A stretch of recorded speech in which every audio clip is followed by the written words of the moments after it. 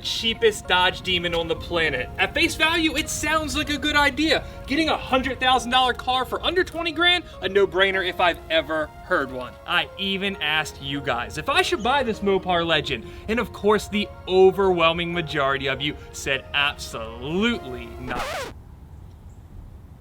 This made me take a step back and weigh the risks of buying a Demon in this condition, but after deliberating for nearly 5 minutes, well, I obviously bought it.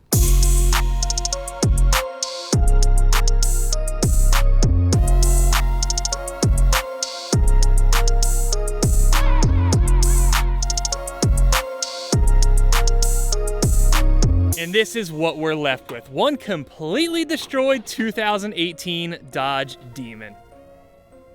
The plan? Build my version of the ultimate American muscle car. But we have a lot, and I do mean a lot of work to do before we get there. It looks like a Mad Max car. At some point, your mindset was to buy this, and that's concerning. I don't see any issue there whatsoever. Is this part of the hood? I genuinely do not know what that is. So are we hoping the engine's good? Yes? Yeah, we are hoping the engine's good.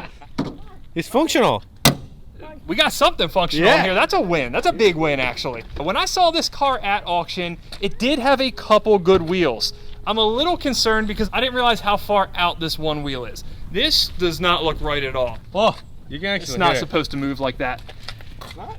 So I know you guys can all see the thing that I was most impressed with when I saw this car at auction as well. Look at this. Somebody was having fun with it. What a bad dude. Whoever had this car at least used it the right way. There's a lot going on here. There is a lot going on. Obviously the back end's pretty good. The question is gonna be how bad this front end got it. The interior, the roof, that is absolutely destroyed. There is quite literally nothing left. The seats are completely jacked up. This is completely twisted. That headrest over there is bent down 90 degrees. I really do not know what happened in this car. For as bad as that interior is, we do have a halfway decent passenger side of the car. So at least there's a little more good news here. This mirror, I mean, that didn't make it. The fender flare actually, good. Even this quarter panel here, it doesn't look like it's in that bad a shape. The door, maybe we can salvage that. We'll probably just end up replacing that because that's gonna be much, much easier. El demonio. That sounds way cooler than the English pronunciation, I'm not gonna lie. It is very odd that that is one of the only parts here that actually survived 110%. On the good side, I got a fender flare, a wheel, a door, and a brake caliper. There's a good headlight too. The back's probably Washer burned. fluid jug made it.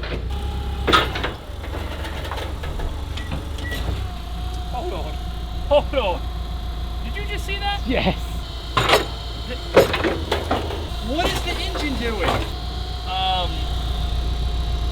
That's not good, is it? That's not good at all.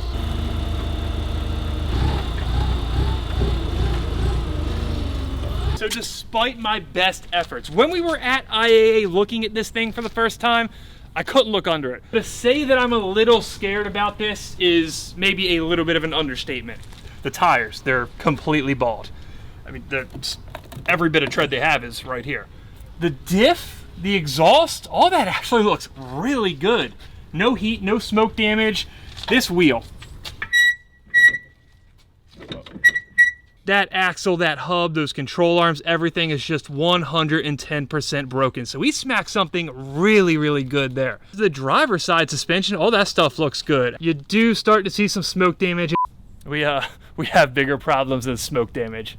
Holy shit. I don't even have words for that. Of all the things that I expected to find under this car, I cannot say that a completely grenaded transmission was one of them. This might be the worst I've ever seen. Oh my God. There's your bell housing. This is typically supposed to be inside the transmission. What's this?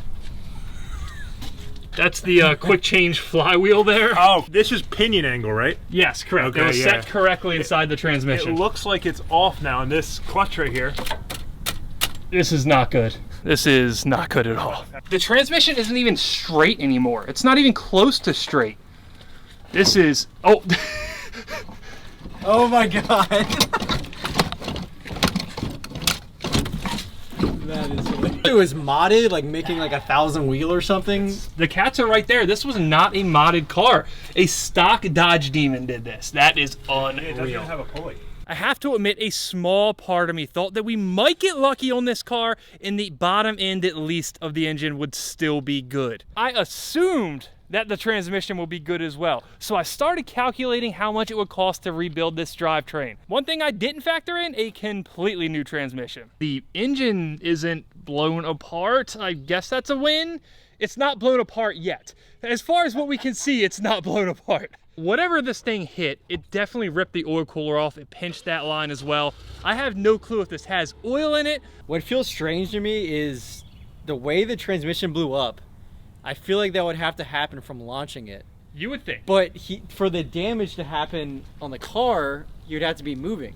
There is one particular thing that I've heard of happening on another Demon, and I'm almost thinking it could be the case with this car as well. I have heard through the rumor mill that one of these blew up when somebody took it to the drag strip. They did a burnout way through the burnout box, hit the prep, and the trans went boom. Supposedly that car caught on fire as well. So not only would that explain the busted transmission, that would also account for the fact that he had some speed. Maybe he put it into a drag strip wall. Or it could have been the wall on the side of a highway if he was doing street activities. That would explain the speed, that would explain the damage, that would also explain why it didn't get put out right away. Maybe that's what happened and this is what we're left with. I don't know why we need to get this hood off. I kind of just don't want this thing flopping around like this as we try to drag this car inside, so.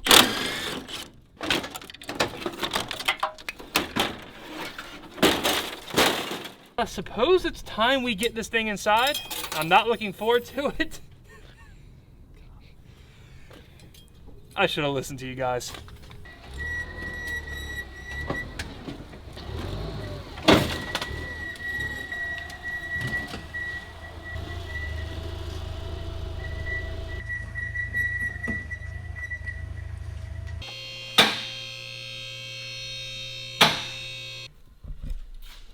Didn't see that before. So when I see the car outside, it was looking bad, but now it looks terrible. Yeah, I was thinking the same thing. Hey, it came off pretty good. We're off to a good start here. This is supposed to be the good side.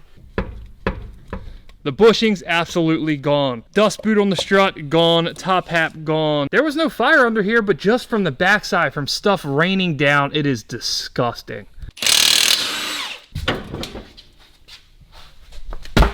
The question for me is if this wheel can be saved. There's not really any actual damage to it.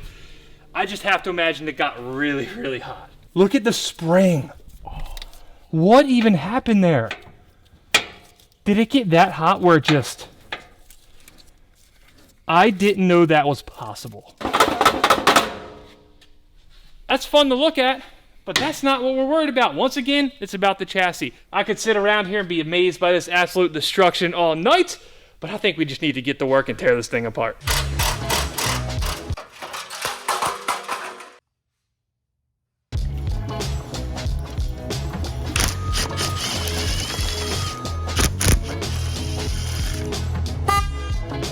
Completely burnt, completely deformed, still works. I think that's a good omen for this project.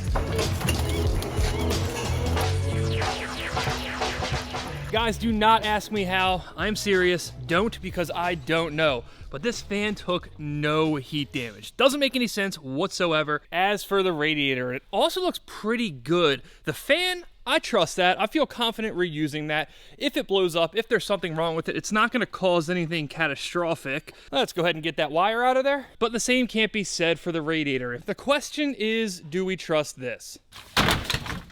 Absolutely not. But back on the topic of good news, now that we have the front of this car kind of disassembled, you can see how clean the front of this engine is. It really took no heat as far as I can tell. There was absolutely no sugarcoating this. From up top, this looked horrific. From the front, it really doesn't look that bad. And back to reality we go.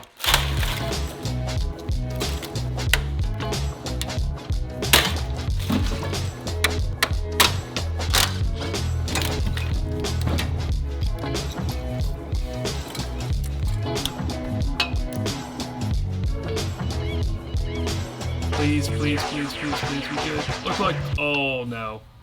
Oh no, no. That doesn't look good, does it? I am no demon expert, but that looks a little bit thin on the Color? weight side. Weight, color, material, Yeah. everything. Oh God, here we go. 3, 2, 1. Oh my no! You drained it into the wrong Oh container. shit! This is oil drain. It This should is be in an the oil coolant drain. one. I mean, that's some fresh looking rainwater. Dude, that's gallons. It is just. What the? Oh, there's the oil. Yeah, there we go. Great. All right. Oh God. Oh no. Well, I don't even know. I don't even know what to say. At this point, this is just like insulting. I'm not gonna say it's the worst oil we've seen on the channel, but it's close. It's a solid number 2. Oh my. No. Yeah. Everything's fine. No big deal.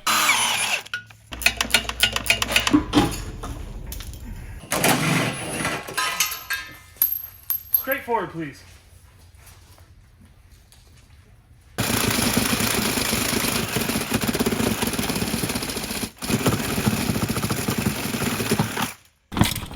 What? Is that normal? If this mount wasn't here, 100% this transmission is just falling out of the car. Oh my God. This car is really the gift that just keeps on giving. To be fair, it is almost Christmas, so I guess it makes sense.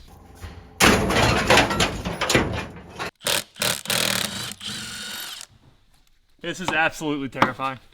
Uh-oh. Uh-oh.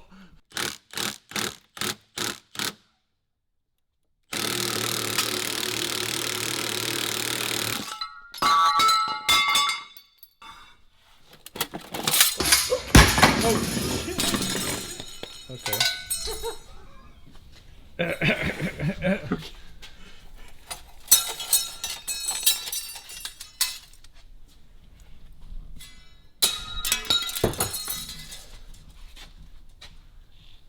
I don't even know what to say to this.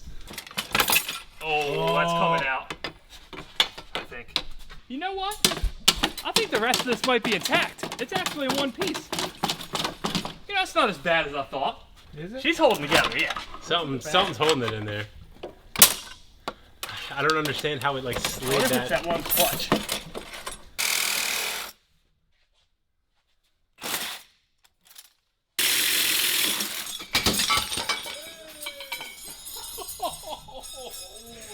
What do you even say to this? I literally do not know what to say. Oh. Well, it looks pretty clean inside. Thanks, I'm glad. That still works. Well, does this go like in there? Oh, there it goes, yeah. Look, we got a couple pieces We're working. well in the way. I think this stuff's gonna actually stay together. I know the lines are connected right there. You think it falls out if I disconnect those lines? Still got trans fluid in it. I've blown plenty of stuff up before. Never like this. So whoever did this, like, I don't know, I guess good job. It's pretty awesome.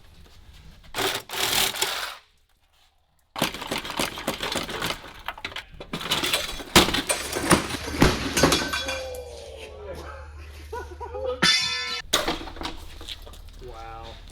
Alright. Oh, wow. Nope. I haven't even saw if the motor turns over yet, and I suppose this might be a good time for that. Oh.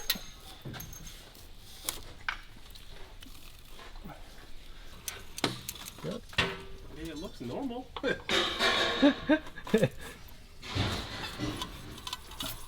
Hey, at least the engine turns over. There's not been a lot of W's in this yet. I guess that's a small W. Now that that mess of a transmission is out of the way, it's gonna make it a lot easier, not to mention safer, because of course safety is the #1 priority here on Scrap Life Garage, to remove this engine. And now is probably a great time to let you guys know that on the next episode, we're gonna be doing a couple demon giveaways. Maybe some blasted transmission stuff, maybe parts of the engine, depending on how those come apart. Make sure you subscribe right now so you don't miss the demon giveaways, any of the other fun demon stuff, and the monster build we're gonna be debuting at 100,000 subscribers. Look at that. Oh my God. The shaft just broke. Yeah, it's a good idea, Dalt.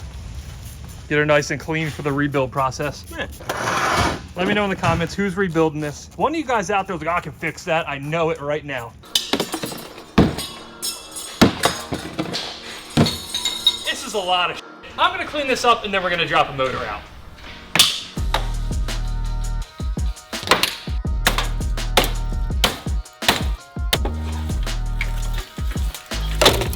That is our ECU.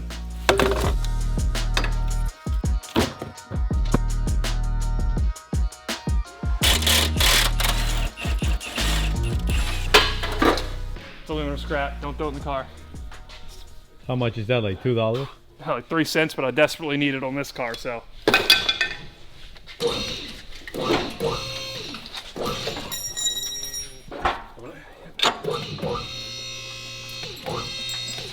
We got some wiring connected. I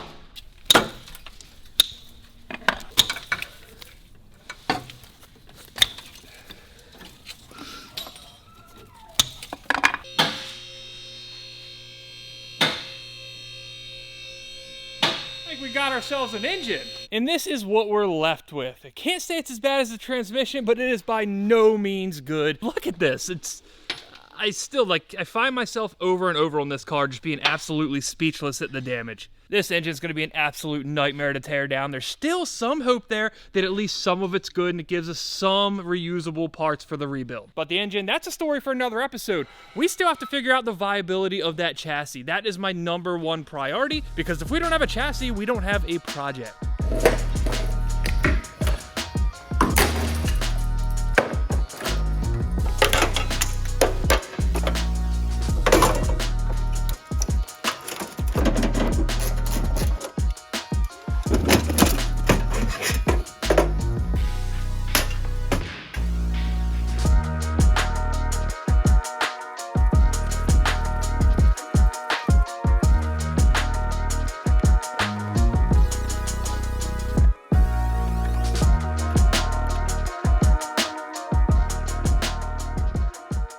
To say it's not really looking that bad. Well, is that actually a serious question or confirmation? It needs engine, transmission, interior, bodywork. Yeah, I know. I get it. So I understand. what is good on the car? Look, that's exactly why I left the headlight in here. Even after taking everything else out, this gives me that little bit of reminder that this is a car and it's kind of, sort of close to getting rebuilt. Can we call it a car right It's now? a car. Is it? It's a shell. It's a car. No, it doesn't have an engine. Guys, put it in the comments, car or shell? We need to Google the definition of car. I believe it's going to say something about like a motor vehicle, and then you're going to say that, you know, it doesn't have a motor in it. Exactly. So. Okay, well, point taken, but what I'm getting at here is after we've cleaned this out, which has taken quite some time, it really doesn't look that bad, in my opinion. Am I trying to be optimistic? Maybe. Am I delusional? Possibly. Obviously, over on this side, this metal got really, really hot, so we have to do something about that. But for now, I suppose it's time to get it back inside, get it on the lift, get these wheels off, and see if any of them actually survived. Then we have some very important decisions to make, and we have to talk price. These are so ridiculously light. And this is the one good wheel we actually have here. This looks like a regular car, doesn't it? Yeah. Look under here. Clean. Just your everyday Dodge Demon. Perfect condition, low mile, one owner, maybe one owner. Two now that I have it. Look.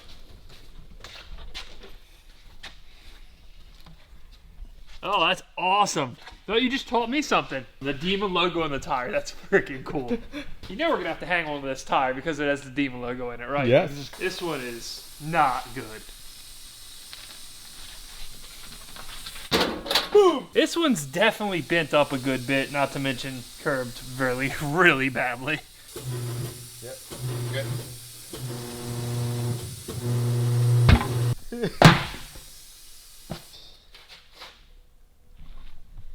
Oh God, look.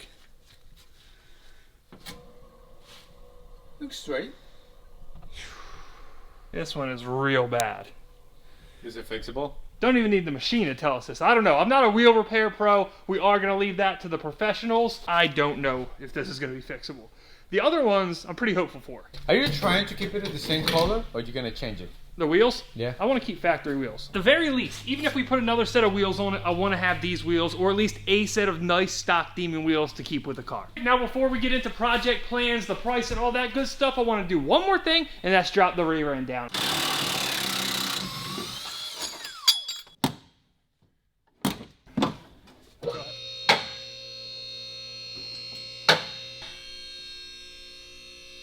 We know we have the obvious issues with this rear suspension. All that stuff right there, once again, not what we're worried about right now. As far as the chassis goes, back here looks pretty A-okay. No real smoke damage. It did get beat up a little bit right there from where that axle snapped. Otherwise, really not bad at all. There's not much gas in there, is there? Yeah. Now we have our fuel tank out of here, and we have pretty much an unobstructed look at the bottom of this car. This is where you start to see some smoke damage, right at where the rear seat would be. Oh, wow. Check that out.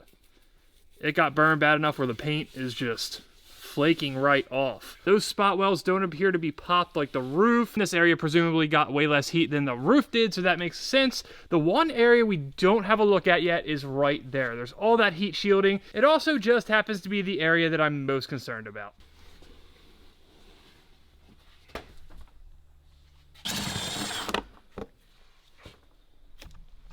I like your makeshift mask, Fernando. Wow.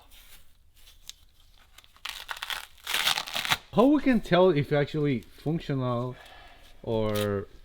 I honestly don't know. We'll get into that in just a second here once we get the rest of this off, because there are some important decisions to be made. Look at this. I guess this is where something in that trans was just whacking it. I really expected there to be a hole, at least a very, very large dent in this trans tunnel because of how bad that transmission was, and it's simply not there.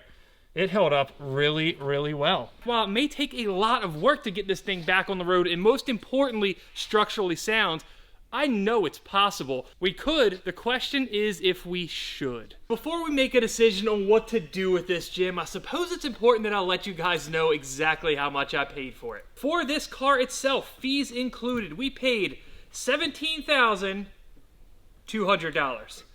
Not only that, we had to pay $1,200 shipping. So at this very, very early stage of the project, we are in for a grand total of $18,400 for this. I know. And now that we've went over the price, it's time to figure out what to do with this thing. As of right now, there are two main options I'm considering. I think about builds a little differently than some other people. I'm not one who likes to do things the hard way just for the sake of saying I did it. With that in mind, where I would normally go with this project, I would just re-chassis it. I would buy a clean chassis, stick the remaining Demon stuff on it, and build from there. That would give us a nice clean starting point. We know there's no structural damage. We know there's no fire damage. We don't have to be worried about if that one little section we didn't replace is structurally compromised. Being in the salvage business, it's pretty easy for us to get chassis, so that's not a big deal. We could even do it really cheap. Worst case scenario, we can buy a brand new painted chassis from Dodge for about 10 grand. But here's where I start to take the other side of that argument. I know, and I'm sure you guys do too if you're watching this video, this is a very special car. Knowing that right now I'm sitting on a Dodge Demon, not a Hellcat, not a Scat Pack, a Demon, it really makes me want to save this chassis in particular. It's not the way I usually operate. I'm not even a Mopar fan, so I don't know why I feel compelled to do this, but I kind of want to. That said, it is a massive, massive time commitment. It's probably not going to be that much more different price-wise than if I just chassis swapped it, but the time commitment is enormous. So while I'm weighing my options, I do have to take that into consideration. With all that laid out, we do still have to source a donor car regardless. There is so much interior, wiring, body panels. We need a lot of parts. So even if we rebuild what is technically this Demon chassis, there's going to be a lot of parts needed to bolt onto it. Priority number one right now, pick us up a donor wide-body Hellcat or Scat Pack. Priority number two, this thing right here. What do we have in this big molten hunk of metal? Is there anything at all usable in there? I tend to think there might be, but you guys saw what came out of it. This is one of the most disgusting engines I've ever drained, so that's why the next video, it's gonna be all about this. We're gonna tear this down to every nut and bolt and see just how bad it is.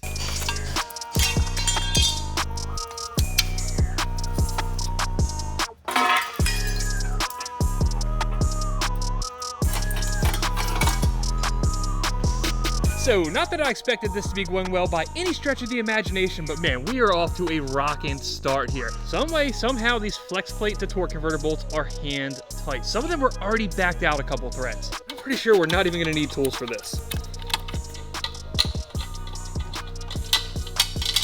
Oh, that's a first. Not something I ever wanted to do, but Of course, because everything has went so poorly on this car so far, my first thought when I felt that loose torque converter was, oh, it's the crank, like, we're done. Fortunately, I don't think that's gonna be the case, but I probably shouldn't speak until we get the flex plate off.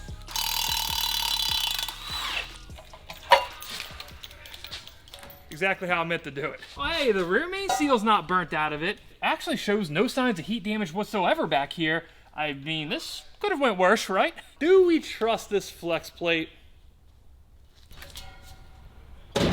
We just had some actual good news on this car. So you're gonna burnt sell up it? back here? No. No. Yeah, I can't sell it. Nobody's buying this. We all know that. Some insurance adjuster checked his email, so they paid what for this car?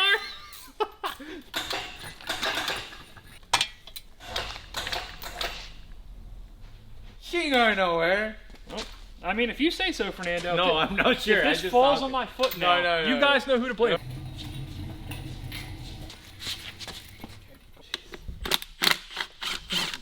I do wish I could explain to you guys. Wow. Oh, that's gonna be a problem, isn't it? Or that's just rubber. Okay. What is going on here? That is melted inside of coil pack material, I think. Yeah. I really can't say this is a skill I ever wanted to acquire. I hope it's never used again. Fernando, look down there real quick. Well, is that how Mopar engines are supposed to look? No, I'm pretty positive it's not. I feel like this is prudent given the situation. Now it's time for another Mopar education session. And in these videos, you guys educate me because that's how it's gonna go. I don't know anything about them. Why the 2 spark plugs? Now this is gonna be kind of subtle and probably a little hard to pick up, but as best I can tell, it looks like this valve cover shifted over a little bit. Right there on the edge of the spark plug hole, you can see the cylinder head sticking out just on the right side. I would assume that the grommet, whatever gasket aligns that valve cover, just completely disintegrated, melted, and it's shifted around just a little bit. Oh, what? Ooh, that looks good. That's impressive. It's even a clean burn pattern. Check that out. Spark plug's good as new. Well, maybe not good as new, but you understand what I'm saying. That side doesn't look bad. That doesn't look bad at all.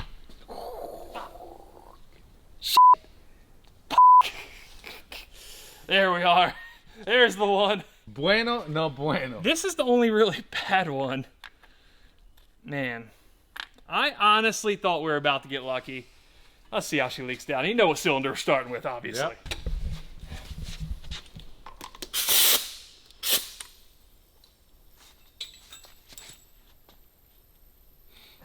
Give me a good number. I mean, it's not as... What is falling? The whole engine is This falling stuff's apart. falling off the engine. I mean, it's not as bad as it could be. It's like... I mean, the pressure's a little high. 25, 28%. 25. It could be worse. Fernando, don't act surprised that we're at 28% here. I feel like that's acceptable. Well, we failed leak down from the jump. Cylinder number 1, it's done. We do have quite a bit more pain to get through before we get to see the inside of the engine, but the one part I'm most excited about is, of course, the Supercharger. It doesn't look great from the outside. I mean, obviously, I don't need to tell you guys that. Way less impressive than I thought it was going to be. I'm not a Mopar guy necessarily yet. I mean, I'm getting there, right? But I am a Supercharger guy. Obviously. So I assume there's some kind of coupler in here.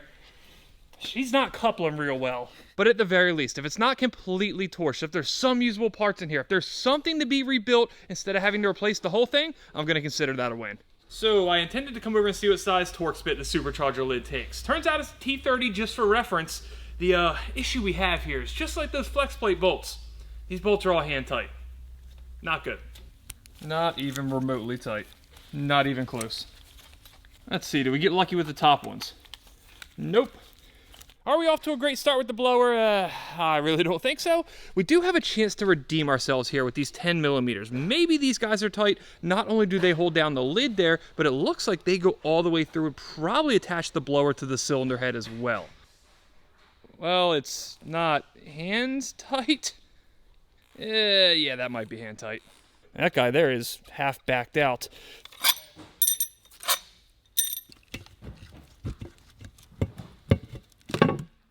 All right, guys, fingers crossed, please, for my sake. Before we go down the road, we're looking on the inside of that blower, and trust me, it's a mess. Look at the inside of this lid. It is like heat treated. It looks like a titanium exhaust, though that's not the color I want my cast aluminum. Other than that, it honestly doesn't look too bad. You see bits and pieces of gasket. I believe that might be the brick gasket there. This is the lid seal gasket. It's just, I mean, destroyed, as you would expect. We will have to check this flange here for flatness to make sure this didn't warp as I give it a good smack and stuff comes raining out of what I presume is the bypass valve. Unless it is completely locked in place when it doesn't have power to it, it is absolutely seized. Not that we had any delusions whatsoever of that actually being good. All the electronics there are just completely gone, completely melted. But other than the cosmetic damage to the lid, I think we're actually not in too bad a shape on this. One other pretty irrelevant but kind of interesting note is this is, I presume, maybe an IET sensor, maybe a pressure sensor. The sensor is nowhere to be found, presumably somewhere melted to the engine. There's the metal insert of the sensor. If you're as unfamiliar with this platform as I was up until recently, and by recently I do mean this morning, this is the 2.7 liter blower. It's the same one that's on the Red Eye, and it's a massive upgrade for the Hellcat guys. I mean, it's pretty much what we expected. The gasket just chipping away, there's nothing left. The front brick gaskets are still orange and actually still intact-ish. As for the rear brick gaskets, well, you can see what they look like. They're pretty much just like those coil packs, they're just chipping away. But I do believe that may be the extent of the bad news we have here, at least as far as the Supercharger goes. If you look at the actual rotor pack in there, which is by far the most important part of this whole deal, it's actually in really good shape. There's really no scarring whatsoever. It looks like a good low-mile blower. And now that we're inside of it and actually see this thing operate, it makes me think I just didn't have a great understanding of it yesterday when I was talking about this guy right here. If you start spinning this pulley counterclockwise, it pretty much doesn't move. Switch back to clockwise and it does its things. Quite possible there's something in here like a directional coupler. Another piece of what at least at this point seems like good news, these intercooler bricks here, they fit really tight. There's absolutely no way any of that junk got down into an intake port.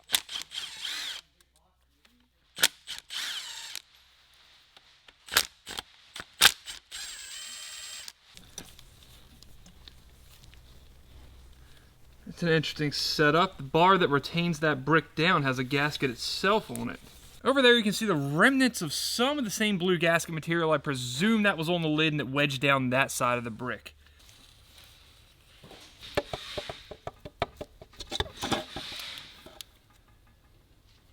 It's going to be really hard to see until we have the blower itself off, but if you look down into the intake ports, it looks really, really good. The ports, the valves, they all look brand new. I have to presume this was a really low mileage car. One thing we'll definitely have to either modify, replace, fix is this coolant crossover pipe, whatever you want to call it, on the back of the Supercharger.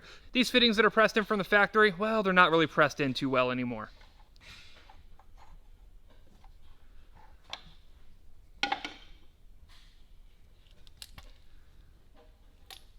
I'm not sure at what temperature the cast aluminum like this starts just melting or decaying, but I have to imagine that that aluminum right there is part of this that has quite literally started to melt and run off.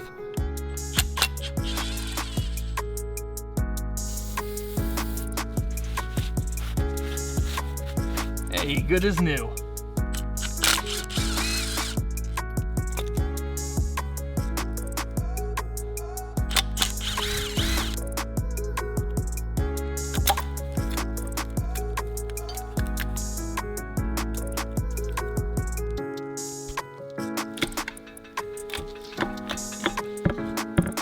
Oh, there we go.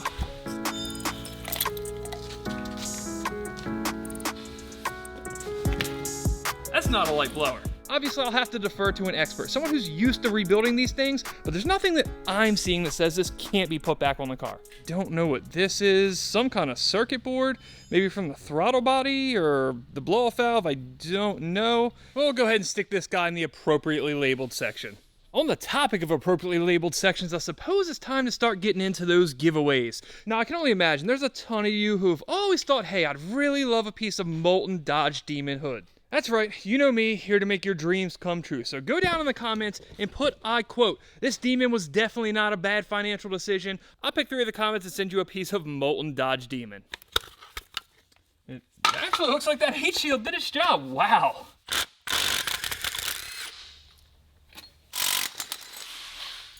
Are they completely jacked up on the inside? Yeah, I'd say that's a good possibility, but hey, at least we got some heat shields, we got brackets, we got hardware, we know that stuff's good. I'm sure we can get ourselves a nice set of aftermarket motor mounts. The exhaust ports, not bad. Just for the simple fact that there's not rust, there's no water coming out of them. Again, W.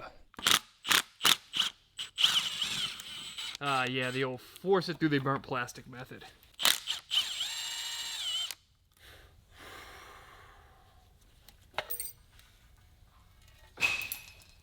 Okay. All right, this could be much worse. All that water that was in the engine, I presumed it went in right through here. I figured that was some big gaping open hole. That plastic cap melted down right here through this baffle. That's the remnants of it right there. I'm not positive that that wasn't completely sealed. Now, the only question I'm left with is if water was able to get into that hole and then come all the way down here to this big, gaping, definitely not sealed hole. Otherwise, I suppose when that gasket burnt through, because there is pretty much not a gasket left.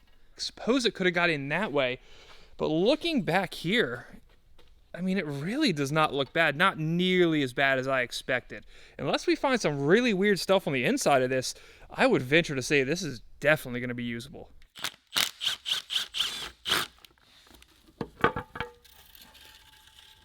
Hey, even better than the last side. Other than some minor rust on the push rods and some dirt, some melted plastic, some melted aluminum dust that fell in when I took off that valve cover, it really just looks like a good, low mile, and dare I say, well taken care of cylinder head.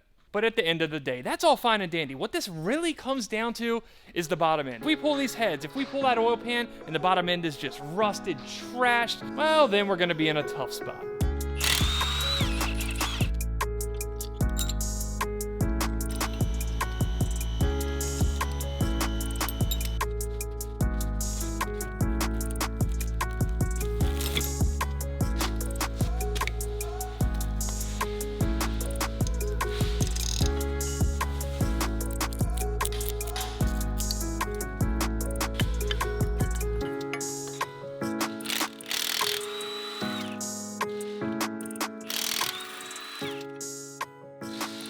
Last one. I'm not necessarily ready for this.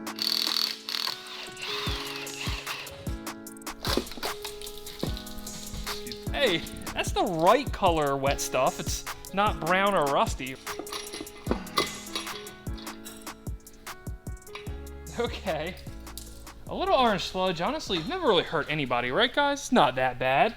And other than the, water in here, the cylinder walls look great. We know it hasn't sat in there that long. Question is, was there enough, oil residue on the walls where things just haven't got rusty?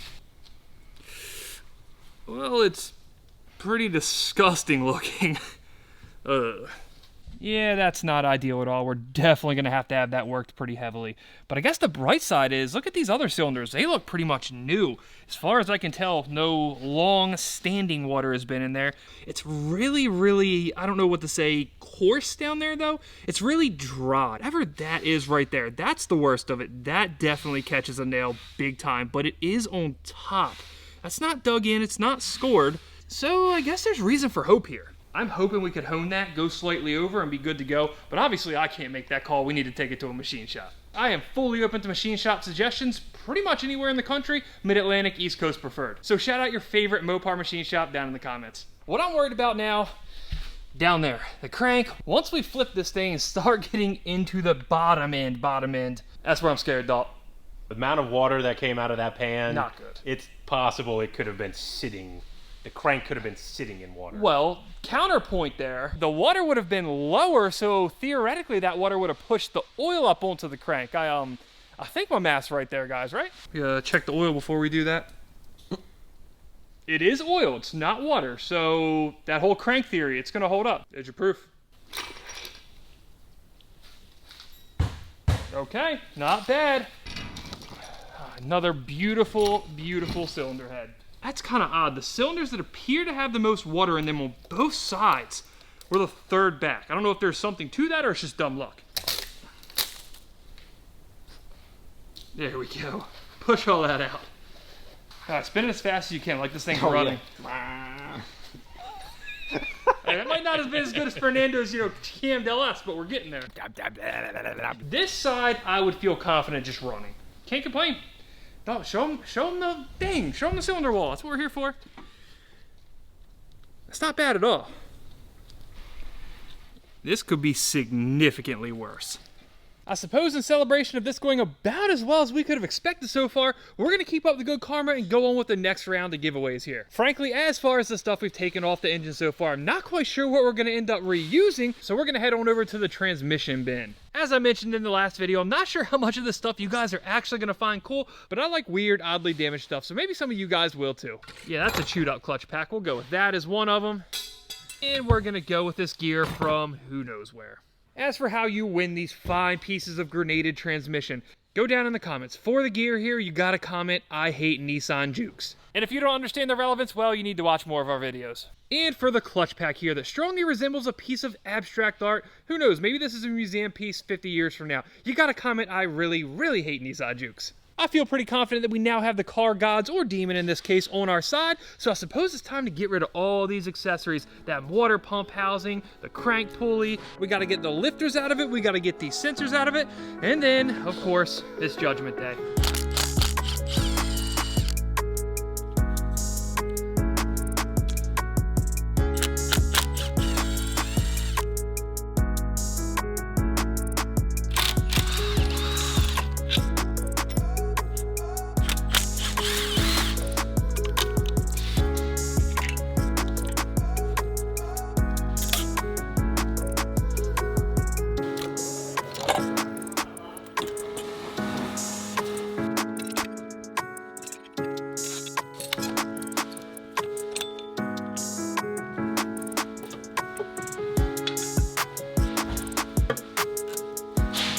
Go.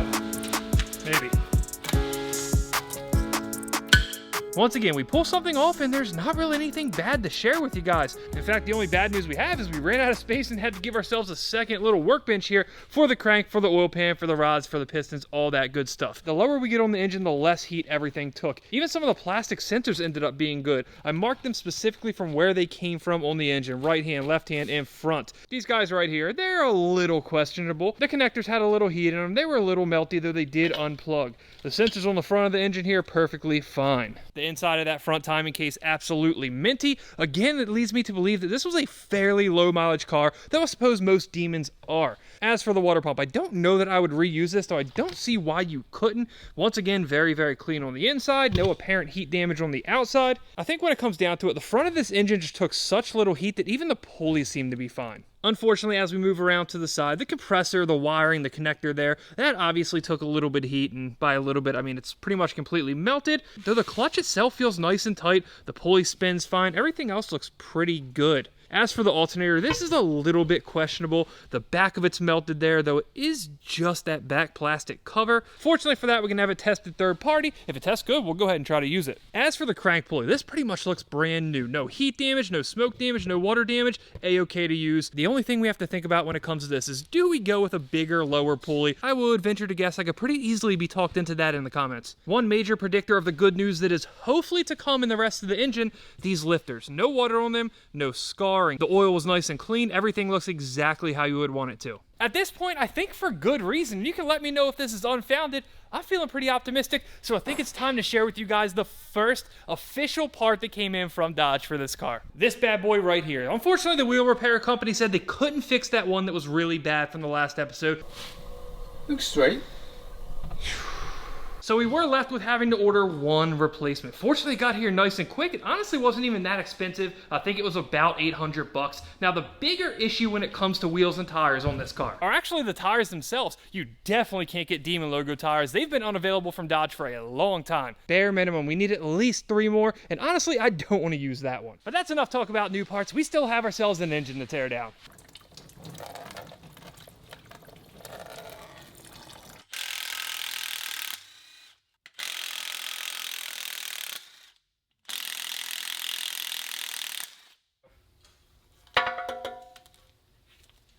Oh, that's not bad.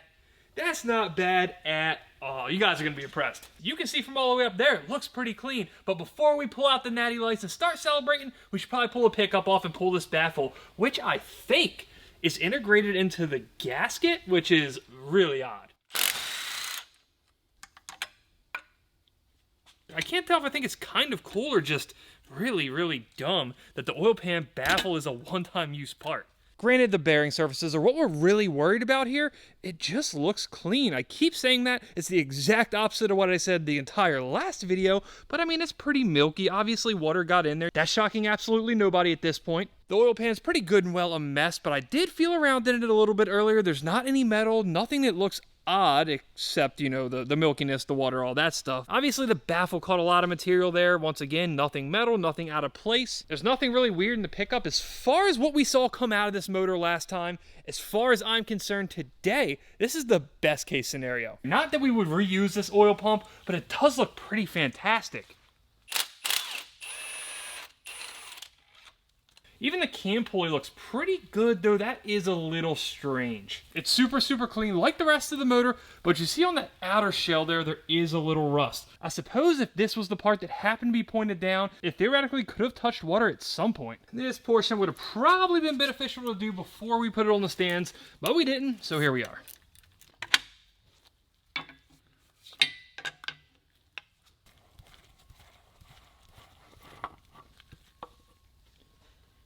Being that the car never actually ran with water in it, everything in the filter looks really good too.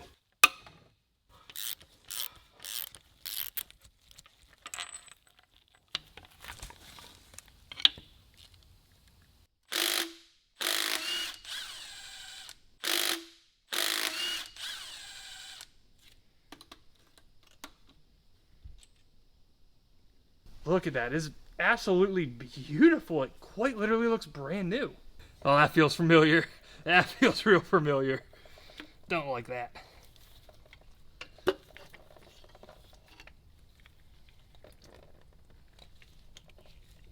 Water aside, that's 2 down, 2 good.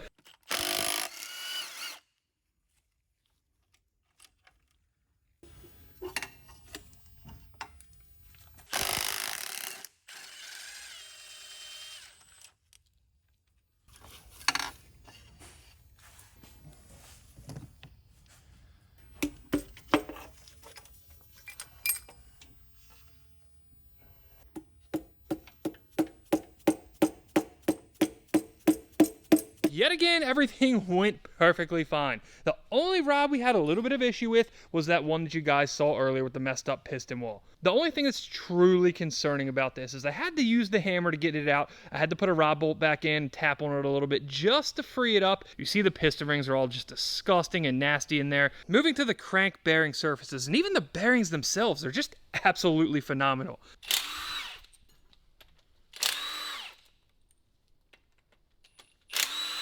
Look at that, running down that line like a Mopar pro. Been doing this for years. That was unintentional.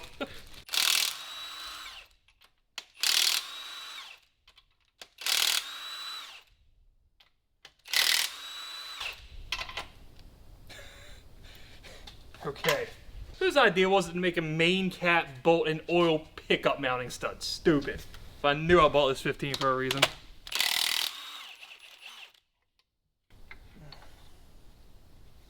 That's a pretty beefy main cap. I almost turned around to just slap it back there, but that feels good, doesn't it? Solid.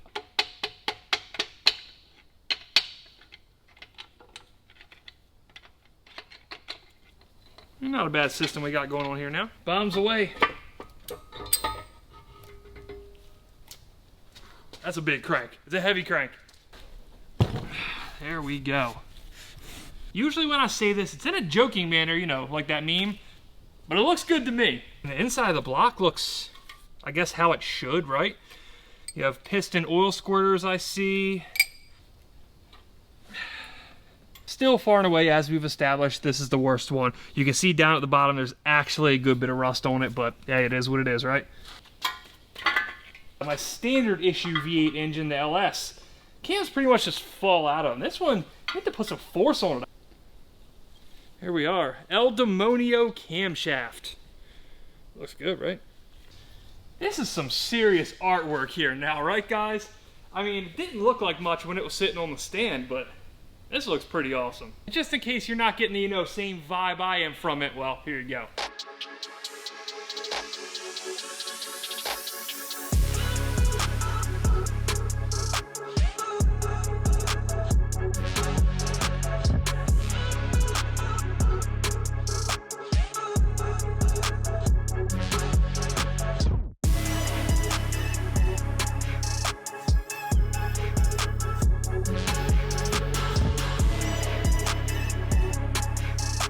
Needless to say, after what we found in this video, we are in a far better financial state than we were at the end of the last video. Can I give you an accurate estimate on what this is going to cost to get back together? No. Not yet, but at least now that we know what we're working with, we can start contacting machine shops, and fingers crossed, we can get this engine to said machine shop early next week, and then we can just focus on the chassis for a bit. A viewer reached out and said, hey, I bought a Red Eye a couple years ago. I needed the drivetrain and some other miscellaneous parts from it. What you need is still pretty well in good shape. You want to buy it? And you obviously know what my answer was. That chassis is on its way from Arizona as we speak, so hopefully that's here in the not too distant future as well. Pretty much the only downside to that chassis is it's in way better shape than this one. It's gonna be real f***ing tempting to just build that one. It's the same color, it's wide body, the rear end is flawless. It's also a burn car, but it pretty much only got the front end up here. Assuming you've already watched the last video, you already know how I feel about that. For some reason, after everything we've went through with this car, I still want to build this chassis, assuming we don't find anything that prevents us from doing so when, say, we clean out the interior. But fortunately, we get to make that call together next episode. Either we're going to take a massive leap forward with a newer and better condition chassis, and then we'll be in a really good spot, or we're going to start cutting parts off that much better condition chassis to fix this very, very not good condition chassis. Now that the engine build's underway, we have to make a decision on the chassis. Do we fix it or do we replace it? Logic says we take this demon and send it to the scrapyard. I even bought the perfect donor car, a $2,000 Hellcat Red Eye. But this is where things get complicated. This Red Eye chassis, it's beautiful. It's burned, but not burned. Truthfully, it's just way too nice to cut up for the parts we need for the demon, which of course is pretty much everything. Great, problem solved. We'll use this Red Eye chassis for the project, right? Yeah, about that. I'm just not ready to give up on the demon yet. It's too special and too rare. So that leaves us with a couple options. Numero uno, I don't think we're gonna do that one. Option number 2, throw that one in the trash. That brings us to option 3. Fix the demon, fix the Red Eye, narrowly avoid bankruptcy. Why you like this? Terrible idea? I suppose you could have said that if I didn't just buy one more Hellcat.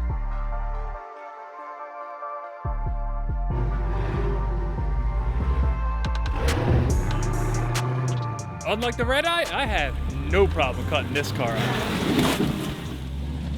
There is one more thing. This one has everything we need to manual swap the demon.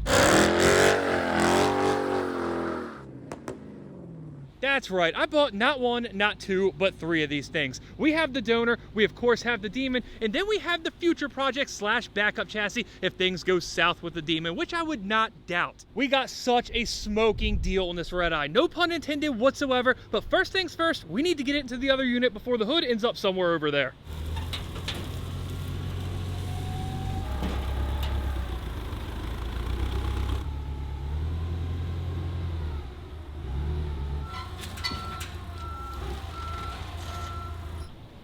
Whoa! No seats? It was $2,000. I mean, you can't ask for too much, Oh Fernando. man! I thought you said you got another complete car to get the other one done. Complete-ish. Is it or is it not more complete than the demon? Well, it is. Yeah, I give you that, but okay. It's not complete, but it has way more than $2,000 in parts in it. Not to mention, when I was told this was a fire car, I expected it to be in similar condition to the demon. Well, spoiler alert, it's way better than the demon. In fact, I can't bring myself to cut it up. This is such an easy fix that I just don't want to do it. Somehow, some way, the car doesn't even smell like smoke. This Red Eye's realistically some front end body panels, a windshield, and some missing interior parts away from being a complete car. Well, I suppose there is the issue of the drivetrain. It does have a drivetrain, but unfortunately, I'm not going to be able to use it. And that's because one of you guys are going to have the opportunity to come pick this drivetrain up at the shop for free. I'm in this thing for such a good price, and this particular drivetrain doesn't fit into any of my future plans, so I figure why not let one of you guys have it. I'll have all the details of that later in the video when we announce the giveaway winners from last video. But for now, Fernando, we got more work to do. We got to get the demon and the other Hellcat inside. Let's do it.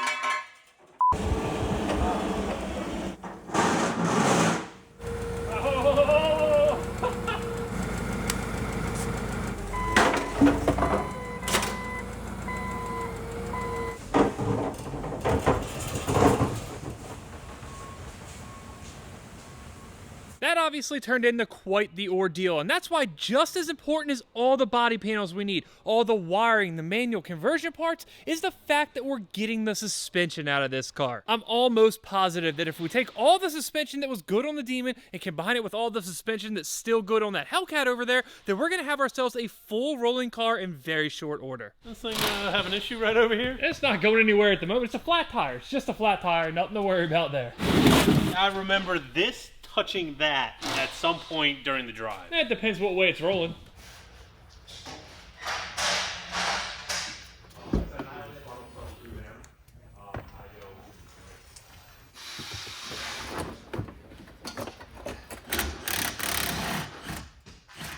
Well, I'm not quite sure how this is possible, but after having that thing in hand for a couple weeks now, I've still seemed to underestimate exactly how intense this project's gonna be. Look, we all know this car has major issues. It needs severe body work, but this is all manageable. We're gonna figure it out. It might be a complete pain. It might take us a little bit. We might have had to spend a lot of money on new equipment and tools, but we're gonna get it taken care of. I'm starting to think that regardless of what you see here, no matter how bad you think this is gonna be the fix, this isn't the most daunting aspect of this build. I'm starting to think that it's actually going to be the fact that we need to strip this car like I have stripped no car before. I have done a few chassis swaps before. It's generally not that bad. You might think, oh, we'll take that interior, put it in that car. It'll take us a day, no big deal. The problem we have is I've never swapped anything into a chassis that looks like this. For all intents and purposes, we're building a brand new car from scratch. So when I say we need every bit of this interior, I mean every single bolt, bracket, piece of hardware. We're going to need every single wiring harness. We're going to need every single retaining clip like that. This is going to end up being so much more than your typical chassis swap. The one single part we don't need from the interior, those guys right there, the black leather seats you saw me remove earlier. Those seats are by no means mint, but they're still nice enough that they're going to pull about $3 grand. Couple that with the fact that I definitely don't need a rear seat for this car, and I chose to go with these ones instead. This set's been sitting around the shop for quite some time now, and despite how they look at the current moment, they're actually in pretty phenomenal shape. The only reason they're disassembled like this is that this one over here had blown an airbag previously. We're obviously going to have to change up the upholstery. We're not putting a Hellcat logo seat in a Demon, so I figured it made more sense to do that to the less original set of seats. It also just so happens that we didn't have a matching rear set to go with those, and unlike this guy, we're going to spec this car with power and weight reduction in mind, as funny as that might sound for a Hellcat. Sorry, I meant Demon. Quite a few of you guys have mentioned this in the comments, but this is one of the weirder spec Demons that I've ever seen. Back in 2018, if you were to have bought a Demon as base gets, I mean not a single option selected, that was only going to come with a driver's seat. But don't worry guys, your wife, your friend, they're not out of luck. For the low price of $1 single, you can add yourself a passenger seat. Now there might not be much of it left, but judging by that rear metal frame back there, I'm also guessing that they opted for the $1 rear seat. You know, I get it. You spend $100 grand on a Challenger, you want to take your buddies out, maybe you have kids, you want to throw them in the back seat as well. And I mean, for $2, I think that's a worthy investment. That's where things get a little weird. If you were to option your Demon with a big old hole in the roof like this guy, that's going to cost you a little more than $1. In fact, that's going to set you back a whopping $5 grand. One of my absolute requirements in looking for a donor is that it was a hardtop car. As best we can, I'm gonna try to make this car as light as possible. Yes, I know, it's still gonna be a boat. I can hear the jokes now, but we're going for a sleek center console, not a houseboat. Vessel talk aside, there's so much to accomplish on this project. We're talking interior, we're talking seats, we're talking roofs, but the only way I see us knocking out this project in a manner that somewhat resembles efficient is just picking an area of focus and knocking it out. Yeah, there's that. So I'm thinking the first thing we do is get new suspension in the car. Let's make it roll, let's make it steer, and let's get it off this cart. We obviously already have our steering setup ready to come out. The only thing left to do now is get this baby on the lift, get working on it, and get ourselves a fresh used set of suspension.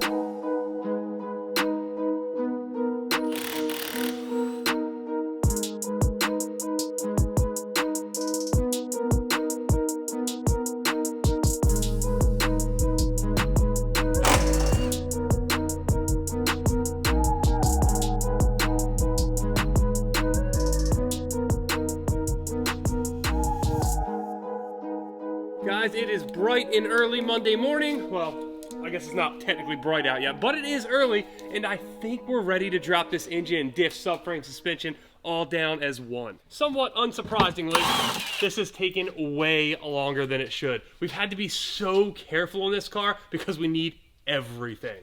Oh, there we go. Why are you making sounds, Fernando? Are you scared? Yes. What's going on? That was concerning. No, it's not concerning. Sometimes engines and transmissions just fall out of cars. You should know this by now. It's time for everybody's favorite game. What did we forget? I obviously forgot something because I always do. I don't know what it is or else I'd have disconnected it. Fernando, what's your guess? Let's hear it. Steering shaft. No. No? No, I got that. Okay. I think I got that. I told you.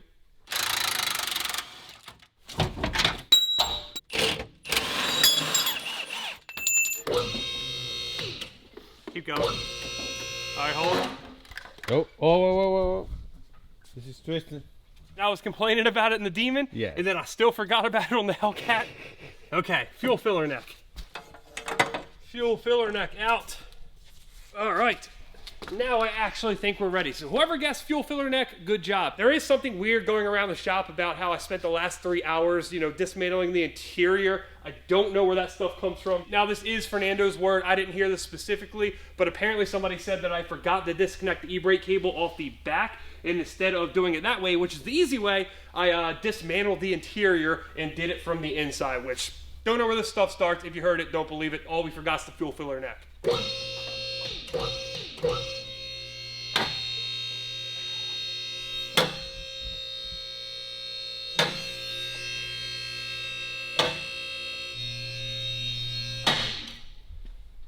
Look at that. Easy removal, no big deal. Definitely didn't forget anything. Fernando, we'll go grab a late lunch. Let's go.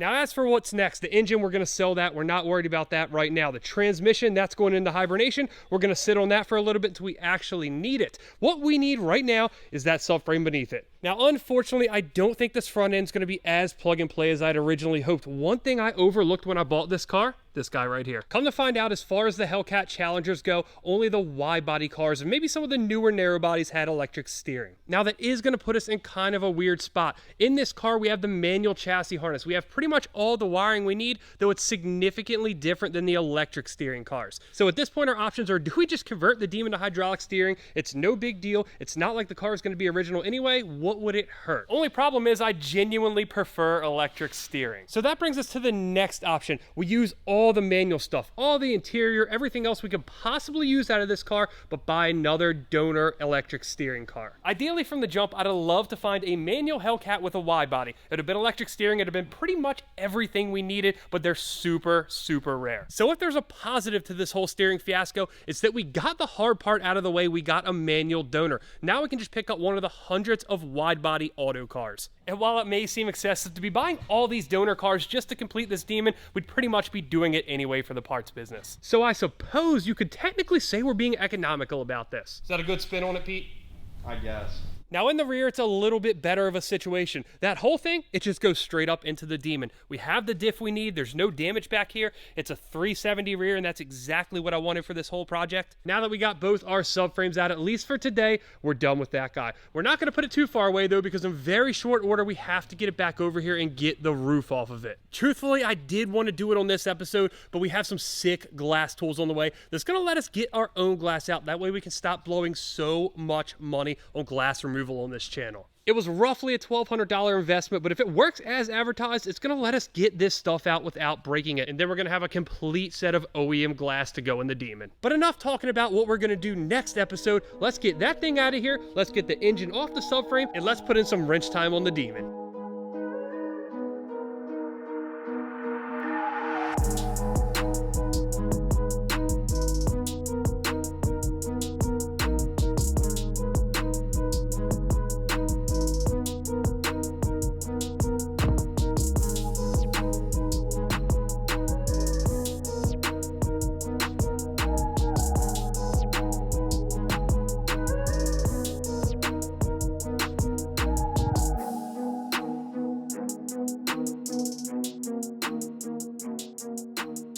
All right, Hellcat is over in purgatory, and now's when we get to have some fun. You can see this is that electric rack I was talking about earlier from the Demon. Over here is this skinny, frail little hydraulic rack. I believe the subframes are going to be the same, which unfortunately, we can't use the subframe. If you look right there, one of those control arms got ripped out. It's all jacked up. Now, despite the fact that the Demon one was in a fire, it does look like so much of that heat was up high and the subframe itself didn't take any damage. If you watched the first episode, you saw that 90% of the suspension damage was up here on the front driver corner. It got toasty this spring, it did that. I still don't know how that happened. The top hat, it's not top hatting anymore. Of the parts on this corner, the caliper and the rotor received the least heat. These are nice new looking rotors. Also, they're two-piece. Over here on the old Hellcat, that's a one-piece rotor. So we're definitely gonna try to stick with these rotors. If I find any burnt seals, or frankly, even if I don't, I am gonna go ahead and rebuild this caliper. If it doesn't clean up, all the better. I think it's a super cool look. Theoretically, this should be pretty simple, but I have a feeling it's not gonna go down like that. But I suppose we're gonna cross our fingers and hope it goes as well as this leak down did. Fortunately, the Hellcat motor A1 tip-top shape, that's gonna let us recoup a ton of money. And trust me, the way we've been buying Mopars this month, we need to recoup every penny we possibly can.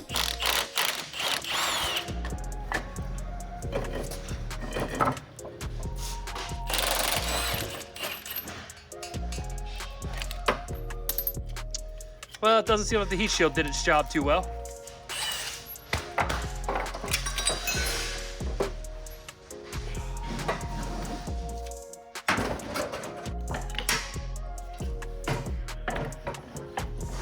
So we are not nearly as far in as I'd like to be. We've already found more damage, not to mention I found out that there's a ton more different with the Demon suspension. You heard me mention earlier that I wanted to keep these two-piece rotors. I thought it was a nice little upgrade. It turns out that's not the only thing different with the brakes. It's almost embarrassing that I didn't pick this up sooner, but this is your standard Hellcat 6-piston caliper. This over here, it kind of looks the same, but if you look, it's pretty obvious that it's a 4-piston caliper. I presume this is to clear the 18-inch wheels that come on the Demon, but you can see they almost look the same. Traditionally, when you have 4-piston calipers on these cars, they look like this. This is the 4-piston off the rear of the car. Gotta give it to you, Dodge, you slid that one past me. Now, don't worry, guys, we're just getting started on the differences. One thing I did not expect, this sway bar right here. This is the original one off the Demon, and it is light. It definitely got a little heat. It's scraped up there. I wasn't planning on using it. In fact, I may or may not have tossed it in the dumpster. The sway bar that came off this Hellcat subframe looked good to go. I was planning on using that until I picked it up and realized it was 3 times the weight.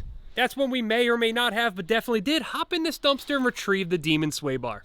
And that's when I decided it was in my best interest to head up on the computer and look up every single Demon suspension difference. That way we can prevent any alleged further dumpster diving. Our Demon rear sway bar, 19-ish millimeters. Our Hellcat rear sway bar, 22, almost 23 millimeters. So not only are the sway bars smaller, they're also hollow. It's just a much softer overall setup on the car. And of course, they paired it with the springs. They're something like 20-30% softer. Now let's keep it rolling. The Demon axles, hub, and diff, all Demon specific. I did already say we're going to put this whole Hellcat rear subframe in it, and we are still going to do that. We're going to swap the springs, we're going to put the Demon sway bar on there, but otherwise we're sticking the whole thing in.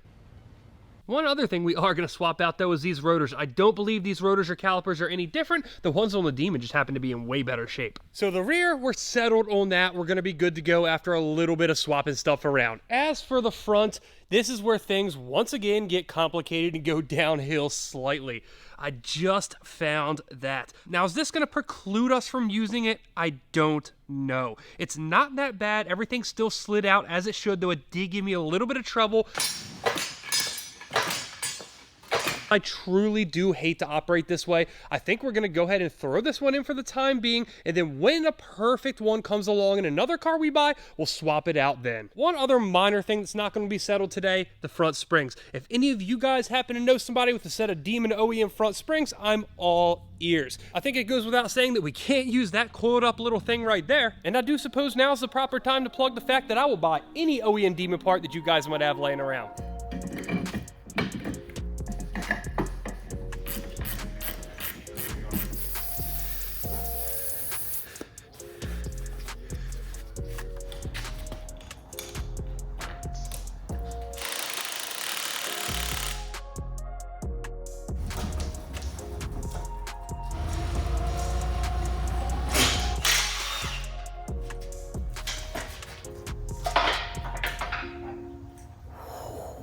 light.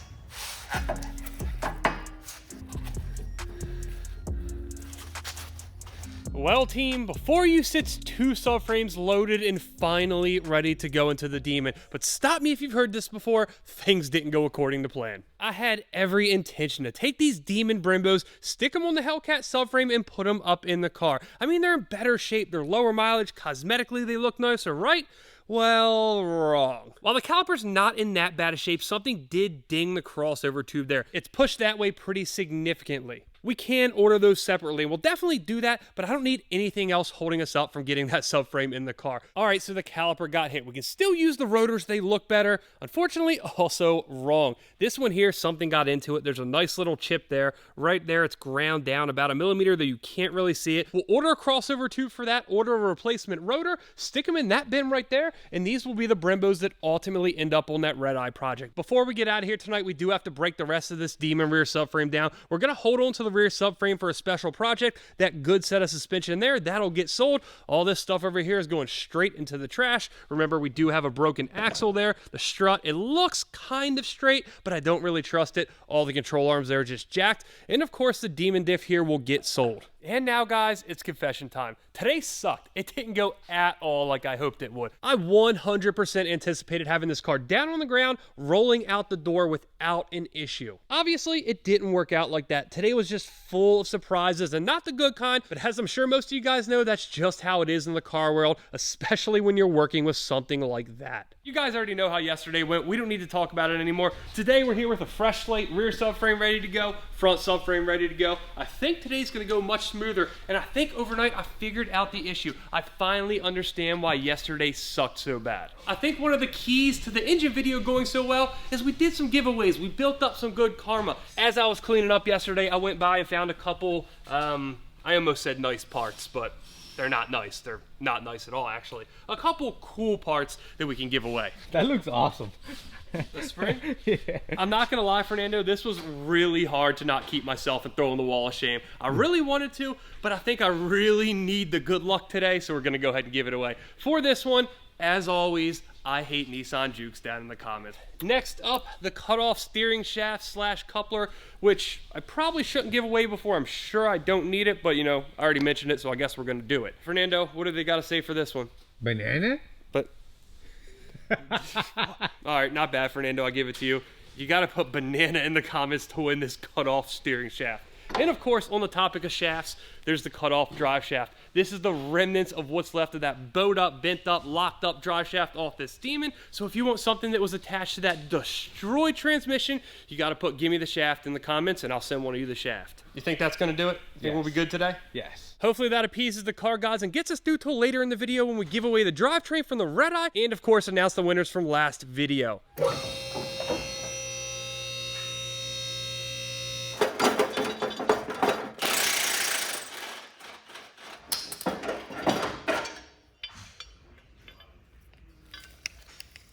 Some way, somehow, I forgot to take these bad boys off last episode. This is the good one, believe it or not. Now, one other thing I haven't taken off, this guy right here. It kind of mounts the wiper cowl panel, but I think it's somewhat structural. And frankly, I'm scared that when I take this off, the chassis is just gonna crumble in on itself, so fingers crossed. Huh? Okay, now I guess the actual test here is this one gonna line up. What we're essentially doing here is putting the car on a frame machine. The way I see it, if this thing bolts up and lines up, I mean, frame's good as new. Dead on. Dead on. I mean, what would you expect? Dodge Demon quality, baby. Now that we certified the frame, Fernando, I'm gonna let you pick, front or rear first. What are we doing? Rear. Let's do rear. Rear? Every time I see this amount of rubber back here, I'm just impressed. Well, you have to do it better, you know. They actually make pressure on you. You know what? That's a good point. Yeah. I mean, I'm not gonna back down. So, not a b. Now the tank isn't gonna be in the car, so that's gonna make this a little bit easier. I do have to address this at some point. Everything that the subframe itself is gonna cover up, that's no problem. We really don't have anything to address there, so there's no reason this subframe has to come back out whatsoever.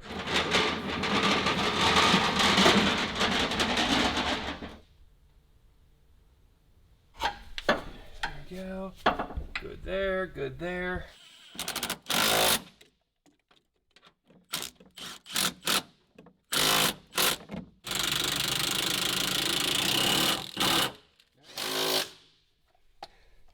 don't know why, but progress still feels really weird on this car. Oh. No, it's coming off the cart. Oh, okay. I think. Okay. But pretty good. Pretty good-ish. One down, one to go. I hope this goes just as smooth. I have a feeling the hard part of today is going to be when we go to put the steering setup in, because we finally have to get inside this car, which I am definitely not looking forward to. I think that you got it on the wrong way. What's up? Yeah, Front frame is it's completely the wrong way. backwards. That'll do it, won't it? That's why we're fucking... Look, guys, it's been a long week. It's only Tuesday.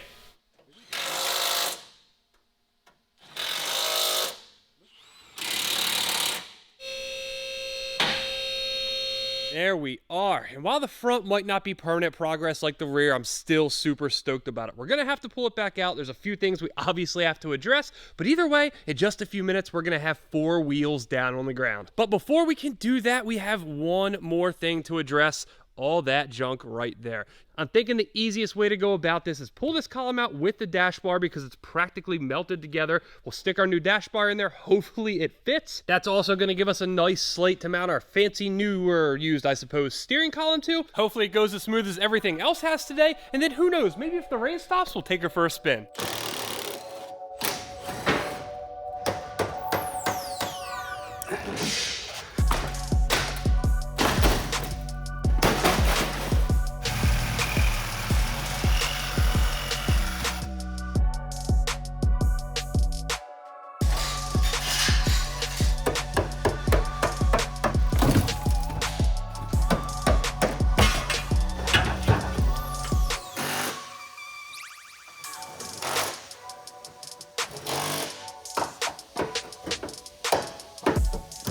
In a complete 180 from yesterday, this could not have went better. Not only did we get our steering hooked up there, our dash bar on the inside bolted up without issue, and honestly, that's not even the best thing we uncovered today. When I pulled the old dash bar and steering column out, I ended up going a little overboard. I cleared out a lot more than I had originally anticipated from back there on the firewall. I can't even express to you guys how happy I was to see all that fresh red paint underneath there. Not only that, but as I was prying stuff back, it's starting to seem like all the plastic on here, all the carpet that's still stuck to the floor, acted like insulation. I think the floor in the lower frame sections received a lot less heat than I originally thought. Where we were running into issues removing this old dash bar here is there was so much plastic and rubber and everything just melted down on top of it that even once it was unbolted, it didn't want to come. We had to get a little forceful with it and cut it into like 5 pieces. But either way, while we still have a massive mess to clean up in here next episode, I am 10 times more confident than I was going into today. And I feel like there's only one way to celebrate such a successful day.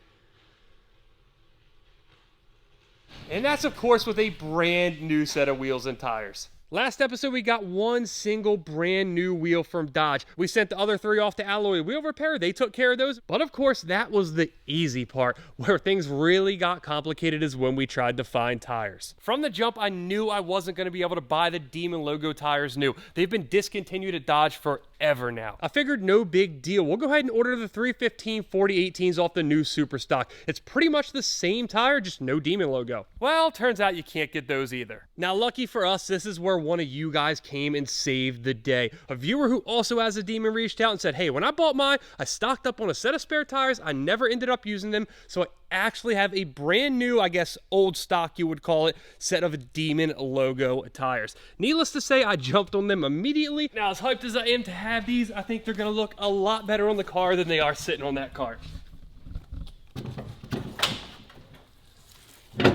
You know what? You should put like 22s with a skinny tire, big speakers, you know. What is wrong with you? I didn't even realize the SRT logo is still there in the center cap. Check that out. So it's burned, but I mean, it does still have the right logo. Yeah. Definitely leaving it like that. I do have a replacement, but we're not using it. Honestly, guys, I did not think we were going to be able to find a set of tires for this car. I know we had some time, but to knock something like this off our list this early is just a huge win. It looks tough, Fernando. That looks good. Given that today was the complete opposite of yesterday, it went amazing. We made a ton of progress, and honestly, it's not even dark out. It didn't take us that long. I suppose the proper way to celebrate is head on over to the other unit and show you guys that red-eye drivetrain that one of you guys are going to own. Hold on. What are we doing? Go to the other unit. Let's take the whip.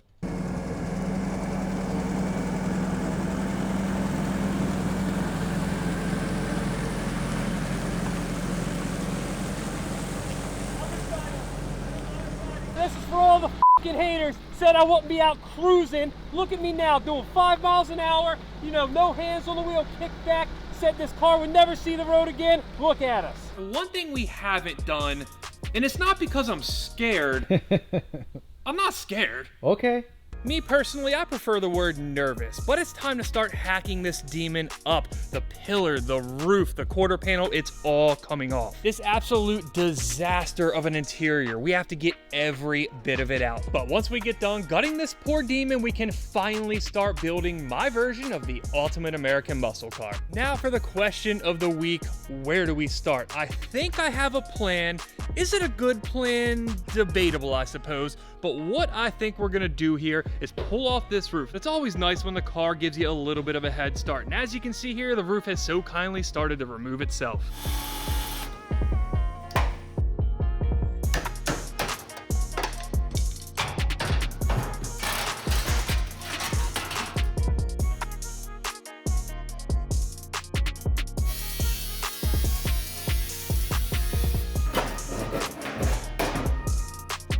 All right, team, I think we're about there. That spot weld there may be one more down there from that rear roof bow. I think that's it. This has been way too easy. Do you by any chance remember how long it took us to pull that Porsche roof?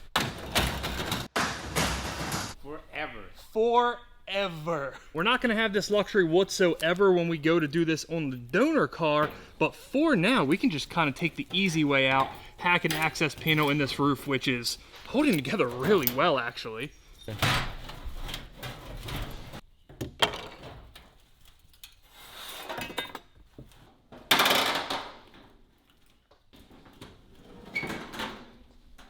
Much success. Can't lie to you guys, it feels pretty amazing to have some room to work in here. I think this is gonna make the whole operation, everything we're doing today, go 10 times smoother. Throwing this out there, you know, just picture it, Lee. Up in lights. World's first convertible manual swap demon. That's too long. I'm not a convertible guy. I'm very fair skinned. I'm not built for that harsh sun. It's good to get a look at what we're going to be working with moving forward. This gives me a lot of confidence that sticking that other roof on's not going to be that big of a deal. This is a massive roof skin. The good news is once we get rid of this roof skin and stick that hardtop roof skin on there, I'm pretty positive we're going to lose a ton of weight.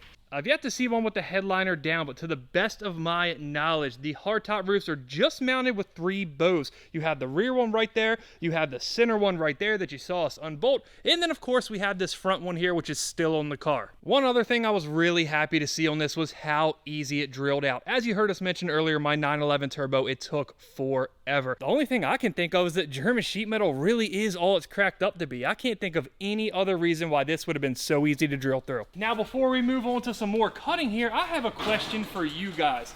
We all know by this point that I'm doing giveaways throughout this entire series. At some point when the car is closer to being done, I'm planning on doing some type of merch. I don't know if it's shirts, stickers, whatever, but I want to hold on to one large piece to cut up and ship with every order. So this is the part where you go down in the comments and vote. Are we going with the roof or are we going with the rear quarter panel there?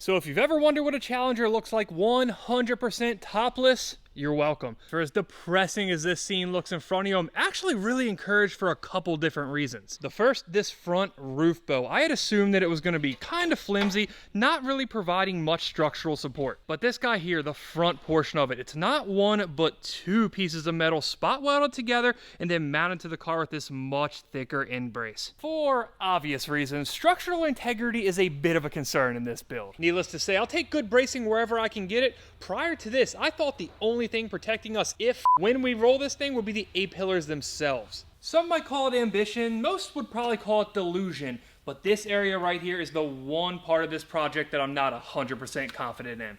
Stop it. Get some help.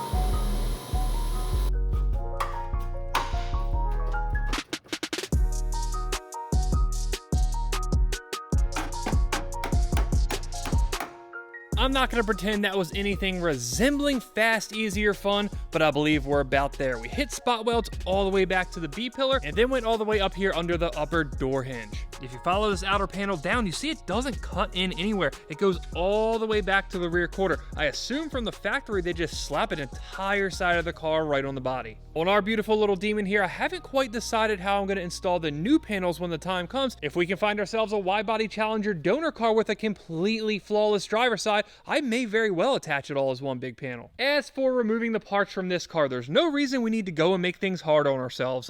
Sorry, let me clarify. There's no need to make things any harder than we already have by buying this monstrosity, so what we're gonna do is just hack it off right there and work our way up.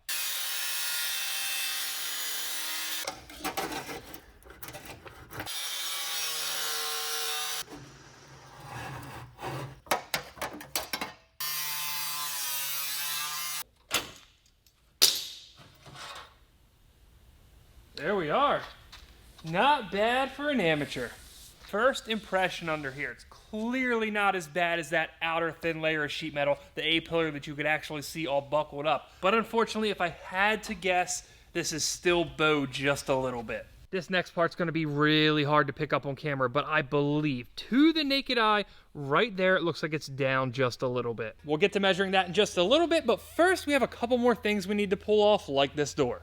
I'm still not quite sure how we're gonna pull that off. But one thing I'm sure of, it's gonna be much, much easier without this giant mess in the interior. Not only that, but we've yet to get into the trunk of this car. For obvious reasons, we can't open the trunk in a normal fashion, so that leaves one option. Get all that out of the way and reach the emergency latch on the underside.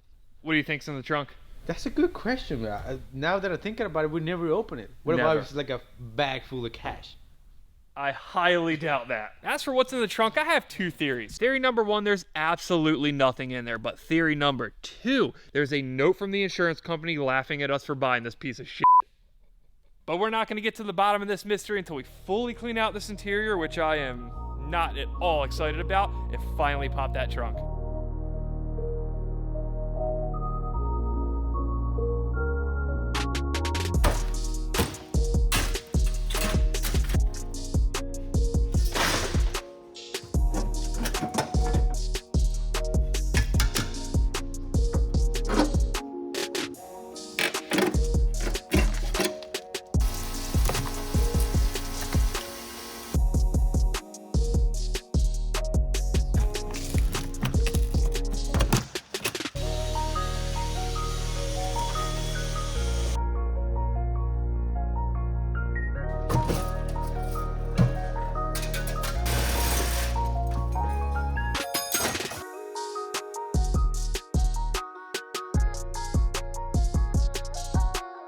Guys, we're 5 hours in, and it might not look like we made a ton of progress, but I promise you we have. I want to take a quick second and shout out this guy here. If you look in the air, there's just a kind of cloud of demon dust in here. But with that said, we found some absolutely insane stuff in here. You all right, dude? As you guys saw, I had to cut that driver's seat out. Unfortunately, it was all the way back, so I couldn't get to the rear bolts. It was an absolute nightmare, and frankly, it took about an hour and a half. I'm a little more hopeful with the passenger side. It looks like whoever was riding shotgun was a little bit shorter. The seat's only halfway back, so I'm somewhat optimistic we can get to all 4 bolts. It's absolutely unreal how much stuff we've got out of this car. Somehow when we got this car in, even seeing the shape the interior was in, I didn't think it was going to be this much stuff. And if you look in there, it doesn't even look like we've made a dent. I am just a little concerned about the life the car lived prior to me buying it. I think most of you guys are going to agree once I show you what's on the trunk, after I figure out how much of it I can actually show you.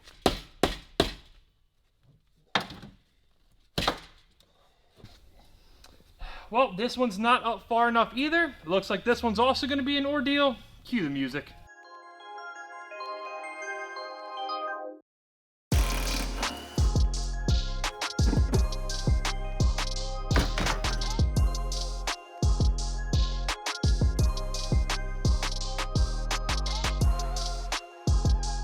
Bang, bang.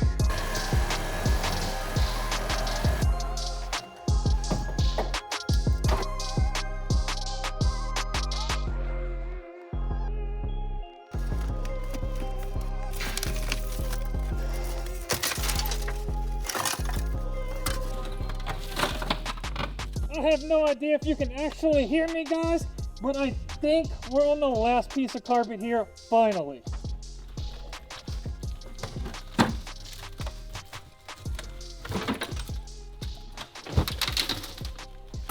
Oh my God. You really want to turn the camera roll for this? Yeah. It's like 50-50 I just pulled. Yeah. That's why. I could do this at 8 in the morning, now I'm beat. Ugh.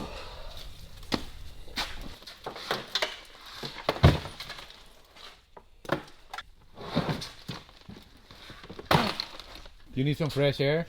Yes, and I also feel like outside is the only safe place to take this off. Guys, we got so much junk out of that car. Not only that, but we also found license plates, service records. I have a little bit of research to do, and then we have quite a few things to go over that we found in that car. Keep in mind, we haven't even opened the trunk yet. All right, guys, before we hop back into it, I want to take just a quick second of your time, and don't worry, it's not an ad. Some of you guys already know that I've spent the last decade or so building this salvage business from my parents' backyard into whatever you want to call this. What you guys don't know, though, is that up until about a year ago, I had completely lost my love of cars as a hobby. But about a year ago, I decided to buy a Corvette and pick up a camera, and honestly, it changed everything. Turns out that I really enjoy doing this, and not only that, but being able to share my automotive journey with you guys has brought back every bit of love I have for this hobby 100,000%.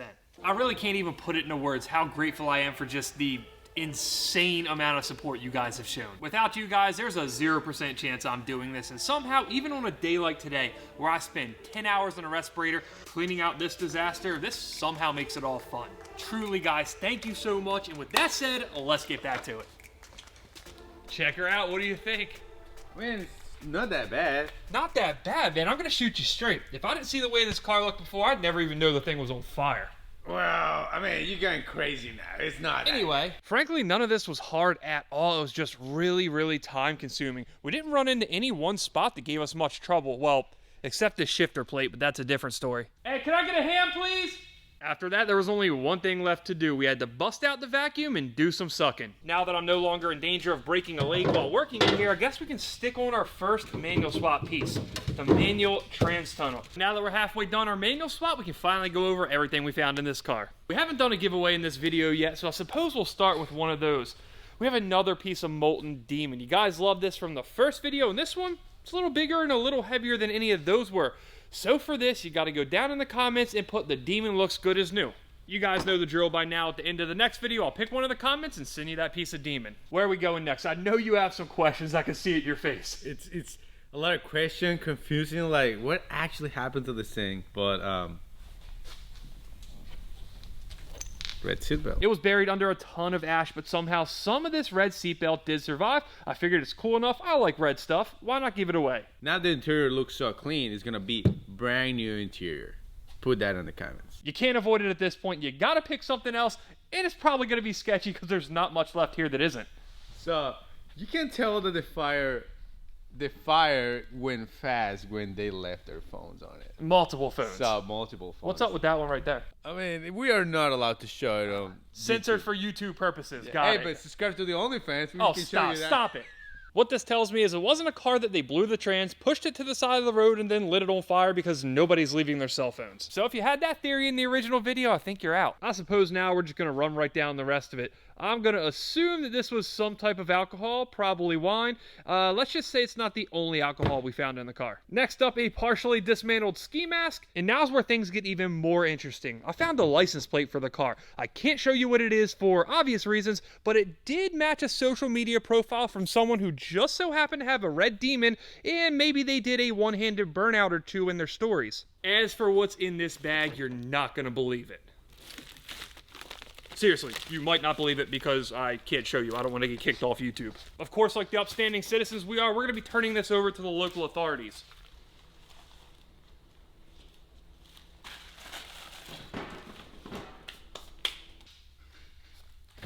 You ready? I think you're going to have to pull up.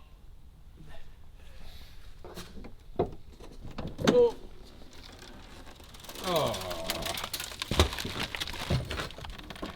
I don't want to say I got my hopes up last night, but I was looking at some of the demon brochures and I saw you can mount the skinnies in here. Didn't work out for us like that.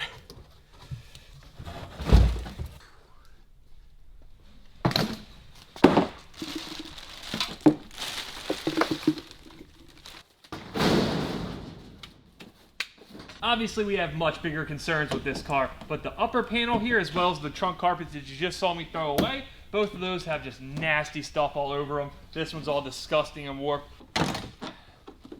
What's absolutely wild to me is Corvette owners will pay $500 to have this exact design airbrushed on the inside of their deck lid.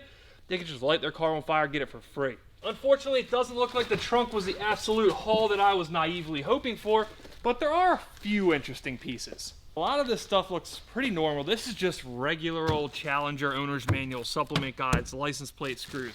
This right here, front license plate mount, will definitely not be needing that. Here's where things get a little more interesting.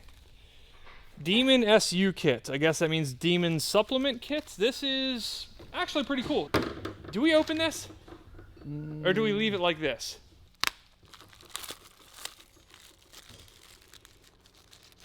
Probably best to put on some clean gloves for when these things are selling at Barrett-Jackson in $21.45. Ooh, look at that picture. That's awesome. That is cool. SRT Demon tips. I guess this was supposed to be hanging from the rear view when you bought the car. I don't know. It might not be worth much, but that is awesome. Oh, we're actually missing the toolbox right now. It's the Demon crate. Don't disrespect it, Fernando. And this is where I pander to you guys. If any of you have a Demon crate for sale, parts of the Demon crate, a broken Demon crate, a set on fire Demon crate, let me know. I will buy it. The other side of this tells you how to detail the thing. I don't see any instructions whatsoever for putting out a fire, which probably could have helped. What is this? It looks like this is the brochure with the phone number on it that you call to get your Demon crate. Now, trust me, guys, I have done a little research. I can't get this from Dodge, unfortunately. Apparently, it was only available to the original owner, but still a really cool piece of memorabilia. I thought about it for a second. I gotta call the number, right? It's just the SRT tech line. It has a racing logbook. Check that out. That's actually really cool. I'm definitely filling this thing out. Pad, brake, and accelerator pedal.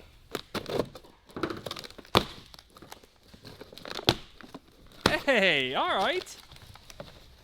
Check that out. There were definitely just basic rubber pads on this thing when I pulled the pedals out of it. Unfortunately, I'm not going to be able to use this anymore, so that kind of sucks. It is from 2018, so I think this came with the car. That's weird that it never got put on, but I will take it. These are really, really rough, but the important part's here.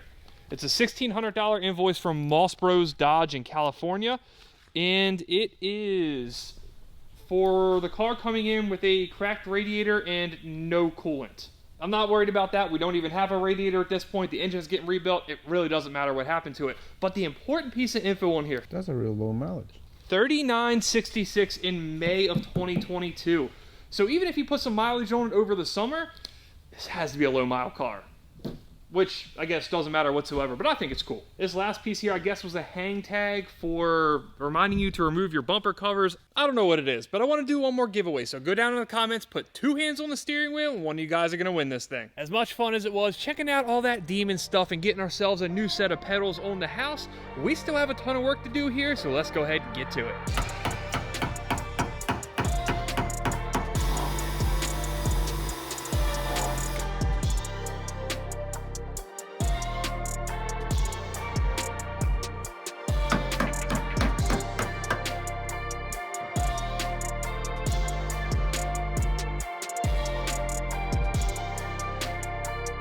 As I'm drilling this thing, as I've been working in it for the past day or so, I've been battling the car, kind of moving back and forth because, well, it doesn't have any brakes, or it doesn't have working brakes.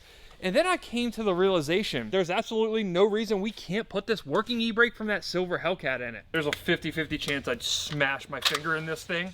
1 to 10, how mad you gonna be if that happened? I'm not gonna answer that, they'll know. It'll be obvious, trust me.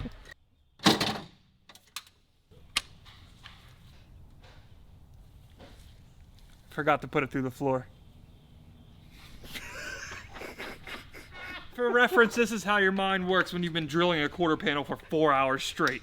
I gotta admit, this makes it pretty easy to work on the car. Wish all my cars didn't have a roof or windshield or any other glass.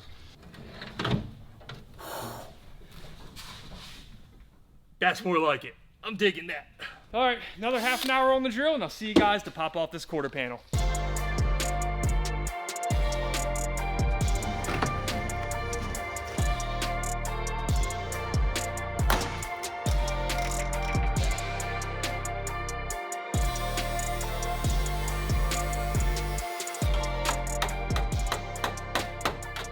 Now, I don't want to speak too soon here, but I'm pretty positive this quarter panel is ready to come off.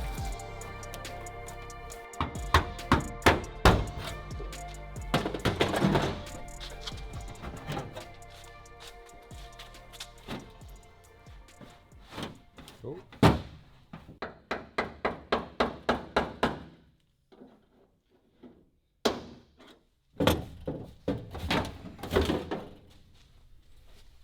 Okay. Mission accomplished. I was about to say, oh, it's awesome. It doesn't have any damage, but Fernando, I'm gonna be honest with you. I do not care. That is so easy to just pull out.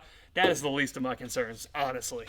Now that the hard work, at least for today, is done, kind of anxious to see what this thing looks like on the ground with no quarter on it.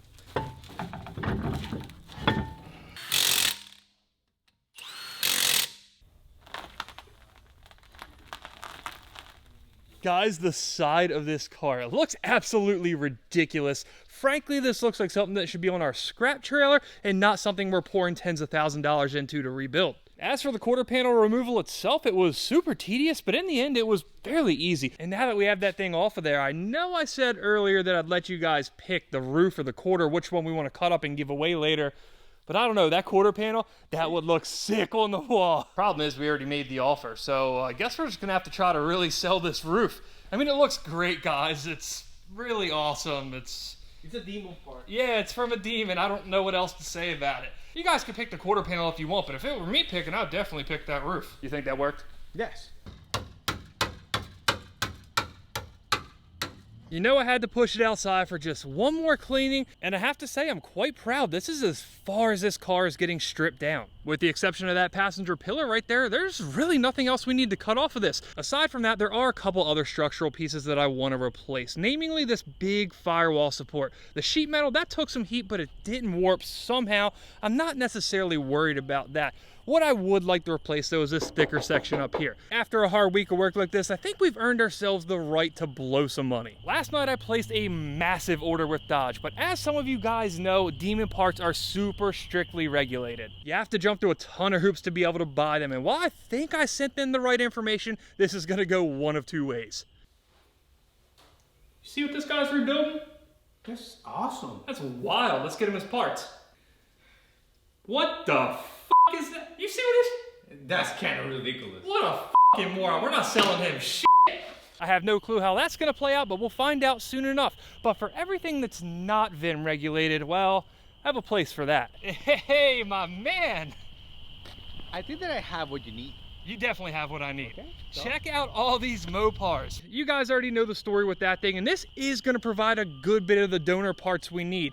As for now, here's what I'm thinking. We're gonna take our A-pillar off this. It's the perfect cut. We already said we're gonna take the roof off of it. Along with that, every other piece of glass in this car is good. It doesn't have any crazy tint on it. So all around, we're gonna take every piece of glass out of this car for ours. Now, moving on to this guy over here, we have a driver's door that's, not bad.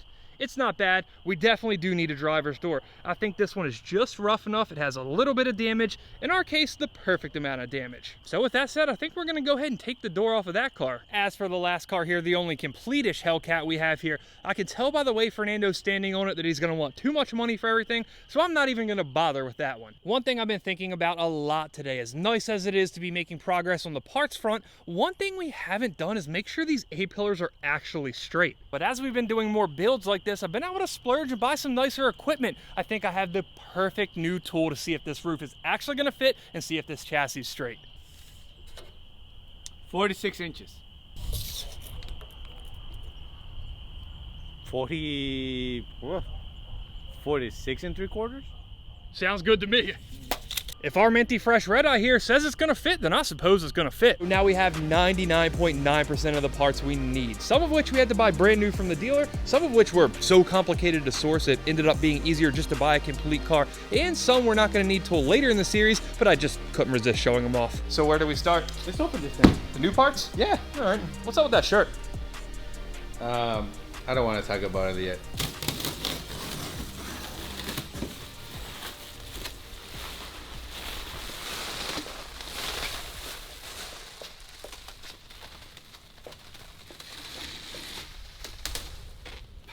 Months ago, I placed a huge order with Dodge, and everything except one part came in. Unfortunately, the hood is on indefinite back order, but I suppose if there's a part we can wait on until later, it's the hood. One thing we definitely can't wait on is brand new quarter panel. I had originally planned to put a used quarter panel on it, but I had such a tough time finding a donor car with a clean, wide-body driver rear quarter that I just had to bite the bullet and order it new from Dodge. And I do have to say, it looks significantly better than the one we pulled off the car.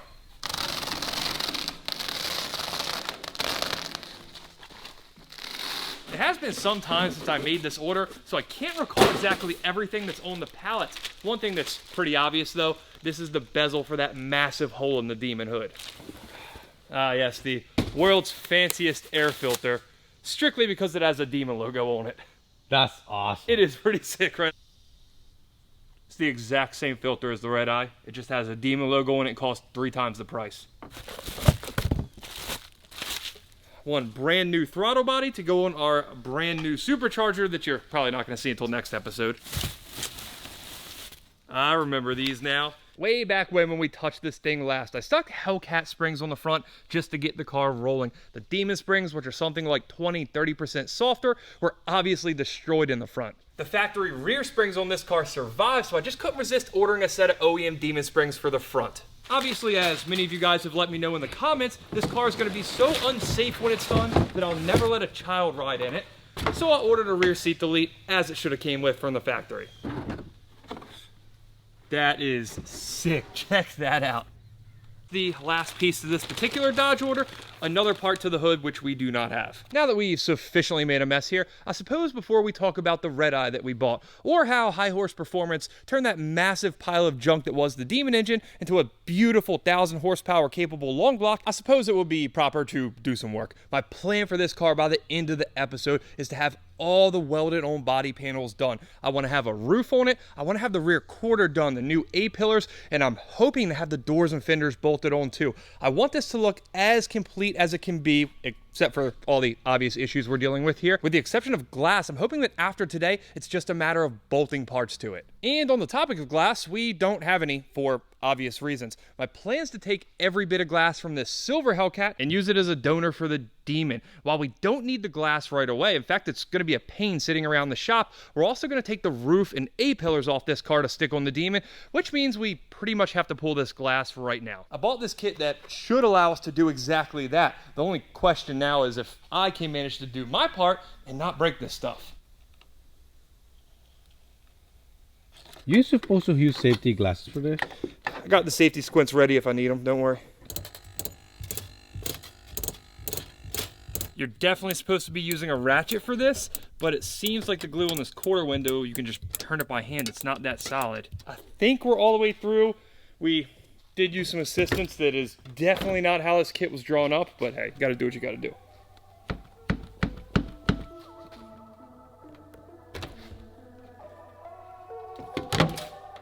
It ain't much, but I guess it's progress. Now we get to do it 3 more times.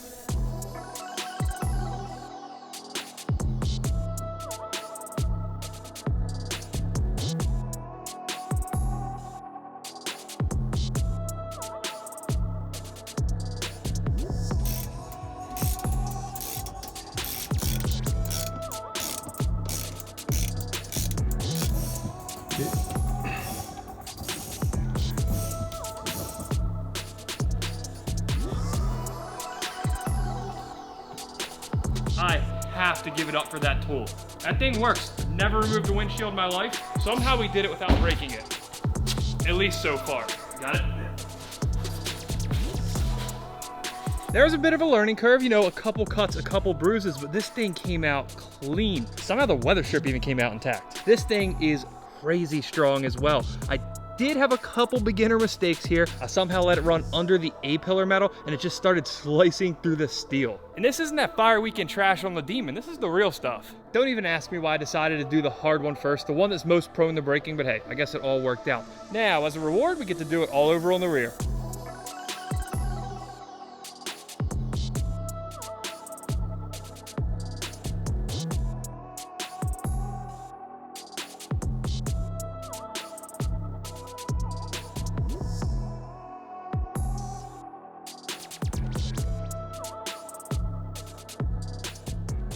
All right, it's official. I cannot say enough good stuff about this kit. We're definitely not gonna pretend it was cheap. It was $900, but the last time I paid somebody to get my glass off, specifically out of my 911 Turbo, it was $150 a piece.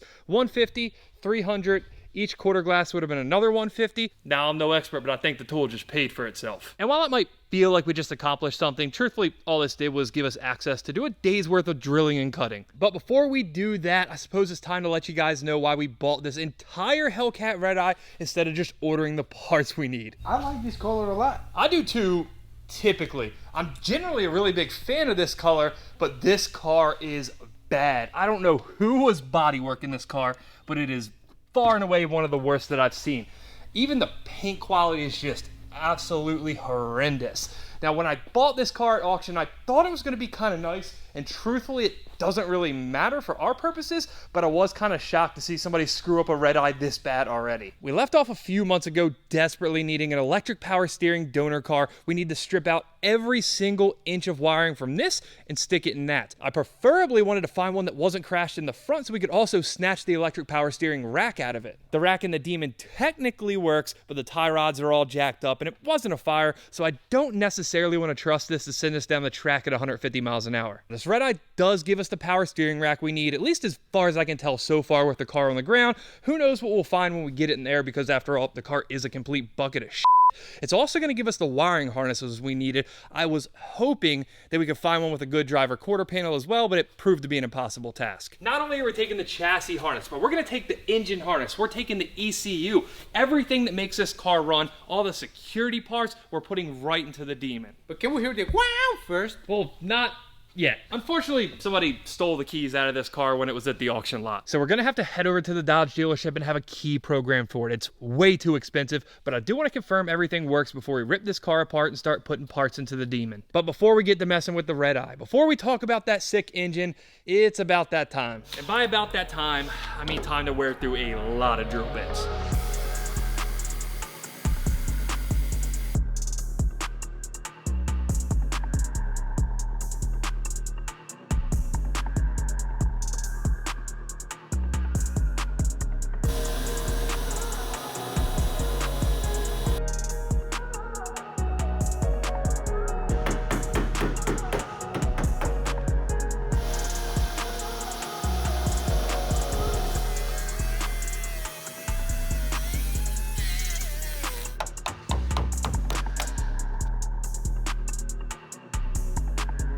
Let me just go ahead and apologize in advance for the noise you're gonna have to deal with here. We have a new unintentional shot pet. It's a bird that flew in like 3 hours ago and hasn't left. We've got most of the tedious work done. All the spot welds are drilled out. Most of this adhesive in there is broken. Even down to the front of the A-pillars, they're pretty well loose. It might sound odd, but this is where the hard work begins. We have to be so careful with this roof. It's so thin. On the front and rear bows that support the roof, there's all this foam in here. That's stuck to the roof pretty good. We have to find a way to break that so when we pull the roof up, it doesn't just buckle like a piece of paper. Thinking this is our best shot. This is that tool from that glass kit we used the other day. Oh, wow. Okay, that worked way better than expected. You know, I'm not gonna say I had high hopes, but now what's gonna happen here, I'll hammer this in a little bit and the entire roof's gonna pop off.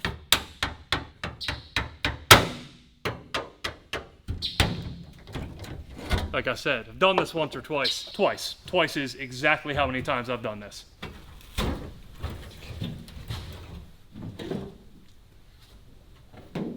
That is flimsy as shit. Now that we're done with the roof, We have to cut the A-pillars off. Front section's done, the whole door frame's done. Now we just have to go under where the roof was, hit those guys, slice it off right about there, and we should be good to go.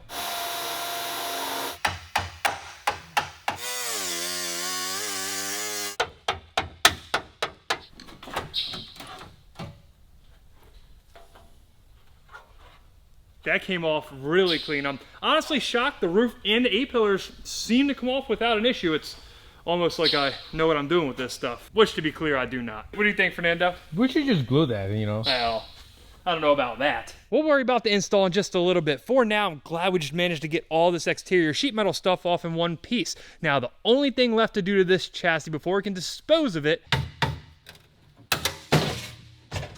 is pull this guy,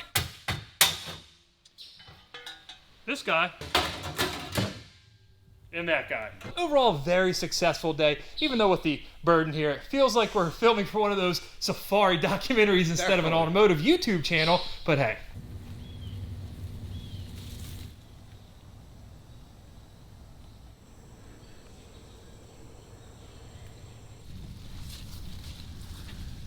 Majestic, isn't it? Yeah, it is. Hellcat in its natural habitat. I wish I could say I was joking, but until I stopped seeing like 20 stolen Hellcats every time I go to the salvage auction, I kind of can't. Now that we destroyed that Hellcat, got all the parts we need and dumped it outside, it's finally time to do a little bit of bragging about this. Truly, it's almost impossible to believe that this is the same engine that came out of that car months ago. It looks brand new. Massive, massive shout out to the guys at High Horse Performance. They build some of the baddest Mopars in the game. The guys at HHP spec'd the perfect motor for this build and then sent it out to BES, a top-notch machine shop, to have it all done. We did Carrillo rods, CP pistons, mainly springs and retainers, an ATI dampener, and then we replaced a bunch of the fire damaged parts. I think all parties involved, by their own admission, were a little shocked when they got a pallet full of burnt Hellcat Demon parts. But nonetheless, they did their thing and brought this engine back from the dead. It looks so good. How do you think this engine is gonna sound? Just like that, right? You're gonna be one of those guys that goes to the street and like wang, wang, all the time? That's exactly what I'm gonna do. This has came a long way. ARP head studs down there. This thing's ready to go and ready to make some power. Unfortunately, however, the car very clearly is not ready to go, but I'm hoping after the next couple days we'll be a lot closer. And that's because our friends at the Street Bandito YouTube channel are coming to lend a hand. He's done a ton of work for us here on the channel, but I think this is gonna be his toughest project yet. I'm not gonna say you look like you regret it already, but did you know exactly what you were getting into when you came down here today? No, it looks extra ridiculous with all the parts and stuff hanging off. Yeah, but I've seen what you can do in cars that actually matter, the stuff that has to look nice. You got to be able to do something with this. I'm going to let you explain what you're about to do because I'm sure they're going to want to hear some kind of sound technical advice in this, which I surely can't give them. Technical. Yeah, so we're going to be cutting probably the bottom section of this like dog leg of the quarter panel off, and then replacing that, as well as you have an A-pillar we're replacing, and then finally putting a new roof on this thing. That's the part I'm worried about. My biggest question is this roof going to line up? Is this buckled so much? Is there something going on here that we're going to need to do something shady, which I'm not above?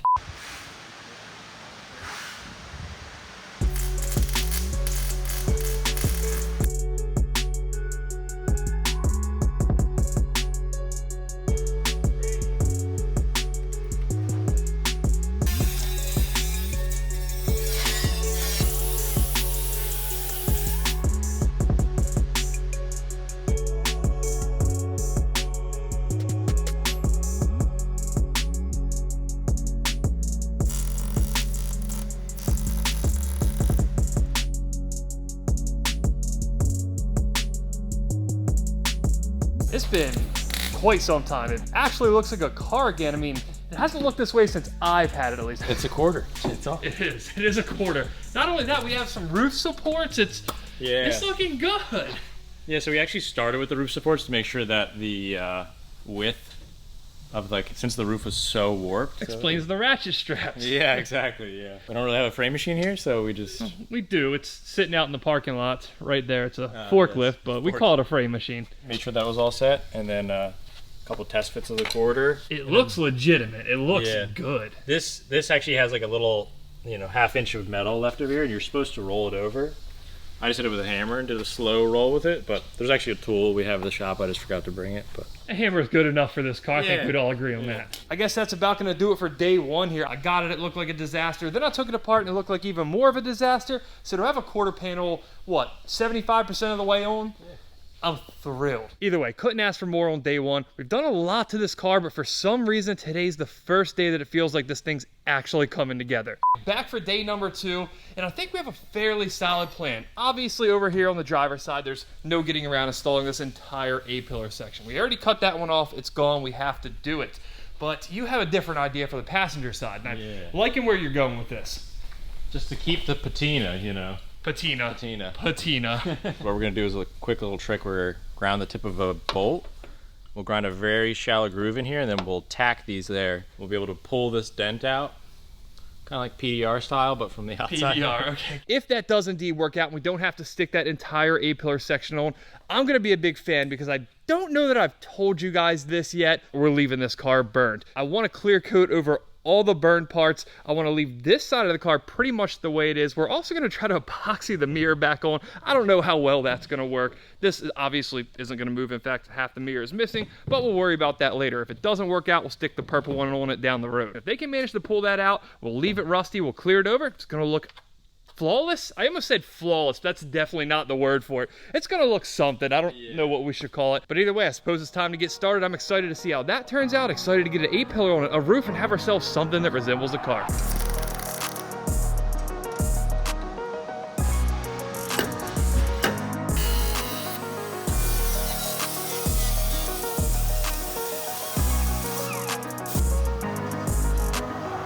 Now's the scary part. Fernando, after all that work taking this thing out, if we crack it now, I'm gonna be pissed. Stop making noises, all right? We might not crack it, but we might find out this is where the chassis is just 45 degrees bent. The windshield's never gonna fit. But on my side, it looks all right. Don't look at that part up there yet. We gotta adjust that a little. Yeah. It's weird seeing glass in this thing for the first time, isn't it? Really weird. So on this side, we're good. As you might imagine, it's the original A-pillar. Not a lot of heat over here. We weren't worried about this one. But on the other side over here, we have a little bit of a problem. Just a little bit. So we're gonna have to bring, and let me be clear, by we, I mean Tim is gonna have to bring in that A-pillar just a little bit. Can we say she ain't going nowhere? Not yet. Oh no, she would definitely go somewhere as it stands right now. I think they're gonna be able to take that space up. They seem confident. I guess we'll see.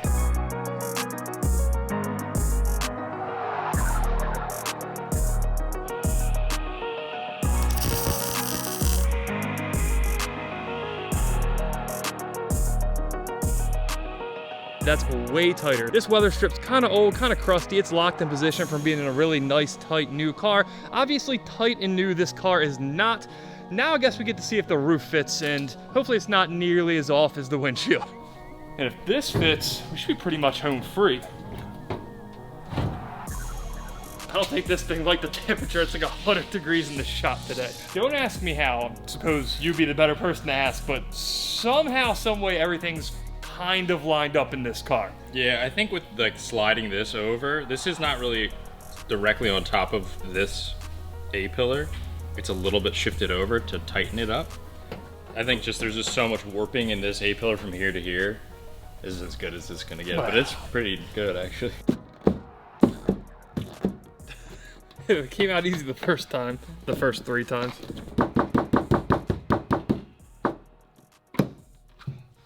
I don't know, maybe we just leave it at this point. We'll figure this out later. We have more important stuff to worry about.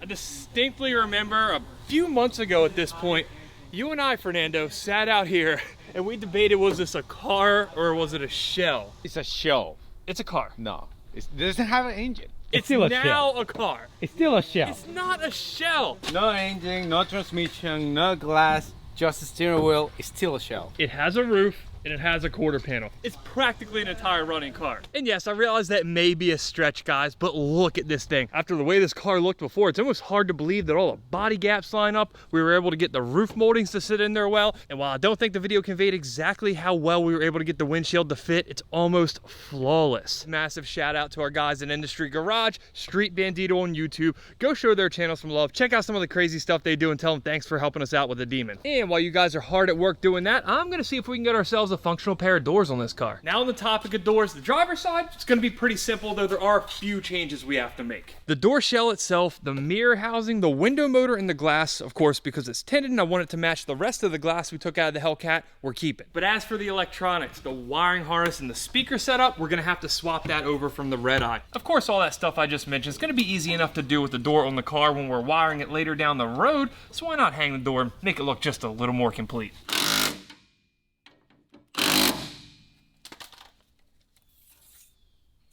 Yeah, that's about right. Put it in the comments. How many of you guys noticed me putting on the door hinge backwards the first time? It works. Imagine that.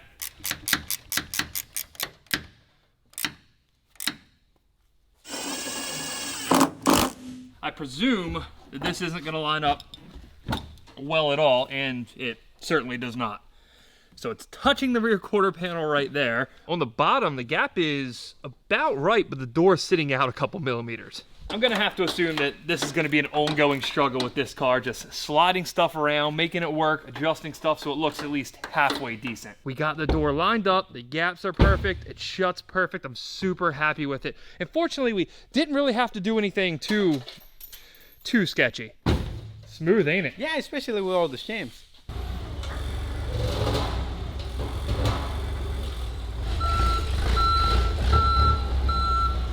You know, it'd be crazy if I just snapped this car into another one.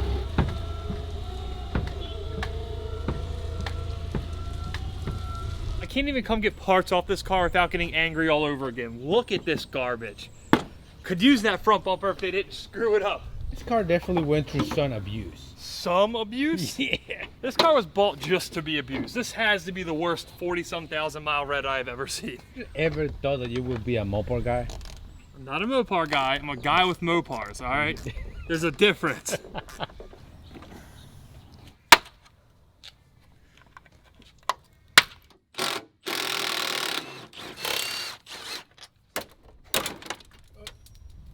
Okay. Oh, God. If you've ever considered doing this, please, just please stop working on cars. Boom. At least this Red Eye was good for something. So we're getting ready to pull down the other Red Eye. I know Fernando's not excited about it, and you'll understand why in a second. But I'm thinking that I might just take the red fender flare off it and throw it on this purple fender. I think it'll look kind of cool until we get it painted. And I suppose it's less stuff to paint anyway.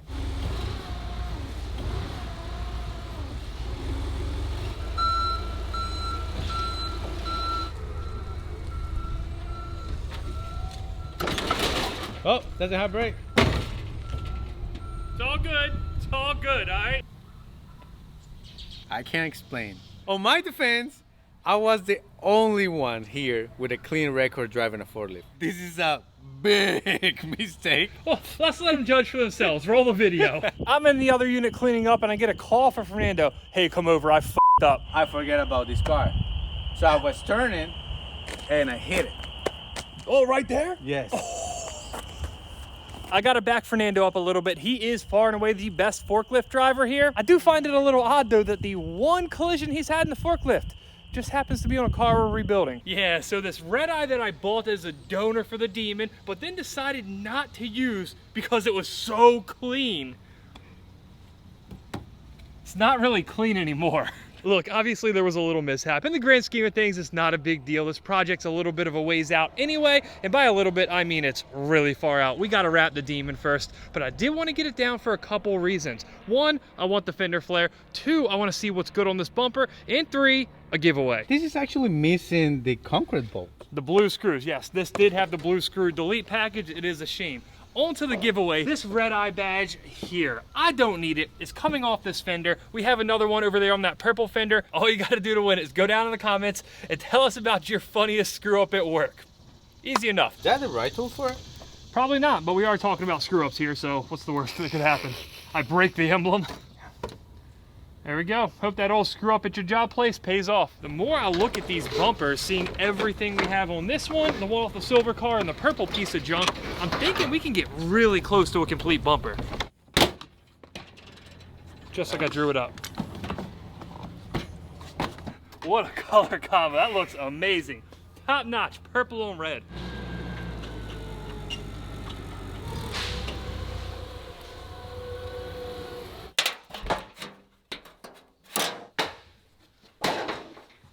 Hey, at least you're gonna have 4 red fender flares. That's a progress. It's something. I am gonna need you guys to ignore the spacers we have working right now. It's advanced body shop stuff I don't expect everybody to understand. When you unbolt the front of the fender, it slides into place exactly where it should be. So I think it's possible that upper apron's just tweaked a little bit. The whole car's tweaked. We've known it all along. We're gonna adapt, improvise, overcome, whatever that one guy said.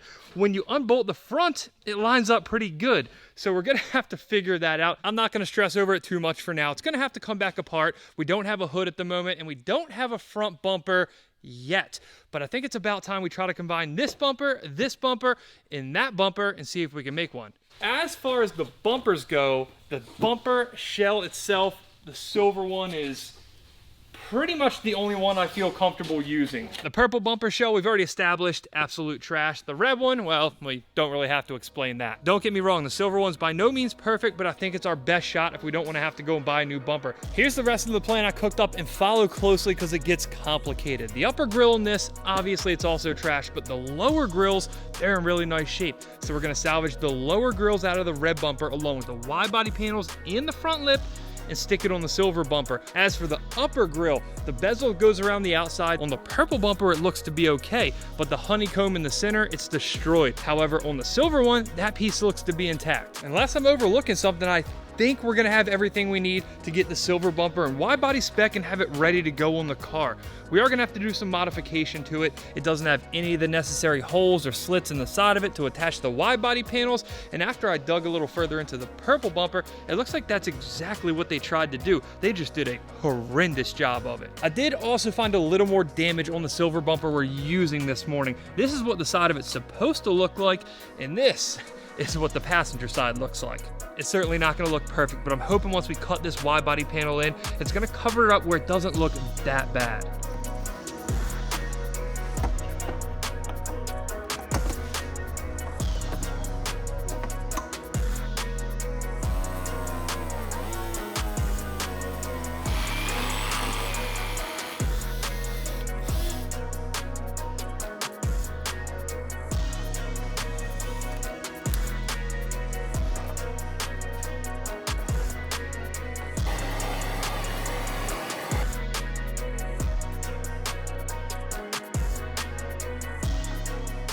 Not bad, right?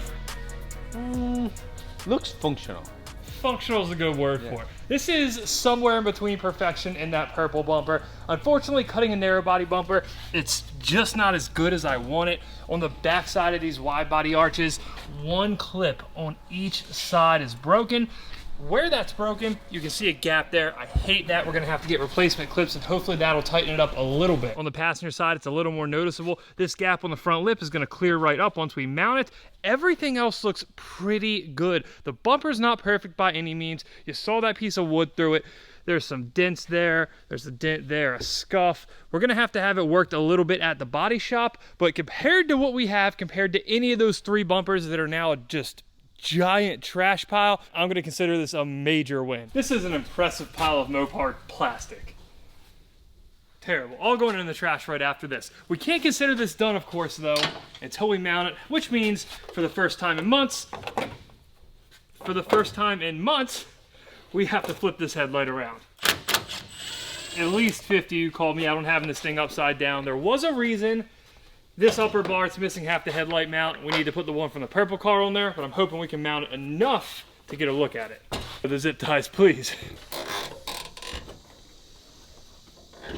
I assure you, there will be a time this car is not assembled with zip ties. It's just not going to be today. Goes up and over.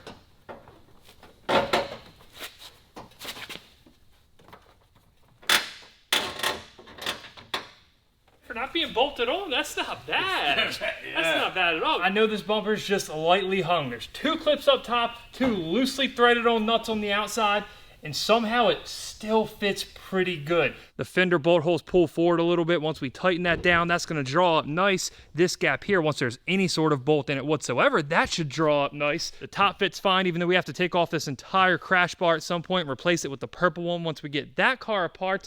And this side, it fits pretty perfectly except for the bottom of this fender, which is bent pretty good. And I didn't notice it until just now, so we're gonna have to do something about that to make sure this fender flare sits on there flush. I mentioned a few gripes I had with the bumper earlier. The biggest one, I think, is this side marker. It doesn't fit real well. I think it's just a byproduct of modifying a narrow body bumper. Now that we've made some really nice progress on it, it almost resembles a car again, even though it was a car all along, as Fernando will attest to.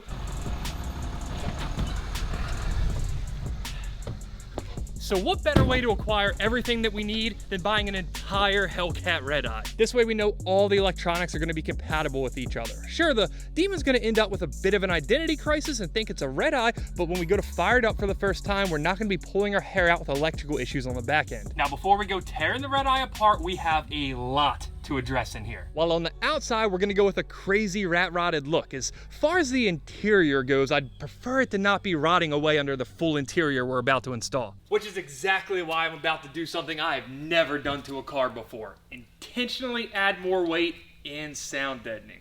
Instead of a traditional paint or clear coat, we're gonna go with a spray-on rubberized undercoating. It's a little thicker and a lot more durable. It's gonna give us all the corrosion protection we could ever ask for, and it sprays really easily. I gave it a quick test spray on the A-pillar and it came out a lot better than I thought it was gonna look. I can't wait to get the entire interior sprayed in this stuff, but first, we have an insane amount of prep work to do.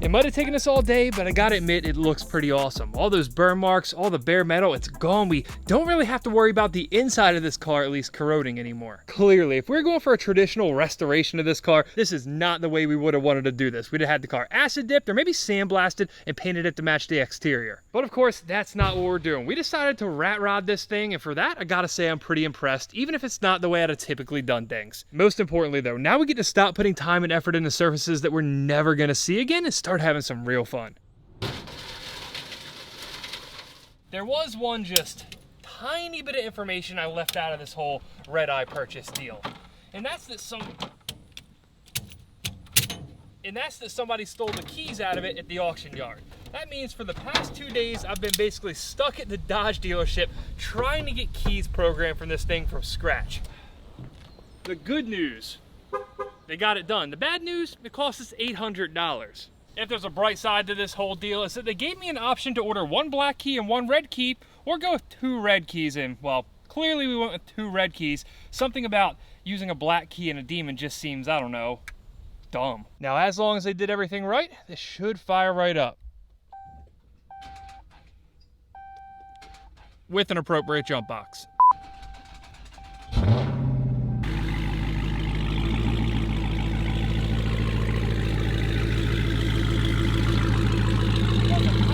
Thing was gonna roll.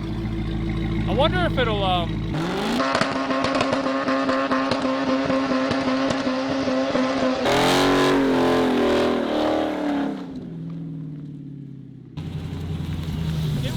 it works good. You put him in a Mopar and he instantly goes into takeover mode, doing burnout. I apologize, guys. Got carried away doing Challenger stuff.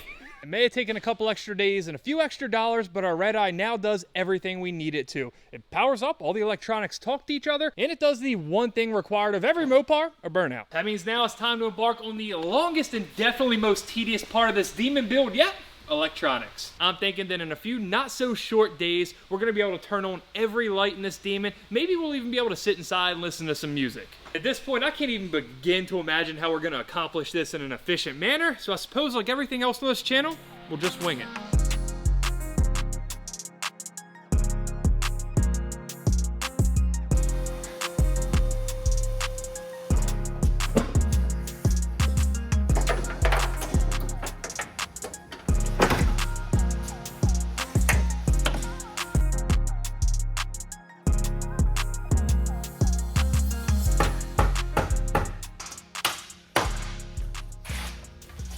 Nice. Somehow, some way, that's all the damage this harness got. It doesn't even appear to have affected the wires, it's just the electrical tape. There are so few good parts left on the demon, and somehow the ones that happen to be good are ones that are damaged in the red eye, like this fuse box. The red eye fuse box got damaged pretty heavily in the wreck. We can simply swap the new housing onto it and theoretically be good to go. I know for a fact I'm gonna regret saying this, but I'm gonna do it anyway. As for right now, I couldn't ask for these cars to be meshing up any better.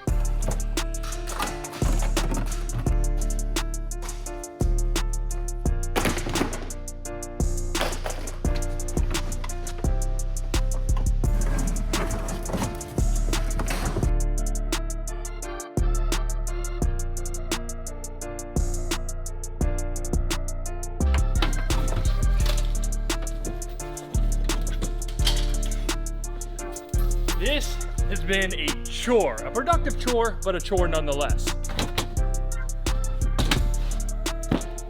Usually when we're pulling cars apart like this, we can kind of just rip stuff out. But this time, unfortunately, we have to make sure we know how to put it back together. As you might expect, that's making things take just a little bit longer than they typically would. We have essentially the entire rear half of the car done, though the harness is just balled up laying where the rear seat would go. Some engineer in their infinite wisdom designed that harness so that you can't remove it until you pull the wheels and the rear fender liner and disconnect whatever those wires go to. I've been holding out hope that we were going to find a beautiful clean carpet to throw right into the demon. Unfortunately, apparently nobody takes care of these cars whatsoever, so it didn't happen and we're going to have to go with the red eye carpet. Fortunately for us, the word on the street is Fernando here is just as good at detailing as he is at crashing red eyes. So yeah, basically we're trading 10 minutes of carpet cleaning for a smashed quarter panel. I'm not even going to pose the question about who got the better end of this. Last episode, however, I did pose a challenge. In honor of Fernando's little mishap, I asked you guys to go down in the comments and tell me your worst work screw up, and oh my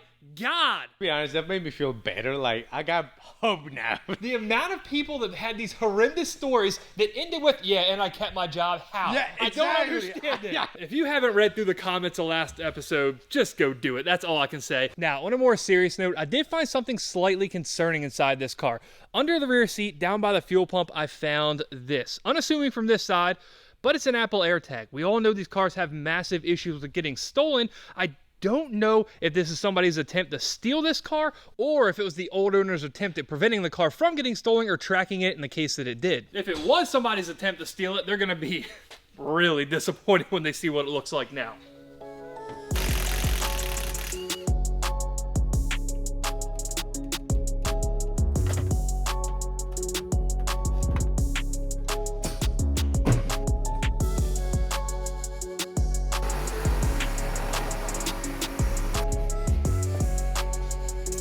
Not even going to talk about that last part. Working on junk affords us certain luxuries.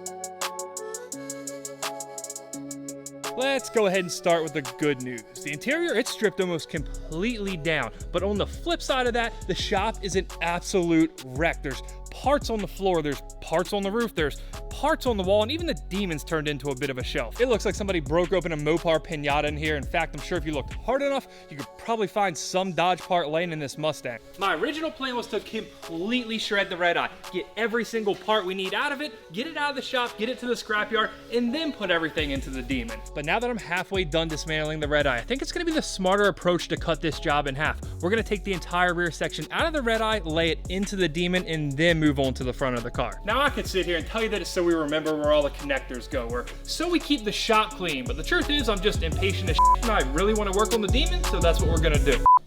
That is, of course, after we put the red eye in the air and disassemble half the rear to trace down these wires that I 110% forgot about.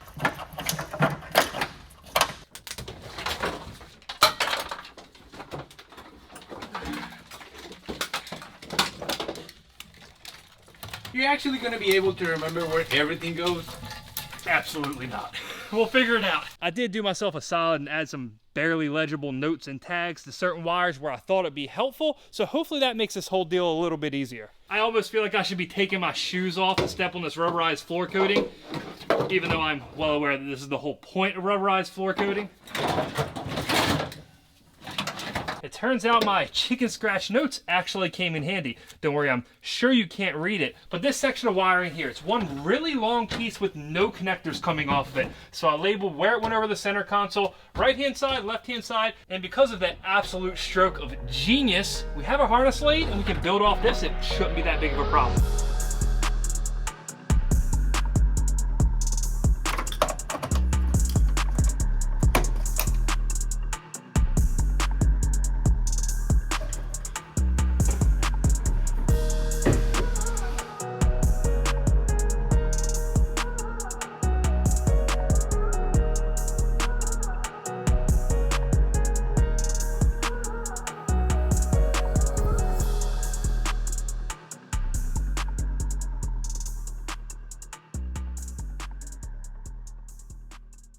Okay, trust me guys, I'm well aware that in the grand scheme of things, a few wiring harnesses laid over some sheet metal really isn't much. But when you consider where this particular car came from, I think my excitement's reasonably justifiable. From the firewall back, wiring-wise at least, we're pretty much good to go. What I'm worried about at this present moment is the front chassis harness. It's the last of the major harnesses in the car, and it will allow us to complete most of the essential systems with this chassis. The thing is, that front chassis harness is still in the red eye, and we're not going to be able to remove it without a literal boatload of work. And in this one very specific occasion, the boat reference is not making fun of the size of this car.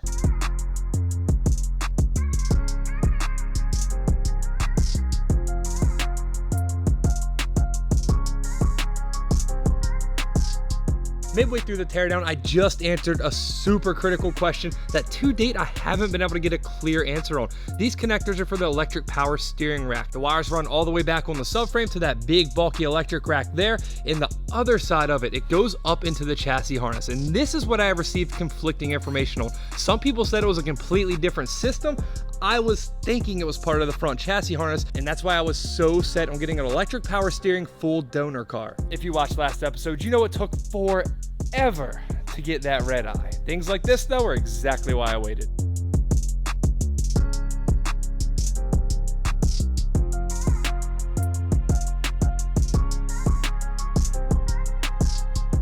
We're getting extremely close to dropping this engine down, and just like the interior, we're fighting the curse of this actually has to go back together. One thing I noticed while I'm working around the engine bay here, and at this point it's, I don't know, almost funny. We have yet another broken front radiator support. This is the one that I was counting on being good. I was planning on using it. It's supposed to go something like that. This is like the 20th Hellcat we've got in the shop since I bought the Demon, and I've yet to get one single good radiator support. In the interest of having both our headlights mounted solidly and not zip tied as they are currently, I'm gonna have to do something that I really hate to do. Order one of these things brand new. That rhymed. Turns out that not every single problem can be solved by buying like $300,000 of Mopars. I'm gonna say with 110% certainty, this is the first time a $20,000 drivetrain has taken a back seat. On this particular teardown, I've been more focused on a $500 wiring harness, so when we put it in the Demon, we at least kind of know where everything goes. So the whole game we usually play about, what did we forget to disconnect, and there's maybe one or two things, we're not even gonna play that today, because there's probably 8. Easy. I would say 10. A light 8. I am proud to admit, the 10th time's the charm. Finally on one of these cars, dropping the rear subframes down, we didn't forget the fuel filler.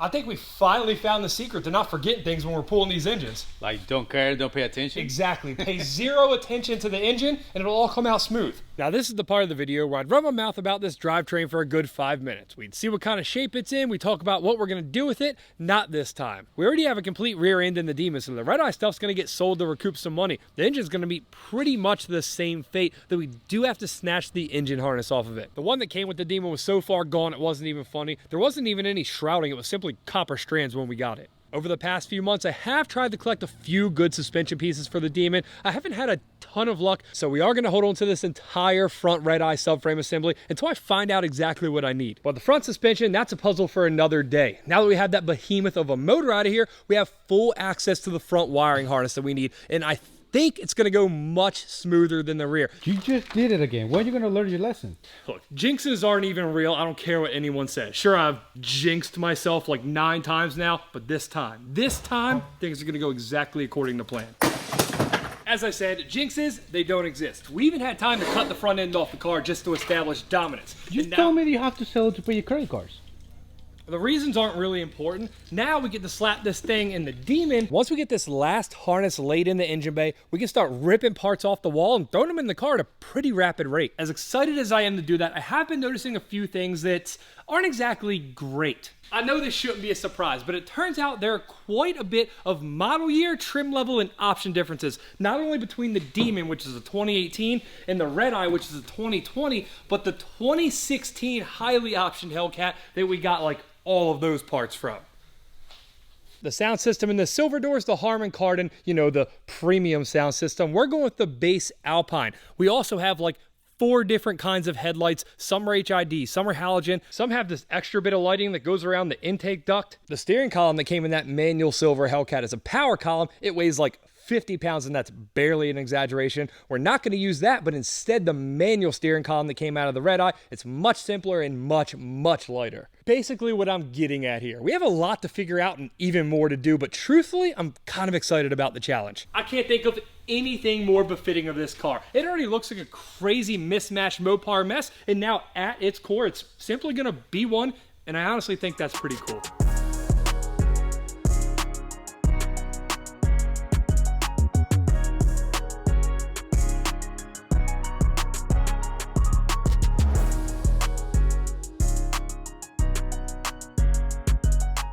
For the first time since this car burnt to the ground, it has a functional full body harness in it. Okay, well, technically we don't have an engine harness and we don't have the proper door harnesses in it, and the front harness isn't fully set in place. When I was installing this front chassis harness, I didn't want to go crazy and push all the little pins all the way in. We're gonna have to pop it back out and at least lay it down into the engine bay, because just a couple days from now, we're coating this engine bay in something I think is gonna be really cool. I wanted to get it laid in its correct place so we can test everything, we can see if there's anything we need to modify, but I didn't want to fully install it and risk breaking these clips once we have to pull it back out. Clipped in place or not, it should be functional. Not only that, but this very moment in time marks a massive milestone in this Demon build. From the moment I started this project, so much of the time and effort we've put into it hasn't even been working on the Demon itself. I spent way more time than I originally anticipated sourcing and dismantling donor vehicles. Even when we were working on the Demon, it generally just looked like disaster cleanup. But this morning, finally, that's all in the past. No more days spent doing search and rescue. No more weeks spent dismantling junk like that. And probably most importantly, no more months waiting on parts. I just got a message that one of the last key pieces of this car that I've been waiting for a very long time is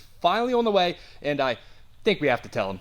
It's really important. We gotta tell him. Yes. The big metal piece that covers all of this junk right here that apparently Dodge had to fire up tooling just to build for this order is finally on its way to the shop. With that secure, with everything we've got out of the purple Red Eye, and with everything we got out of the silver Hellcat way back when, may it rest in peace, it's over. We have everything we need to put this car together. And now I think it's gonna come together faster than even I can imagine. As much as this full-blown marathon of a project just turned into an all-out sprint, and trust me, I really wanna throw a dashboard, carpet, seats, all that in it right now, there is one more tedious thing we have to do: wire these doors.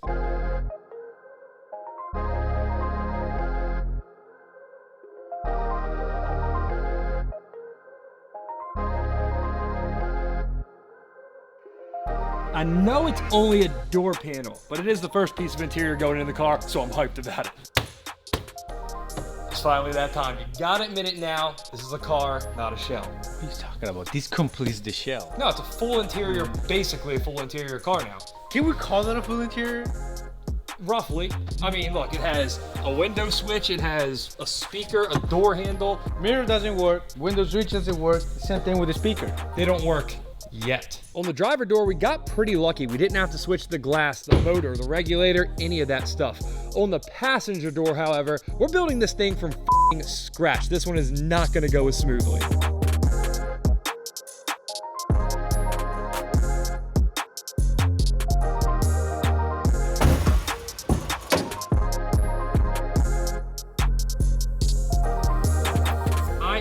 Not gonna lie to you guys, that took way more time than I expected, but we did get it done. It only kind of sounds like glass inside. Unlike the driver door on this one, we had to strip off every plastic clip, every screw, every bracket. I literally mean everything.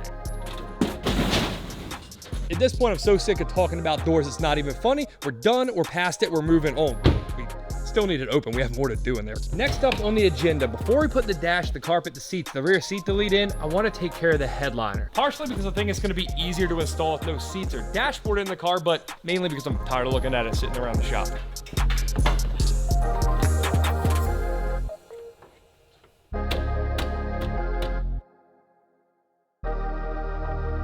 Yeah, I'm sure some of you guys caught this as well. 15 minutes ago, the antenna was purple, now it's blue. This afternoon, we got yet another Hellcat in for parts. It's in that really awesome light blue color, and I figure what could one more shade hurt on this car? So anyway, about that headliner. We have it loosely laid in. We still have to attach all the boring stuff, the sun visors, the handles. I'll finish that up in just a bit, but for now, I'm thinking we do something a little more fun. I know in the grand scheme of things, this is completely insignificant, but something about installing the right number of pedals in this car, like Dodge should have done, it just kind of feels like we're doing the Lord's work.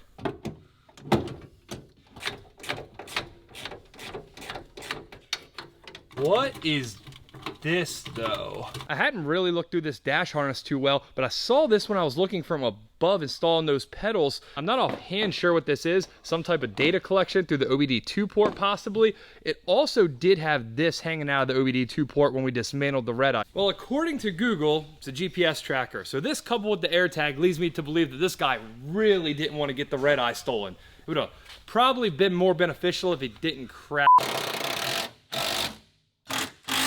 Now, for as cool as that looks, it's not like this was some big task. We knew it was gonna bolt in fine. The manual pedal cage is the exact same as the automatic. There's simply one more pedal. One thing I wasn't sure of though is the wiring. There is a clutch depression switch, and not happy, sad, but more like, is it pressed down? This bundle of wires that connects on the pedal box, that's good to go, but we don't have a solution for the clutch switch. Do we need a functioning clutch switch in this car? I don't know. It is, after all, an automatic setup that we're putting a manual transmission on. If it turns out that we do need it, we can hack up the dash harness off the silver Hellcat and rig up whatever we need. But we'll worry about that when it comes time to start the car. As for our most important pedal, the throttle, that's a direct swap out of the red eye, so it fits perfectly. As I'm finishing up the wiring under the dashboard, I do feel like now's probably the appropriate time to address one little thing. Some of you guys are probably wondering where that massive HVAC assembly is that you saw me wing out of the door of the red eye earlier in the video. This is a race car, no AC or heated. What he said. Also, I have a pretty cool idea for something to go under the dashboard a little later down the road.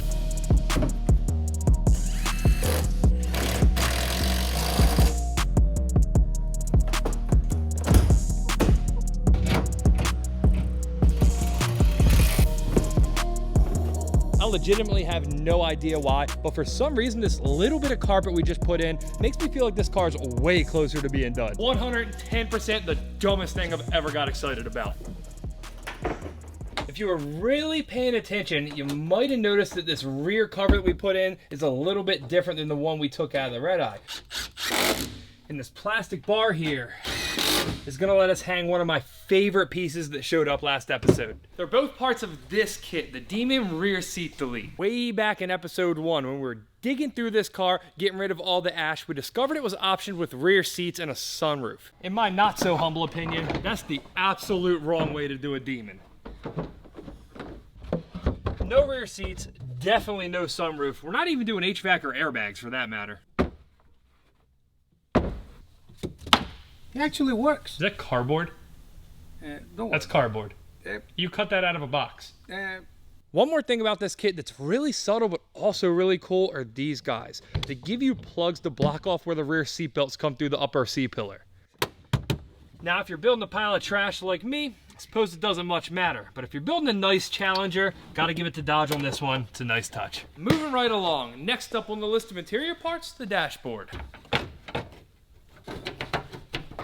Oh, that's kind of funny. Turns out these things are really easy to install and there's absolutely nothing behind them. Can I finally get you to say it looks like a car? No, it's not true. What about when we get the seats, the steering wheel, the cluster, the radio? What about when the cluster lights up? That will be a complete shell with interior on it. You're killing me. This thing's gonna run and you're gonna be like, nah, it's a shell that happens to run and goes 9s in the quarter mile. No, when I hit it, it's when everything's gonna change. Before that, nah. I can imagine you doing those bolts with a windshield on it. Well, we had to take them out with the windshield in, and yes, it did suck. See, this is why you gotta buy burned cars. They don't have windshields, they're so much easier to work on. Bolts hate this one simple trick. We have like 5,000 screws to put back in this thing. We gotta fill out the dashboard, the cluster, the radio, but then it's time to install what's probably my favorite part of the build thus far.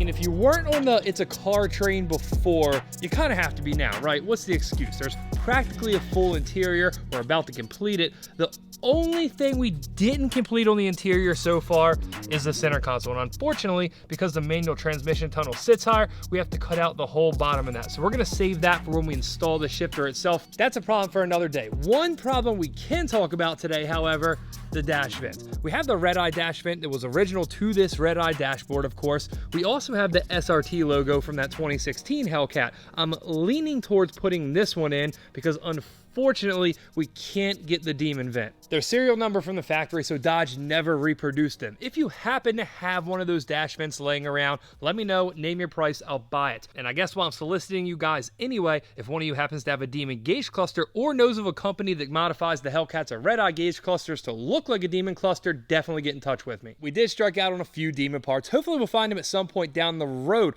One thing we were able to source though, these guys. These guys aren't meant by a long shot. I do not care. This was absolute best case scenario. The driver's power, the passenger's manual, just like the red eye, everything should bolt up and work perfectly fine. That does, however, mean that we're not gonna be able to bolt that one in because we can't move it until we put power to the car, which I'm still pretty scared about.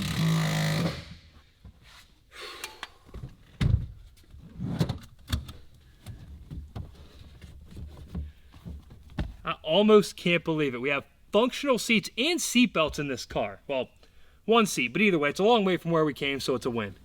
I can feel it like, that's what's gonna happen, right? All right, so on a scale of 1 to 10, tell me, it actually feels like a halfway decent car now, right? With the interior?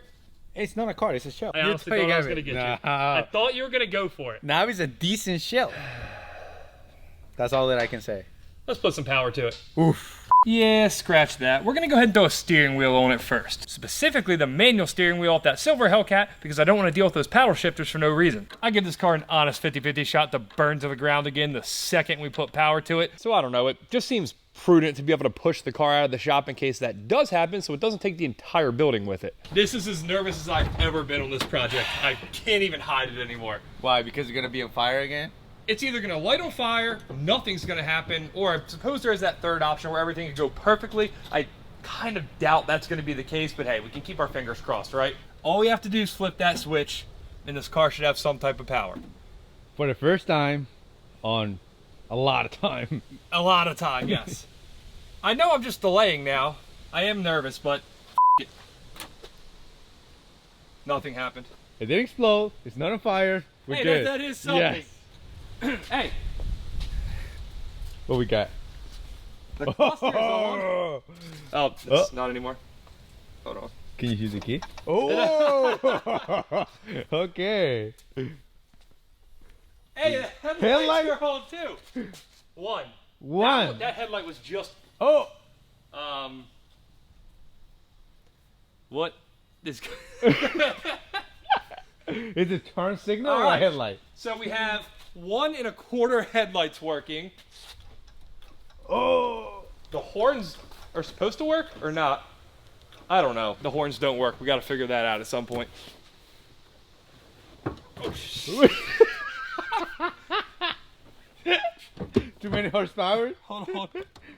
Oh, the seat works. Works, All right, okay. we're definitely bolting this in right now before we do anything else. We got hazards.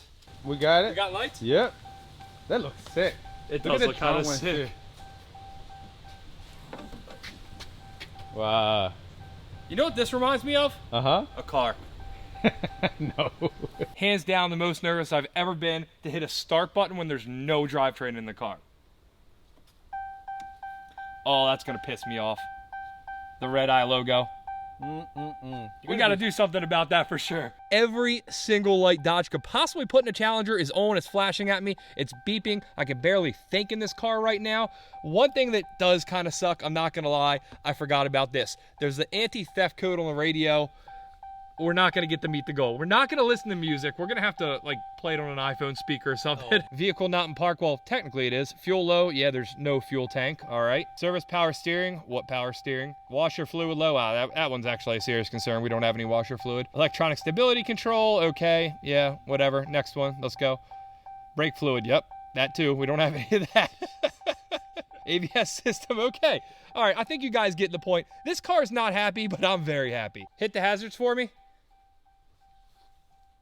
So sick. So sick. That one's not super sick.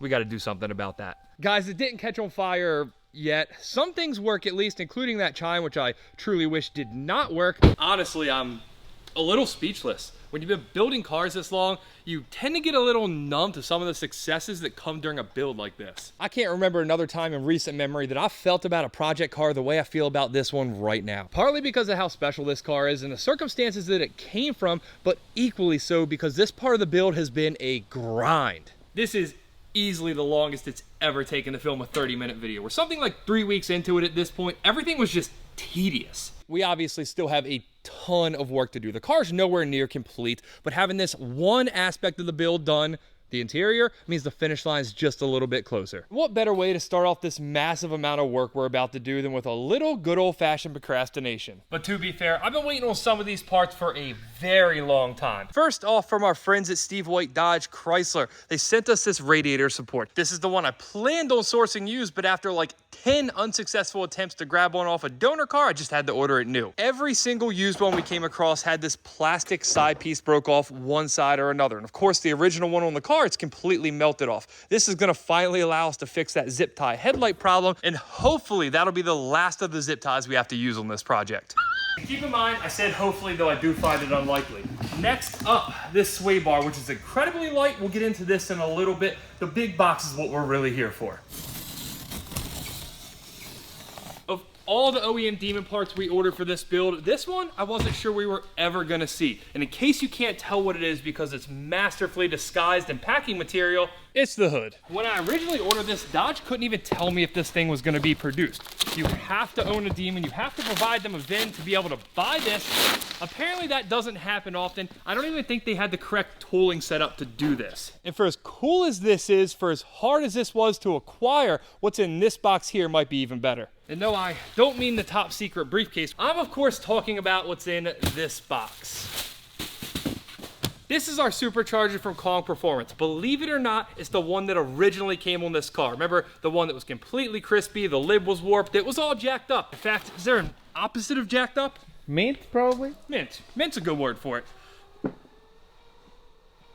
Our good friends at Kong Performance went over this entire blower. They inspected the internals, they gave us the okay to use them. Not only that, but they rebuilt the entire Supercharger, and they did what they do best. It made it so it's gonna make just a little more power. They ported the snout, they put a smaller pulley on it, and they replaced the lid because our old one was unfortunately warped. Though this one does have the wrong badge on it, we're gonna have to do something about that. We can't have people think of my mint condition collector grade Dodge Demon's a Hellcat when they pop the hood. Truthfully, I have no clue what kind of power this is gonna make. My original plan was was to leave power for way down the road. I just wanted to get the chassis sorted for obvious reasons. But when they asked if I wanted them to port it, throw a smaller pulley on it while the blower was there anyway for a rebuild, I just couldn't say no. Now, as much fun as I'm having opening new parts and daydreaming about a possible third 1,000 horsepower car in the collection, I think it's time we put all this to the side and get to work.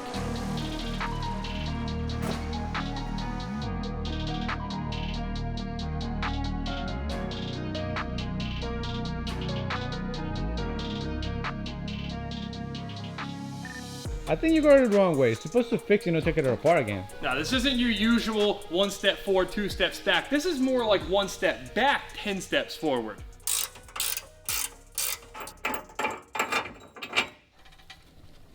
Now that we stripped that red eye last episode, we have everything we need to fill out this engine bay. We just can't do it while it's all rusted out. So we're gonna take this fire damaged, rusted out, bare metal engine bay and turn it into what the classic car guys like to call patina. My understanding of this stuff, albeit very basic, is that you slather this stuff over your rusted out shit box and then no matter what, it will sell for $100,000 at Barrett-Jackson. It doesn't say that here. That's how it works, I'm sure it is. Do you actually measure that or you just went by eye? Look, any patina pro is gonna tell you it's an imperfect science, all right?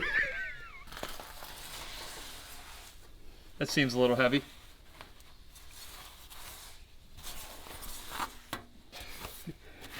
I don't think that's how it was supposed to work. So technically, they did say you were supposed to scrape off all the plastic, any sharp points, rust, anything that you don't want to seal in. Well, we're not going to do that because to me that just seems like patina left on the table. At some point I am planning on hitting the rusted areas of the exterior of the car with this stuff as well. I think when it comes to that we might follow the instructions, we might prep it properly. But as far as the engine bay goes, all this burnt plastic, shards of glass, and sharp exposed metal I'm coating over just adds more character.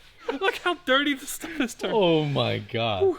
I know I might be making jokes about what we're doing here, coating over all this rust and bare metal, but this is exactly the look I was going for. A glossy, protected engine bay while keeping a look that you can only get from, well, quite literally a car fire. And after all, the whole patina thing started when classic car guys wanted to lock in that look that built up over decades. I know this probably built up over about 10 minutes, but I did want to keep it. It's unique and it is part of this car's story. Now, as cool as this is, I'm even more excited about the fact that basically anything we screw up, we can now consider patina. That's a great idea. For example, technically, patina. Crashed your car? Patina. Blew your engine? Patina. Patina. Built a 400 horsepower Nissan Juke?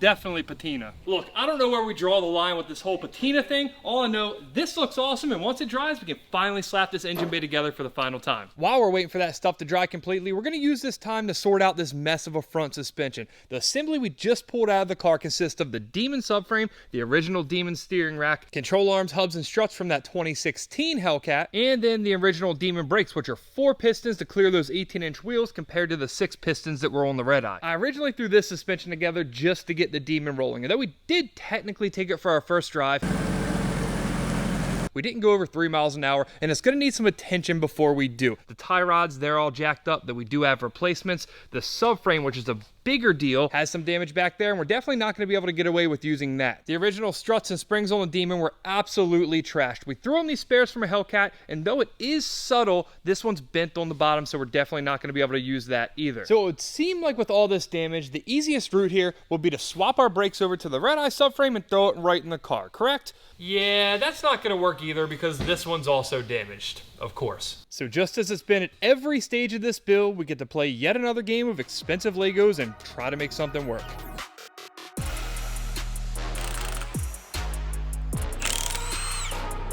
One of the main concerns I had with this Red Eye suspension was the amount of rust on the uprights. This car was from down south, it came from Atlanta. This is absolutely not normal of a 2020 car with 40,000 miles. Until now, I wasn't sure if it was a brake issue or a suspension issue, say a failed wheel bearing, or maybe something bent and grinding. Now that we have our caliper off, I think we have our answer. Somebody at some point ran brake pads so ridiculously low in this thing, it's not even funny. The rotors are trashed and all rusty, and it threw rust all the way up the upright. The wheel bearings on both sides are solid, and as far as I can tell visually, there's nothing bent except this tie rod. And not only that, on the driver's side over here, I was able to get rid of most of that rust with a little bit of degreaser and a Scotch-Brite pad. Are we gonna be able to get this looking like new? Absolutely not, but my hope is we can get it clean enough to use on a car that looks like that.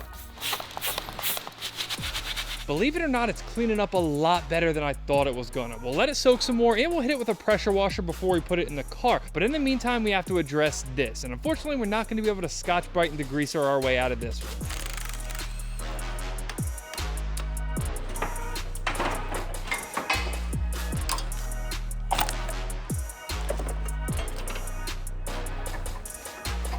While only the passenger side is bent, I did find a little bit of damage on the driver as well, so I figured I'd rather be safe than sorry in a car that's gonna be making a little bit of power and just replace them both. I did decide to reuse the outer tie rods. These look like they're perfectly intact, they're much thicker, the boots aren't torn, and they don't appear to be bent. And let's be honest with ourselves, if there is somewhere we can save a few bucks on this rebuild, we definitely need to do it. Hit it with the old eyeball alignment. Yeah, it looks right. We'll lock these guys down because I'll definitely forget to do it later. And there we have it, a brand new-ish steering rack for the Demon. As happy as I am to have this crossed off the list, we're not quite done swapping stuff around yet. Next up, the struts. These are the ones off the Red Eye. They're a little filthy, but I think they'll clean up just fine. The struts are the same as the Demon, but the springs are a little too stiff. What we need to use instead are these guys. Factory Demon springs, they're like 20% softer. It's one of the things that lets the Demon do wheelies and other Demon-like activities. Man, you lowering now? You're gonna cut the springs? We know that's not what we're doing. What? I know you got excited. You're already well aware of what we're doing here. Cut the shit. Anyway, I'm just happy to have survived one more time around the block with the most dangerous tool in the automotive industry, the spring compressor. Now, Fernando, do you think we can get those cleaned up? What are you talking about? Patina? No, that's not where we want patina at all. You know why you got the pressure washer out? I just hit that rusty upright for the first time. That's the line I drew. That's what I power washed. That's what's left. I think this is gonna work way better than I thought it was gonna.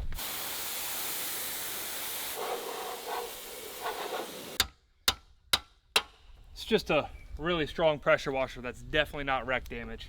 Now that we got our subframe looking fresh and clean, the only things we have left to do is slap the Demon springs onto the Red Eye shocks, bust down the Demon subframe so we can sell everything we don't need, load our subframe up onto our high-tech subframe installation table, and throw it in the car. And no, I didn't forget that fancy sway bar that I was bragging about in the intro. I just forgot to order the correct bushings. This is the Red Eye bar. Not only is it thicker, it's solid. This one's thinner and hollow. Yeah, you can definitely feel the difference. Is that a new workout? I think, yeah. From my understanding, the point of this, just like those springs, was to soften up the front end. To me, it's really cool to see some of the drag racing inspired changes that Dodge implemented in the Demon versus the Hellcat or the Red Eye. That is more than enough talking though. Let's go ahead and implement something of our own.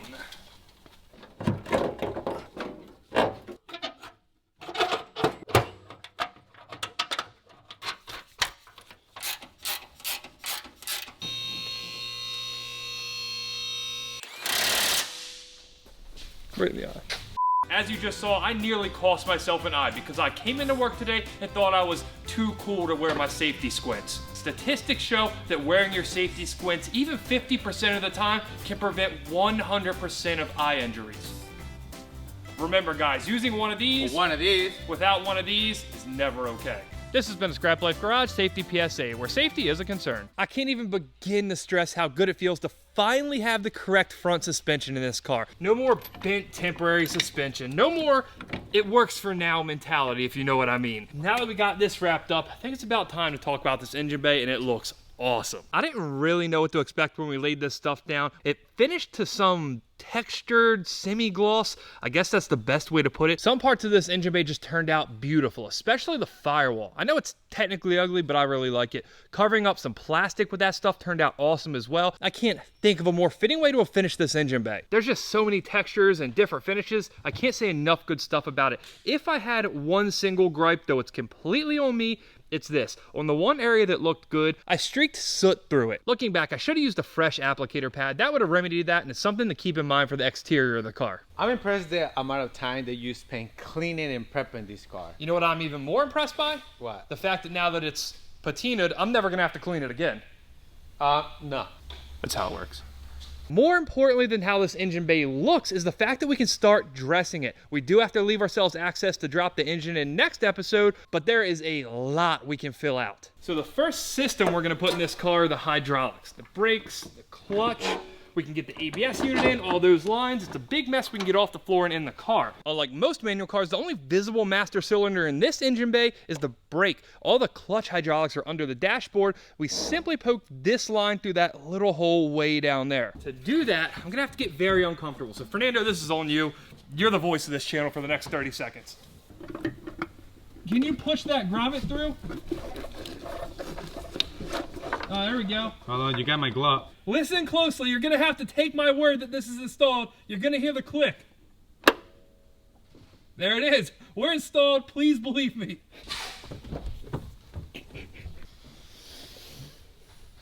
Because of the fact that we don't have a dedicated clutch master cylinder reservoir, it has to get its hydraulic fluid from somewhere. In this case, it's going to be the brake master reservoir. I think we can just grab it off this untapped nipple. I presume this is the same master cylinder. It's simply plugged on the automatics. I'd also have to assume that on a true manual chassis, there's a dedicated spot to run this line through. We're simply going to cut a hole in that grommet and run it through there. Now that we have fluid going to the cylinder, we can hook up our actual clutch line that will eventually run through the transmission. On the clutch side, we're ready for the transmission. There's nothing else we have to do. We'll just tuck it in that hole so we can forget about it for a little bit. On the brake side, it's time to install this monstrosity. Can't keep working on this car with no glass, nothing in the engine bay. At some point, we're gonna have to work on something that resembles a complete car. You know, not to imply this wasn't a car before, because it definitely wasn't a shell. You get it into the point where it's gonna be a complete shell. I give you that.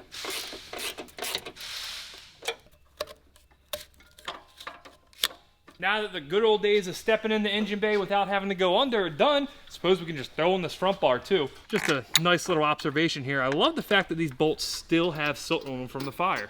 Patina. We got our ABS pump in. We have our front brake lines ran. That's all fine and dandy, but now we have to run lines to the rear. And those lines, they are lines. Lines. Those lines run all the way to the back of the car and above the rear subframe, so unfortunately we're gonna have to drop it down. Luckily we have our proprietary rear differential cradle lowering table, so it should make it really easy.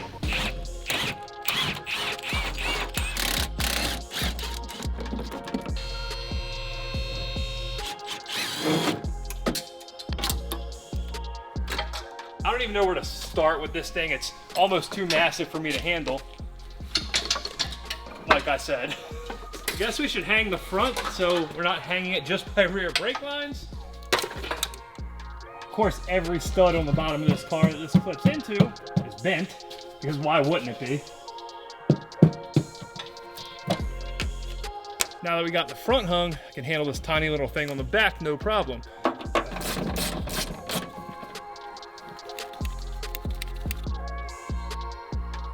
That's lines down, that's a complete ABS pump down. The only thing we have left to do to complete the entire brake system on this car is connect the rear brake lines to the rear calipers once we throw that back up in there. But before we do that, we're gonna take advantage of all this space we have freed up and finish one more system. You could say it's a pretty critical system, much more important than the brakes.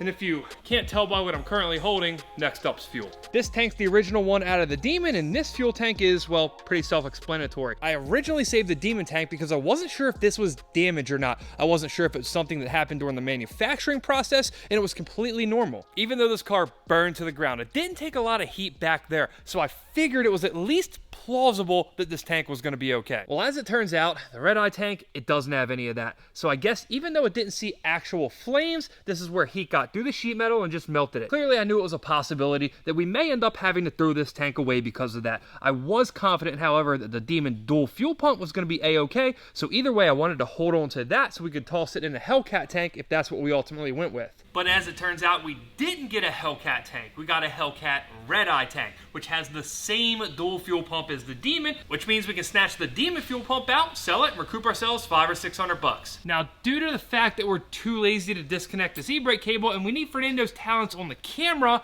we're gonna do this in the most inconvenient way possible.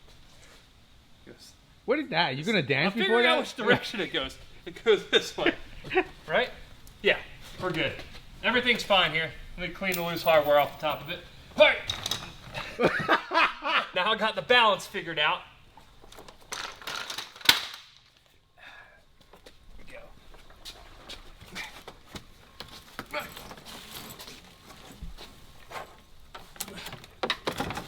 Oh yeah, just like I planned it. Uno. Dos. Maybe you can see it, maybe not.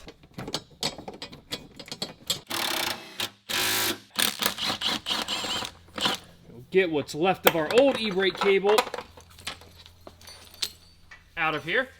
And now it's time to put our diff back in the car, and I think we're gonna try to do it a little bit differently. Send her up.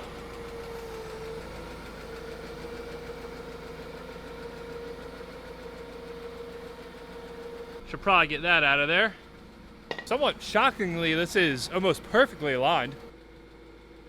I think we're on to something here. Easiest rear subframe install ever.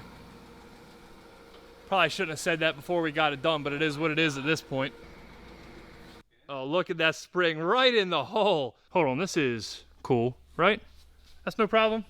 Yeah, should be good. Should probably hurry up and get these bolts in.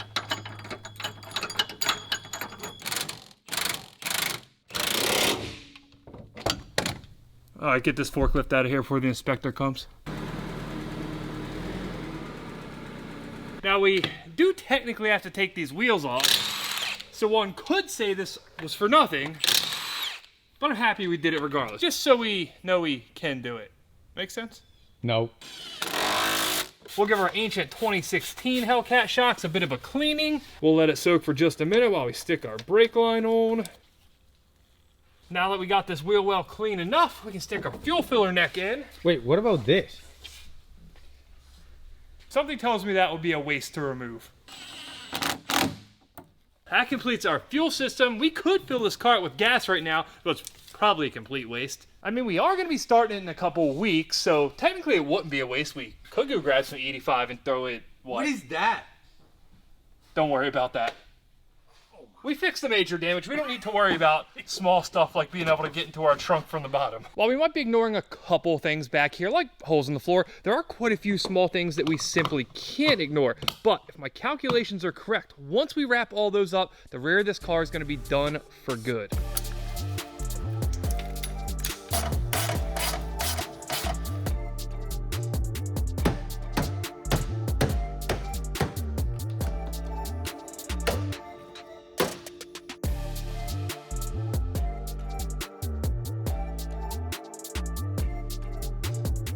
Trust me, I'm well aware it's way too early to put a battery in it, but I did say I wanted to finish the back, and it's not technically finished till we do this, so the old battery exploded, it corroded the old tie down. Luckily, we had about 10 more of these things to go around, so we don't have to put junky parts in here.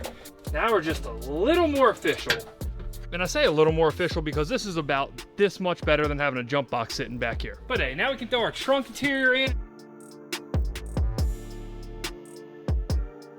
What I actually meant to say was we can install all the trunk interior except the bottom panel because this one was burned to a crisp and I have yet to find a suitable replacement. We'll handle that whenever we manage to find one in good condition, but either way, the rear of this car is finally wrapped up completely. We've done all the emission stuff under the fender liner, the entire fuel system, the brake system, the rear bumper is fully attached. We don't have to take that off anymore. And now we get to move on to fixing an issue we ran into last episode. But thanks to some of you guys, we're gonna be able to fix it super easy. Before we powered this car up for the first time last episode, I mentioned that my goal was to hear music play. Well, unfortunately, once we got to the point where we could power the radio up for the first time, we realized that it was locked. But unbeknownst to me, with one of these codes on the back, you can type it into a certain website and it'll give you the unlock code. I assumed I was gonna have to go to the dealer, but it turns out a viewer of the channel has access to one of these sites and offered to get the whole code deal sorted out for us. 7158. Done. Hey, this is far from the only time you guys have reached out in the comments offering to help if I don't know what I'm talking about, which is quite often if we're being honest. Trust me, I appreciate it more than you guys can imagine, and the builds and videos are better for it. Those of you guys who were really paying attention last episode might recall that that wasn't the only issue we ran into on the interior. When I tried to install the center console, it wouldn't sit down all the way. This console has the provision for the automatic shifter to bolt inside of it, which we no longer need. Let's see if my demolition skills paid off and see if we can, oh yeah.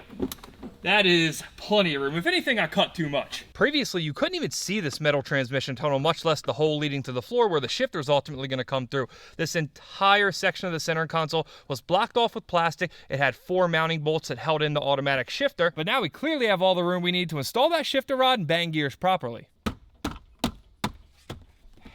I think it's about that time, Fernando. Well, it does work. Of course, we can't let you guys listen to it because we'll get copyrighted, but you have to take our word for it. Now, it wouldn't be the Demon build if something didn't go wrong. The passenger speaker, for whatever reason, isn't working, but we'll take care of that later. We have much bigger things to deal with now. Before we throw the rest of the front end together, we have to take care of these headlights, and this is something that should be easy, but it's not going to turn out that way. We have some decisions to make. As far as the passenger side headlight goes, I know we're going to be good on this one. This is the original one out of the Demon. We've just cleaned it up really nice. Where we're going to run into issues is this big driver side graveyard of headlights over here. Fernando, do the honors and hit the headlight, please. And that is because this Demon headlight happens to have a Demon logo in it, which I did not realize until we powered it up last episode. Looks awesome. The problem is we definitely don't have a headlight to match it. I tried to see about buying just this rear projector assembly that bolts onto the headlight housing that projects that Demon logo. Unfortunately, you can't buy it separately just with the complete headlight, and that's back order with no ETA. So we're left trying to cobble together something out of these three headlights to make it work on the driver's side. There's not one single headlight here that we can just throw in the car and use as is. The first one, even if it weren't blown in half, this is a halogen headlight. It doesn't have the HID box on the side like this one does. It does, however, have that projector on the back, but I don't recall what car this headlight's out of, so I don't know what it's going to project. Guess this one's a regular Hellcat. A couple months ago, every bone in my body would have said that this was gimmicky. Maybe it's because I'm a Mopar guy now, but I kind of like it. I am curious to see if the projector on headlight number 2 here, which is off that purple red eye, is any different.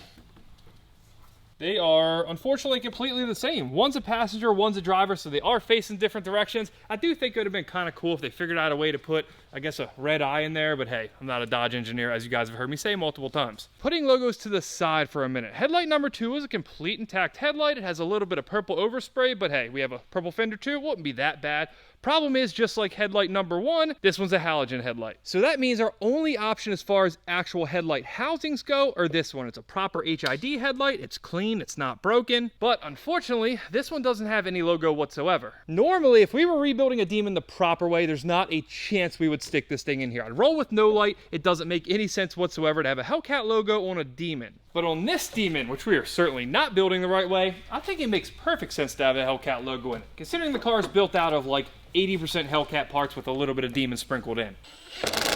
As if this car wasn't going to be confusing enough to people when they see it in public, I figure why not just give them one more reason to be confused. But hey, if the VIN says it's a Demon, we didn't swap chassis, it's a Demon. Fernando, the lights one more time, please. I mean, it's kind of cool. It's kind of cool having a Demon logo over there and a Hellcat logo over there. I think it represents this car perfectly if we're being honest. Now, just like the rear end, before we can finish up the front and throw our hood on for the first time, there's a lot of tedious stuff we have to knock out. So much, in fact, that we're not going to waste any more time talking about it.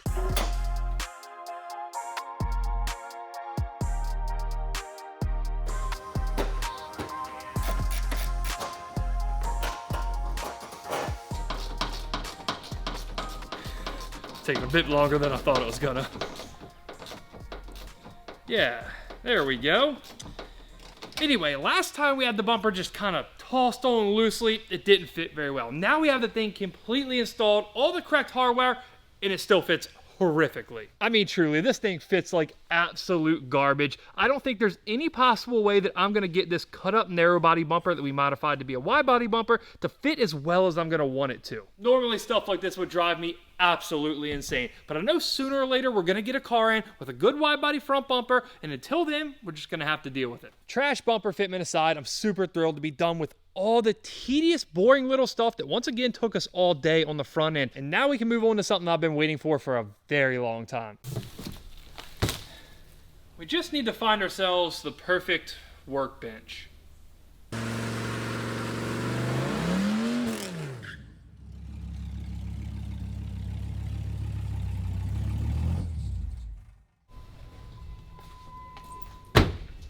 I don't think there's a better workbench I could have bought for just over $10,000.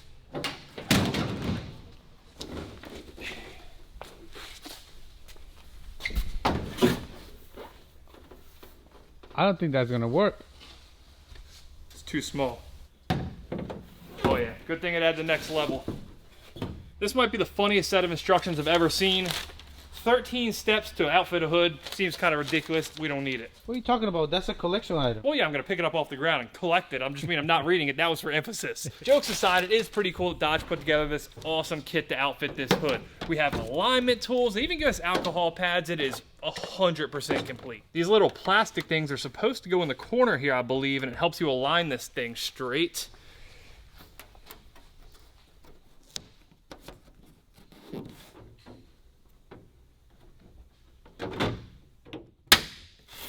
Next, there's 8 clips that go in the bottom of it. If I can find the hole. Yes, I found it. These clips are not easy to get, and I have a feeling that once we have these all in, they are not coming out.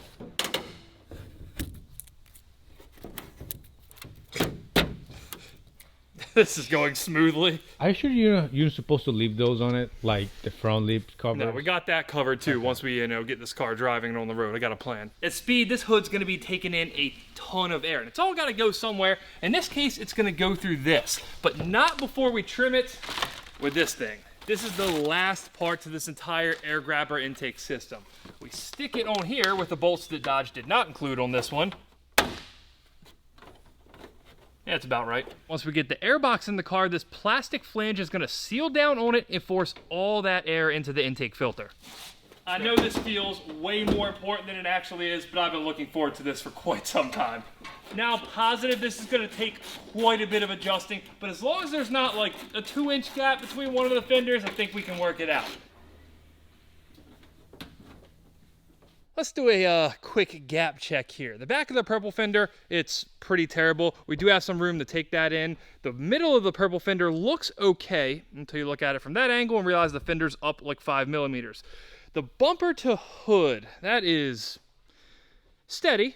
It's not bad, but I can fit an entire finger in there. The red fender, which of course is the original fender, is probably the better one. Judging by the hood to the fender alignment, as well as the hood to bumper alignment, I think we need to bring the whole thing that way and then play with the fenders quite a bit. We pulled the hood in every possible direction. We added a hood latch, which does typically help when you're trying to install a hood correctly. We even grabbed a pair of these spinny rubber things off a CTSV and threw them on to see if that helped. Ultimately, we were able to get the fenders locked down with relatively decent door gaps, and now we just needed to find a way to tighten the hood down without having to open it. And yep, this is the best we could come up with. But hey, it worked.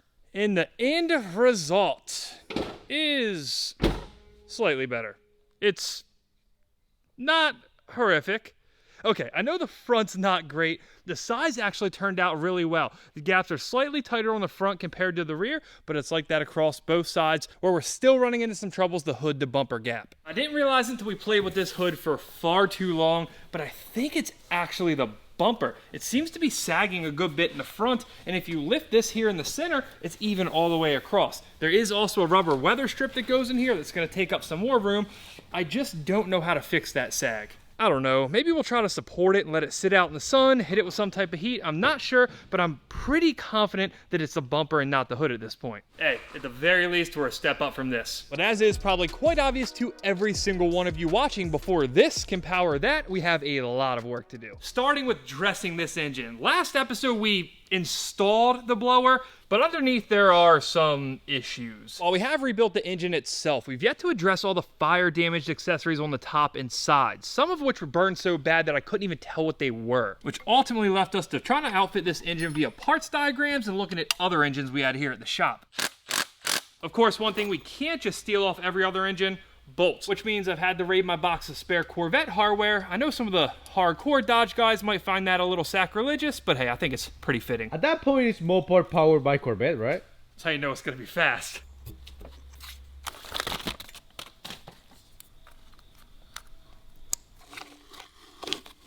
Look at that. There's just something about working on parts that look like this as opposed to what that's looked like for the past year that just hits a little bit different. We'll consider this our reward for spending all summer in a respirator shoveling burnt interior out of this thing. We're on to the fun part now. I did want to pull the lid just to make sure the inside of this blower was ready to go. I ordered a complete spare gasket kit for it, but it turns out when it was at Kong Performance getting ported, they did everything. They sent this thing back complete ready to go. Now I know what you're thinking. A torque wrench? Really? After we installed a subframe with a forklift last episode? And hey, I agree, it all feels a little too by the book to me, which is why we're about to install this throttle body with no gasket, Toyota sealant, and Chevy bolts. And yes, I do realize how that sounds, but it's for a good reason. When we had this blower ported, they took off such a significant portion of the mating surface where it seals to the throttle body. This is about how much material our blower snout used to have, and now we have less than half that. Because of that, we're not going to be able to run a gasket. So the fix for that, of course, is RTV. It's a trick I've used on my ZR1, and here we are again. As for why we're using Toyota RTV, well, it's simply the best RTV known to man. And I'm not going to hear any arguments about Honda Bond or any other RTVs. Toyota's the GOAT of RTVs. If you used it, you know, and I will argue about it in the comments. Oh, whoops. Next up on the to-do list, this water manifold that goes on the back of the Supercharger. And unfortunately, we are going to have to use a gasket. We're not going to be able to RTV this one. We already had these blue O-rings, which are part of the intercooler brick assembly. They ensure no water gets out. These O-rings make sure no boost gets out.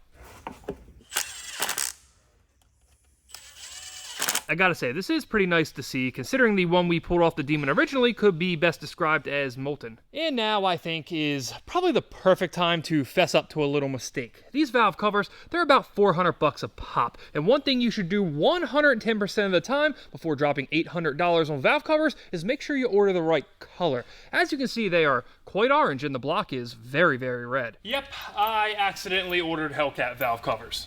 For those of you who are unaware, like I was, Hellcat blocks are orange, Demon blocks are red, with red valve covers to match. I tried to get over it, I tried to tell myself it didn't matter, but in the end they just looked so bad I couldn't do it. I decided to sell these and order another set. And yeah, I did once again order the wrong one, but this time it was intentional. Once I saw what this black Supercharger looked like on top of the engine, I couldn't help but think that we should order a set of black valve covers instead of the red ones and black out the entire top of the engine. Now I know, given the color coordination we've just done here, that this might seem a little odd. But the stock coil packs turned to literal dust, so I think an upgrade was in order. While Rip Superchargers makes these in orange to match the Hellcat valve covers, I suppose in our case they're going to match the intake gaskets in this microfiber. But hey, they have data to suggest that these are a slight upgrade over OEM, and given that they're not just an aesthetic mod like the valve covers, I can get down with a little mismatching. This is about what it'll look like, but let's not get ahead of ourselves. Because of the 3 systems required to start this car, we have spark, we definitely have air, but when it comes to fuel, we have absolutely none. So let's fix that. Starting with these guys, Injector Dynamics 1700cc injectors. And for those of you measuring, that's over twice the size of the stock Demon injectors, which are 700cc. We're going to be running E85 for fuel, so this is one area we definitely could not skip out on. We are, however, going to run a stock fuel rail. This will flow all the fuel we could ever need, but there is a chance we may have to change this down the road to a return style rail to get the car to run properly on a manual transmission. That is one more thing down in fuel. And now, before we move on to solving a problem that requires a bit of brain power, we get to run around this pallet and install all of these parts. Well, except the rods. We're going to be giving more of those away later. So yeah, there's going to be more rod jokes. Probably a few shaft jokes. Might even throw in a dick.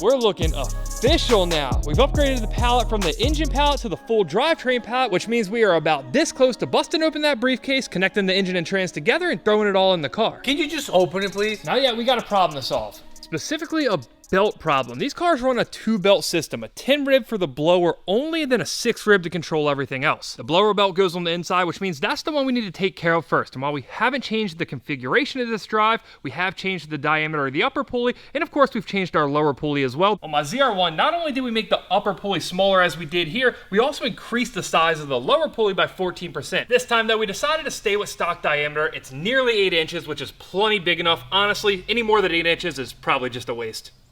Due to the fact that we only slightly decreased the diameter of the upper pulley, I'm pretty hopeful that this stock belt's going to work for us.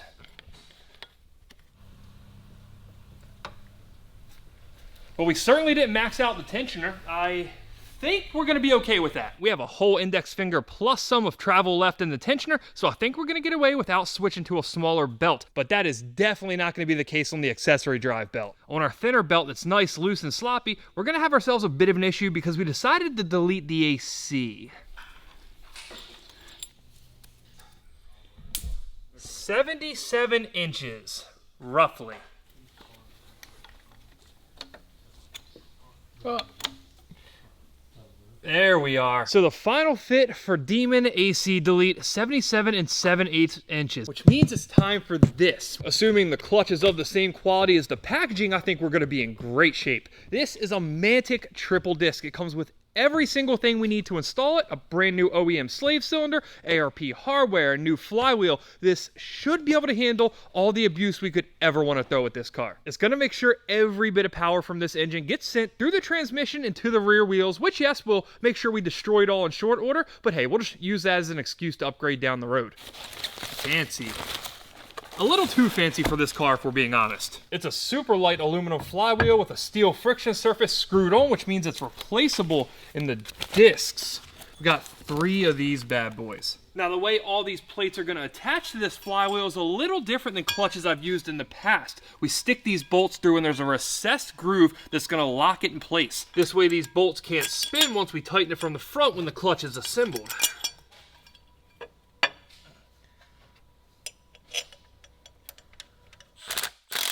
Now your job, Fernando, stick this on the crank, hold it steady. Steady enough. Don't let it fall over.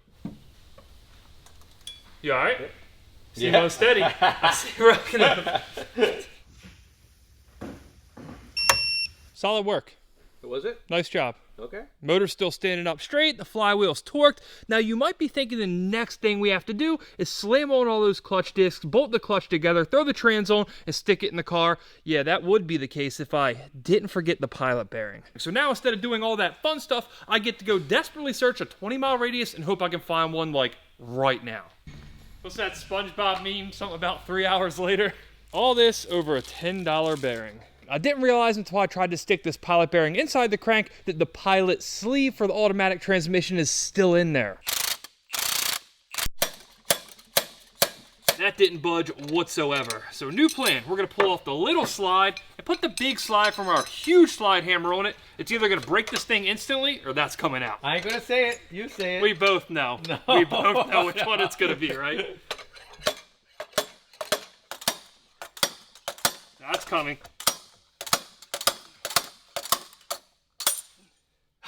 What about if the new one doesn't fit? Stop! It just dawned on me that this is very similar to what we're doing with the drivetrain in this car. This is our 1,000 horsepower engine. This is our transmission struggling for dear life. And now we can move on with what we started like 4 hours ago. We're in. One more part. And then the last part, the pressure plate.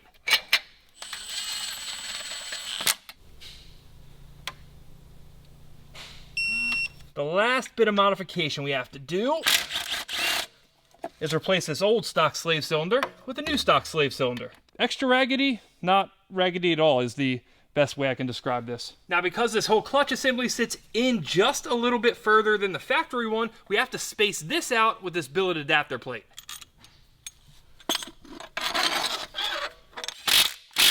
Absolutely perfect. We shouldn't have any issues whatsoever getting this trans on.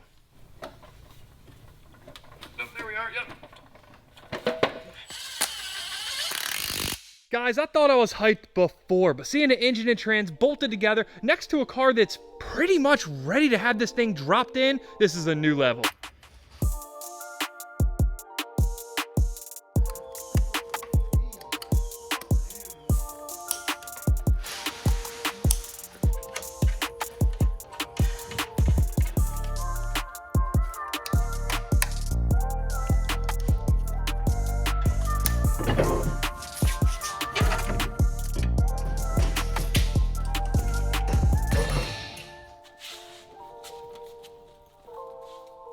Can you believe this is finally happening? Yeah, this has been taking too long. It feels like something should go wrong right about now.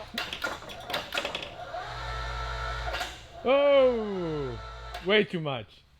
It's off the pallet. Now the last thing I have to do on the subframe, which I definitely should have done before the engine was hanging in the air behind us, pull these motor mounts.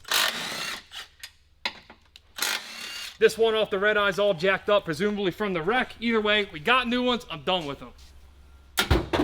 And if it seems like I'm rushing right now, that's because I'm just a little terrified that this engine's about to hit the ground.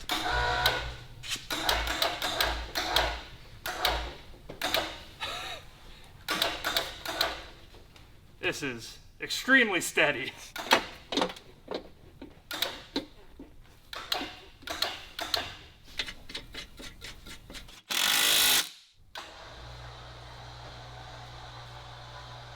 I don't know exactly what kind of milestone this is, but it's something. The engine's not on a pallet, it's not on a stand. And it doesn't have any damage. Also, a very, very valid point. Now that we got our engine onto our subframe and I've breathed at least a minor sigh of relief, we can go over some of the differences I found when I was dressing this thing. Given that we're changing the transmission and we've straight up deleted some of the other systems on the car, it's definitely not going to be a plug and play affair. Most of this stuff revolves around the wire harness. Certain wires like these that go to the AC compressor, we're just going to leave unplugged. Other ones like this, I don't have a clue what it goes to, but we'll figure out later once we get it in the car. And then some wires like these that go to the transmission are just completely wrong. On the 8-speed automatic that came out of this car, there was one plug and one plug only. It was internally controlled. It had a transmission control module. I guess technically in the manual transmission, I'm the transmission control module, but this trans has like 3 plugs and this doesn't plug into any of them. This 6-speed manual transmission is called a TR6060, and the center section, which is the important part, is the same as pretty much every other TR6060 that came in, say, a Camaro or Corvette. The tail section is different, the bell housing is different, but the sensors are the same. This 2-pin connector on the side, I believe, is the vehicle speed sensor. I think this is reverse lockout, and this is either gear shift position or skip shift. Luckily, I think that's all stuff we can take care of later. This wire is long enough that it's going to hang down, and we can do whatever hacking we need to do on it while it's in the car. The same goes for pretty much everything else. Any wire that's unaccounted for or broken and unused, we can take care of once it's in the car, which means there's only one last thing we have to do before we stick it in. And of course, I'm talking about installing our fancy new headers. These guys are the 2-inch stainless works long tubes, and they're designed specifically for the Challenger, so they should be a direct bolt-on affair. And the one thing we're not gonna do today is make the same mistake twice. On my ZR1 build, I installed headers onto my brand new aluminum cylinder heads with stainless steel bolts. I, of course, promptly broke one because unbeknownst to me at the time, you need to lube them. It was an absolute disaster. I spent an entire night drilling it out, but believe it or not, once in a while, I do learn from my mistakes. That feels much better than the Chevy. These things fit awesome, they look great. The only little bit of modification we had to do is cut the dipstick tube just a little bit to clear whatever that pipe is. Compared to our stock headers, the location of the O2 sensors changed pretty significantly. It moved back quite a bit. Because of that, the factory O2 sensors wouldn't reach the bungs, but Stainless Works included an O2 sensor extension harness that we were able to plug in, making it a non-issue. So I guess it's about time. Are you ready for it? I'm ready. 100%? Are you ready? Yeah.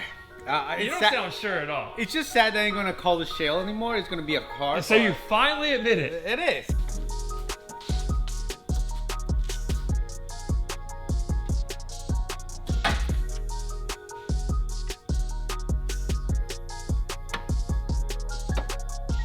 For as big and wide as these engines are, it's sliding in way too easy. I fully expected there to be some kind of an issue, but there's really just not. Go ahead and send it down some more.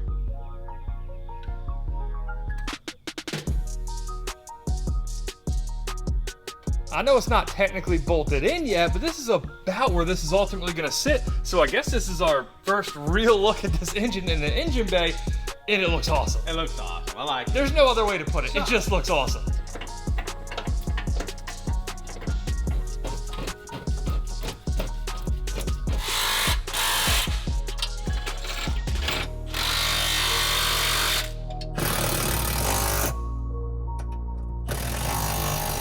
Subframe's bolted down, so by the book, the engine's installed. This is a great success, I suppose. But we still have to finish up mounting the transmission, so before we celebrate, we gotta gingerly put it in the air, hope the trans doesn't fall out of it, and then we can admire our work. Well, at least it's not gonna fall off the lift, that's a plus. Guys, I think it's official. Not only did we just bolt a manual trans into a Demon for the very first time, but considering what the last transmission looked like,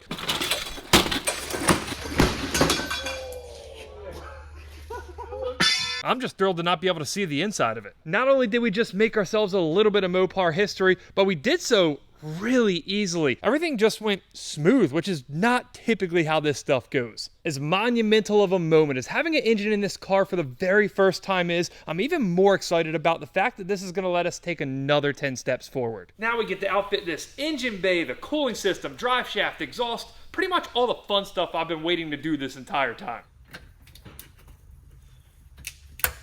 Okay, so bleeding brakes isn't exactly fun, but hey, we had to do it. Hey, hit the brakes.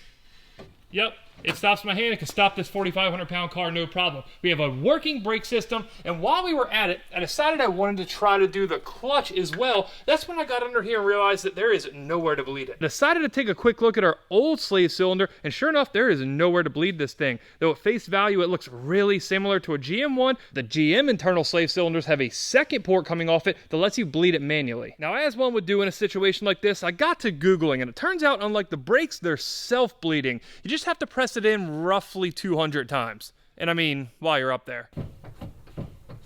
612, 613, 614. You good? No. Fernando tired himself out, stepping in. Yeah, that'll do it. She feels good. I think more impressively than the fact that that all went super smooth is how light that Mantic triple is. It feels like a stock clutch. Working clutch system, working brake system, engine and trans in the car. Say it. It's official car. It's a car. Louder. Say it louder. Well, so they can all hear don't you, make Fernando. pressure on me. They gotta crank first, you know? It's not. Get a crank, get a start. You already said it. Just say it again. It's a car. After hearing that, half of me thinks we can just call this project a win right now, push it outside, move on to the next. But I suppose just for shits and giggles, we'll go ahead and get it running. As much as I want to outfit this engine bay right now and see what the end product's going to look like, all that stuff's pretty easy. So I think we'll start on the bottom with the exhaust and a drive shaft that needs just a little bit of love. The carrier bearing's absolutely shot, so order this thing. It's an aftermarket solution for busted up carrier bearings. Unfortunately, Dodge will not sell you a new carrier bearing. So if yours is busted up, that means you have to spend $900 on a new drive shaft or $180 on an aftermarket replacement.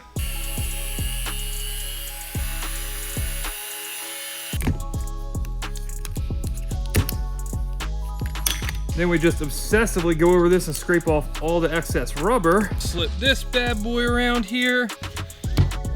Oh yeah, a little bit of the blue stuff.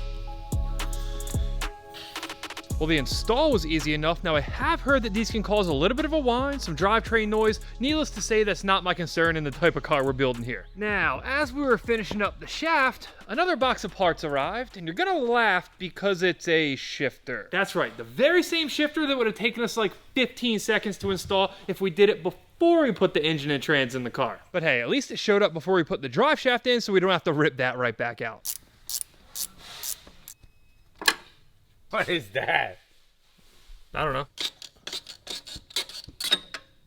We all know that looks aren't everything, but I'm pretty confident just based off looks that this is going to be a significant upgrade. Not only that, this thing's all loose and flopping around. This is nice and tight. So now you're gonna be like 0.5 seconds faster.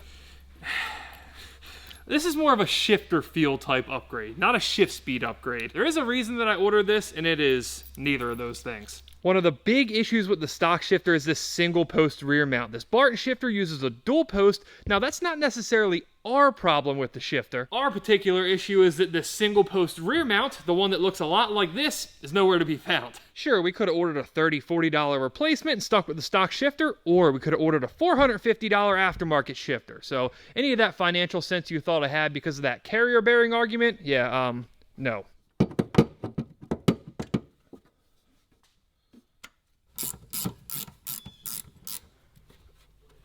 There's our transmission tunnel seal, somewhat pressed in place. And now for quite possibly the most important part we've installed to date. It's not officially a manual Demon, unless it has a manual shifter. Ready, Fernando? Yeah.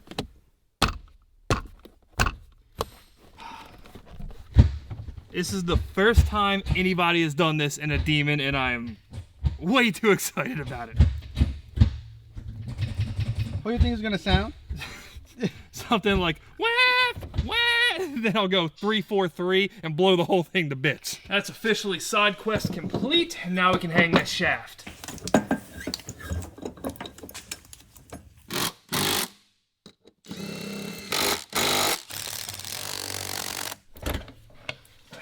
Gotta love me a manual transmission. It's stuck in gear, just hit it with a pry bar. The drive shaft, it's done, it feels good, so we can check that off the list and get wrestling that exhaust. This is far and away the biggest exhaust I've ever installed. This might be the first one that's a 3-person job. Now, if there's one thing I truly hate on this earth, it's slip joint exhaust.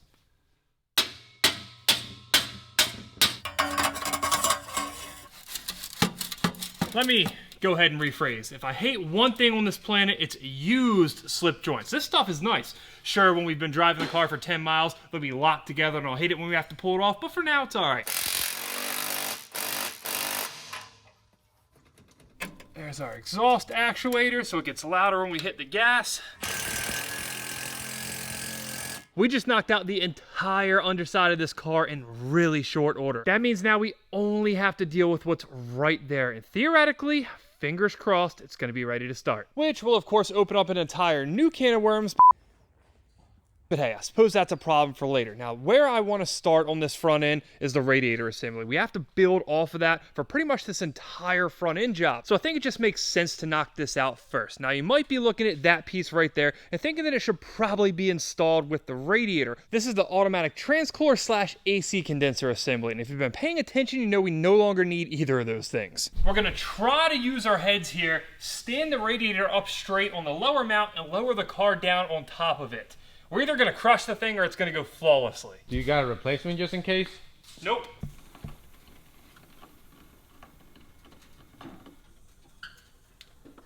It might not be the most comfortable, but we're in. What's that old saying about it not being dumb if it works? I don't think it's like that. No, it goes exactly like that. It ain't dumb if it works. That's the literal saying. Like I said, ain't dumb if it works. Upper mount's done. Now, before we get to plumbing this, I want to finish the heat exchanger system, the system that cools the supercharger. This cooler you can see in the front is the main heat exchanger. Typically on a Red Eye or a Demon, cars that use that AC-assisted heat exchanger system, that would be the only heat exchanger. Being that we got rid of the AC, that means we're getting rid of this giant, messy AC-assisted intercooler system and all the lines that go with it. Considering we're getting rid of that, just until we can run our icebox system a little bit later down the road, we're going to use a trick that they used on the older Hellcats that didn't come with that AC intercooler system and add a second cooler. The pump itself is going to mount to this bracket, and as for the cooler assembly, I haven't quite figured that out.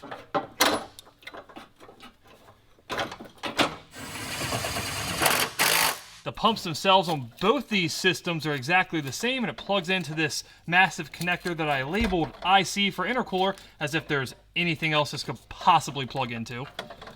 I'm not sure I understand. Well, it's not that hard, to be honest, Siri.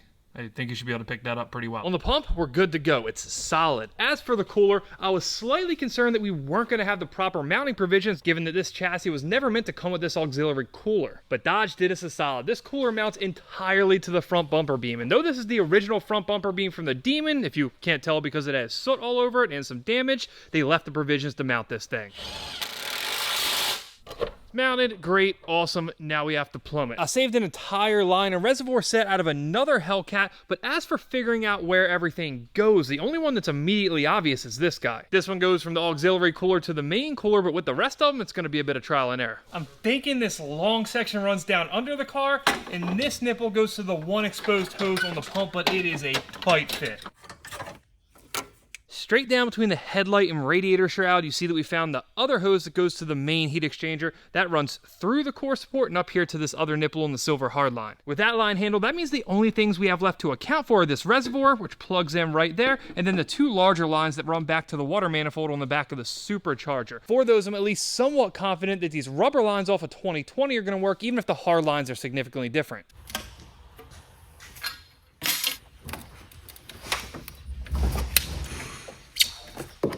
The heat exchanger cooling system is far and away the most complex cooler we're going to install in this car, but it's definitely not the most important. Of course, I'm talking about the engine oil cooler. So simple, yet so important. This one only has two lines. They plug in right to the oil filter housing, and fortunately, we have one that's in pretty decent shape out of a Hellcat. Funny enough, this is the original one out of the Demon. While I did get a tire thrown into it and the upper mounts ripped off, it wasn't leaking, so maybe this is good for something, but to be on the safe side, instead of trying to repair this one, we're just going to use the clean, fresh fresh one. This is the bracket for it that's off yet another car that should mount just like that. Now we should be able to hang this like so. Well, not quite as easy as I thought, but there we are. We did it anyway. Unlike the heat exchanger line routing where we had to do a little guessing, there is pretty much no mystery where these things go. If I can get it in. There we go. That does it for all three of the coolers on the front of this car, and somewhat like the exhaust did yesterday, this just went way too easy. Sure, it may have taken till episode 8 before things started going smooth for us, but hey, I guess we can't complain. And with that done, it's almost a surreal feeling, but we are this close to starting this thing.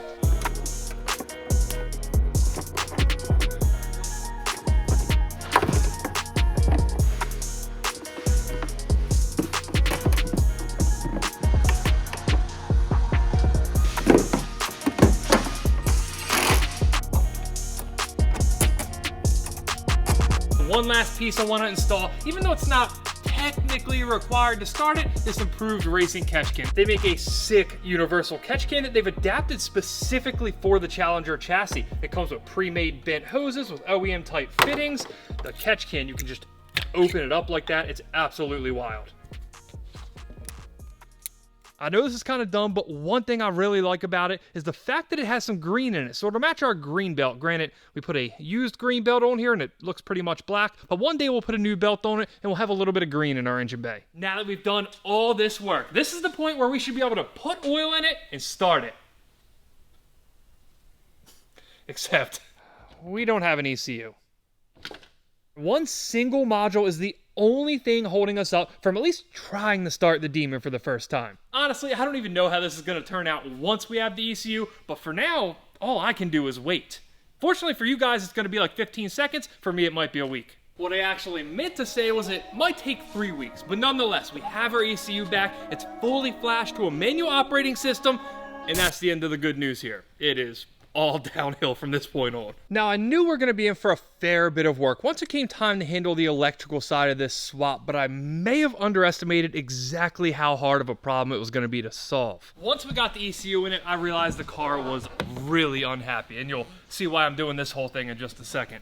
When you try to start it or even power it up, it gives you that warning. The service transmission, it's thinking that it still has an automatic and that it's stuck in gear. Hey, no problem, right? Let's just stick an automatic shifter back in it, put it in park, and then it'll think it's in park, right? Yeah, I guess putting a shifter in it with no automatic transmission probably won't work out. So naturally, the next thing on the agenda was to take that red-eye transmission, which I did luckily still have laying around, stick it under the car and plug it in. At this point, every single part from the red eye that needs to be connected to this chassis to have it theoretically start is connected, and it's just not working. It looks like the reason for that is that the body is automatic and the ECU is manual. Quite ironically, if we had not flashed this ECU and just left it alone as an automatic, we would have been able to temporarily start this car. There would have been nothing preventing it from firing, though we would have to flash it to manual at some point, so that start would have been really for nothing more than show. So now we need to trick the chassis of this car into thinking it's a manual. I was naively optimistic that it was just going to be pinning some connectors at the transmission, maybe the ECU, and we'd fire it up and drive ourselves right out of the shop.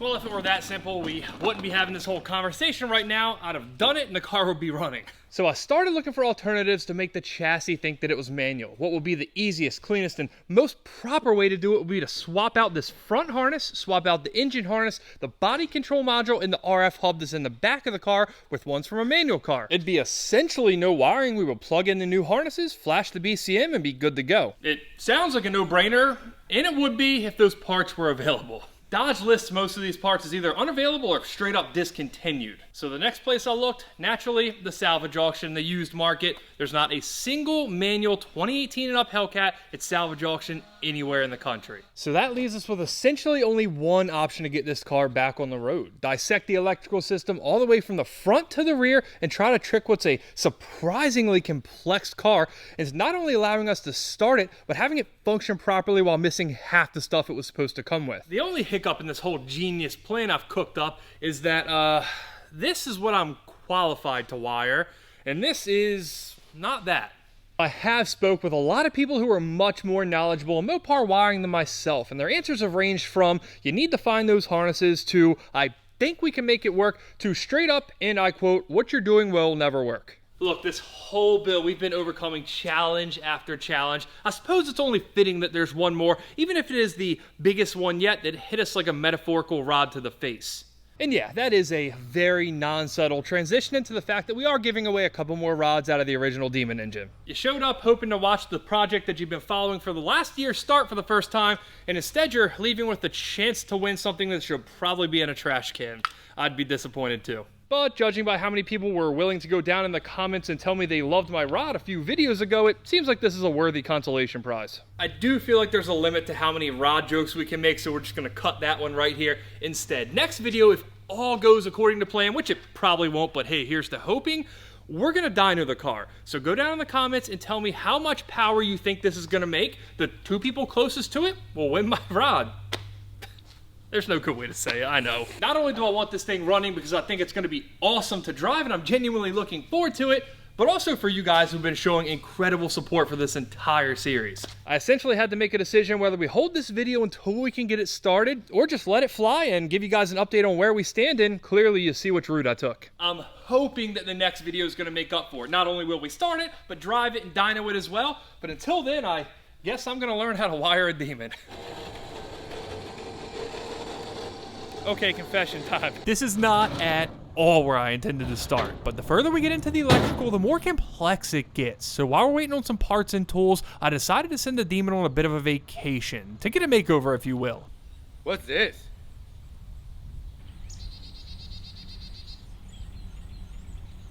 We've used parts off so many different Hellcats during the rebuild of this Demon, and part of me really likes the multicolor look that in some weird way pays homage to that. But now that the car is complete, it kind of feels like we took the easy way out and it just looks unfinished. So today I decided to bring it up here to Top Coat Garage to get the roof, the driver's side, and the front bumper of the car painted in the original red. I am, however, going to keep the fire damage panels on the passenger side exactly as they are. That way it still looks like a cohesive build, but there's enough patina, if you will, that we don't forget where we came from.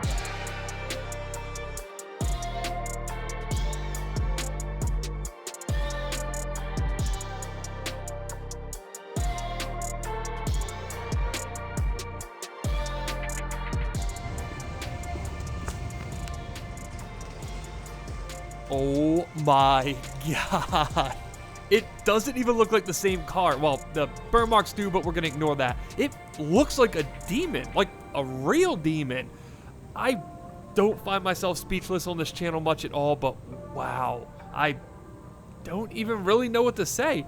To see where this car came from, to see what it looked like not that long ago, and to see it look like this, I think we nailed the decision to paint it. Let me know what you guys think, but to walk in the front door and see that, it just looks so tough. Leaving the passenger side burnt gives us just the right amount of rattiness, but painting the rest makes it look like it's not just some pile of trash we hacked together, even though that's exactly what we did. Over the past couple weeks, I have been just a little frustrated with the Demon because of all the electrical issues, but I gotta admit, seeing it like this, running or not, it just feels awesome. Brand new car, I'm telling you.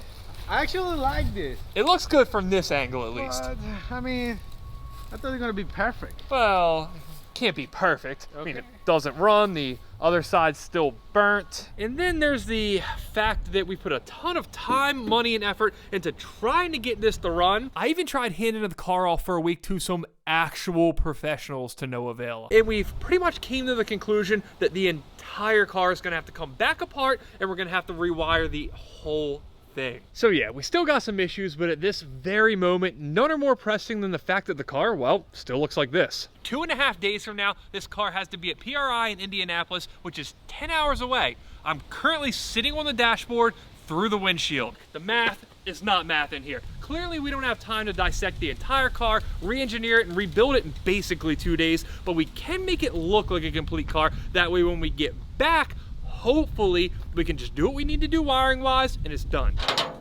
Oh, and the glass guys are gonna be here in 3 minutes, so I guess the metaphorical clock starts now.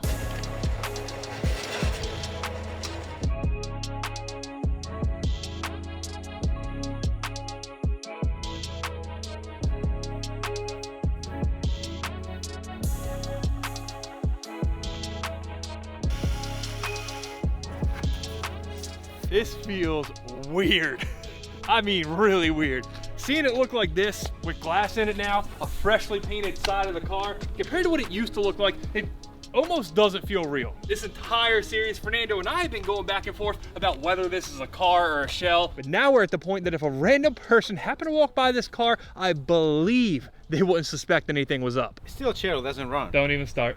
Don't start. Look, all I know is about 6 months ago, if a normal everyday person walked past this car, they'd have been terrified. Now, there are a few things we have to do before we load it on the trailer and get on the road. Stuff like the trim, that's all missing. We have to find that and stick that on. We have to do the side skirt. There is just one more thing that's not quite as straightforward as trim or side skirts. This right here, the fact that it goes from rusted metal to fresh new paint just like that, it doesn't really work for me. It rubs me the wrong way. Now, I suppose a wise person would maybe feather some of the red paint down here, make it look like it didn't burn all the way up and we just slapped a new roof on it, then it would look a lot more cohesive. I think what we're gonna do here is instead of feathering the paint onto the A-pillar, we're gonna feather the patina onto the roof. Do you really need all the safety stuff? Oh, you can never be too safe.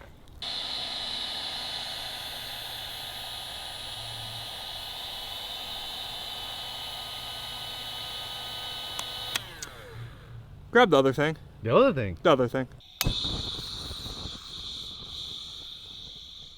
Now, hear me out, guys. I realize that at first glance this seems like cause for concern, but I have used this once or twice. It should be fine.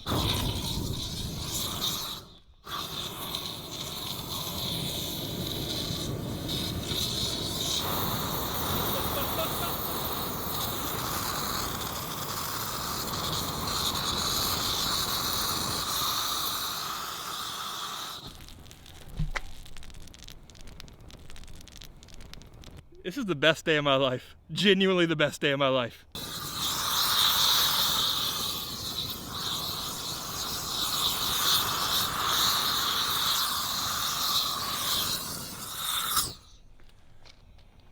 So what we can take away from this, at least so far, this paint's really tough.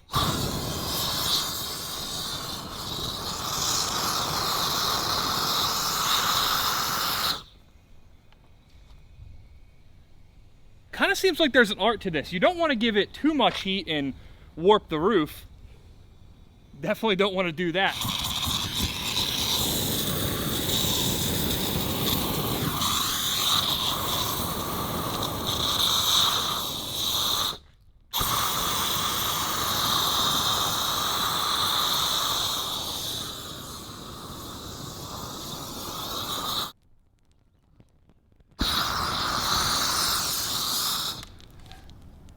You know what I just realized? Uh-huh.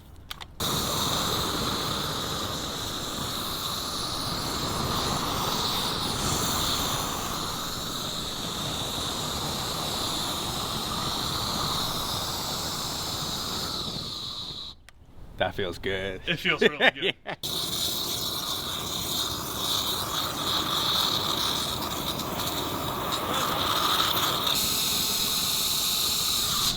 The bacon grease is on fire. It's well done, right? Like I said, the best day of my life. I'm sure everything is fine here. This is quite fun, and I mean quite fun. But it's requiring a lot of heat and a lot of time on the metal to do anything to the paint. So I think we have to bust out something hotter, though not nearly as impressive.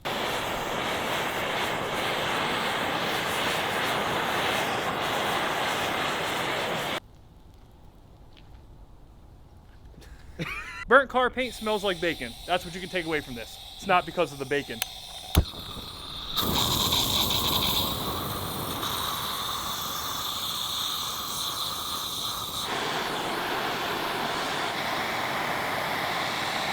I think it's a little late to be detailing. It's definitely grease. All right, so we got grease running down the roof moldings. Otherwise, I think this came out pretty good. I didn't want to go too crazy with it and absolutely torch the thing. I did want to patina the pillar just a little bit. That was the black primer part where they pulled a massive dent out where it was buckled from the first time it caught on fire, which I guess we can say now.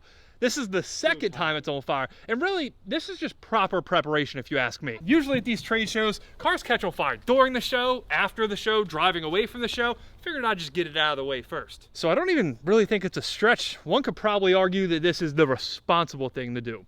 This stupidity that you've just watched for the last, I don't know, however long, this was a good idea. It's in a control area. Controlled area, yes, exactly. Good way to put it. Makes it sound a lot safer than it actually was. I asked for a fire extinguisher. I guess I didn't technically specify that it was full. Yeah. Next time though. You have to specify. That was an oversight. But to be fair, we did have the half-gallon container where we defrosted the bacon, so if things really went south, we'd have probably been fine. That's all the things I expected to walk out into the shop to. Really? You realize what we did to this car yesterday, right? Yeah, but it was on the bad side. You lit it on fire. But it was the bad side. You cooked bacon on the roof. It was the bad side. Today's the day. We got to trim this thing out. We have to get it somewhat presentable, PRI presentable, if you will, as laughable as that sounds. I think we can do it.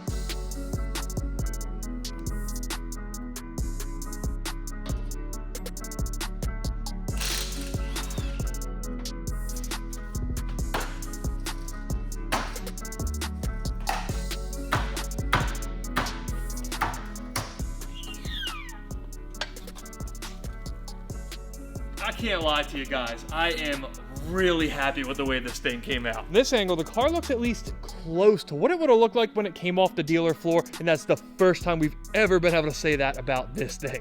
Presentable, sure. Respectable, I don't know, that's kind of debatable, but at least we took care of things like that melted off side skirt. Well, let me clarify. On this side we did. Over here on the burnt side, I just decided to leave it as is. I figured if the side of the car is going to be burnt, why not leave the side skirt burnt to match? I personally think it looks kind of cool. I did realize when we first painted it that it just looks naked here. It's something about putting a factory badge on this car, it just doesn't sit well with me. Don't get me wrong, I love the Demon logo. It's tough, but for this particular Demon, I figured this was more its style. I decided to try my hand at 3D printing for the first time, spent all of 30 seconds designing this thing, and somehow it came out awesome. The one thing I do want to do to it is try to get rid of these 3D printing lines, and I read you can do it with a lighter. This is just a giant lighter, so it should work.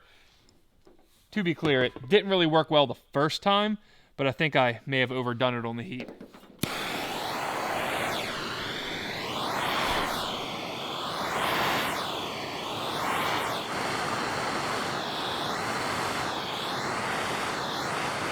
That's definitely Pikachu.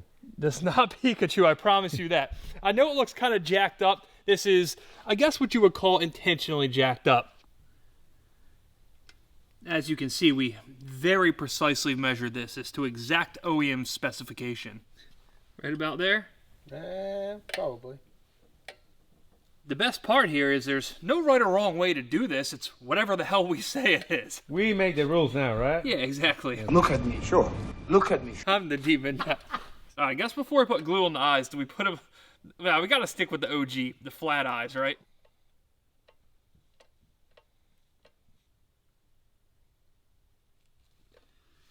Man, look at that. I wouldn't say it looks good.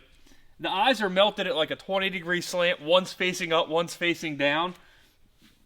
But I mean, it does look kind of sick. I don't think there's a single part of this car that I've put together that I've stressed about as much as this. I don't know why. It makes no sense whatsoever, but I'm digging it. Apparently some of you guys were too, because when I posted a teaser about this in the community tab, a few of you, for God knows what reason, said that you kind of want one of these. So I'm going to 3D print a couple more. I'll throw them up on LeasyParts.com and I'll put a link in the description. And just saying that, I feel like this is the point where we're actual YouTubers. We're trying to peddle people cheap, gimmicky junk. I don't know what's next in the YouTube merch landscape. $70 t-shirts, win this Dodge Demon at $50,000 cash. One thing I do know though, is we have like a 9-hour drive to figure it out. Son of a bitch.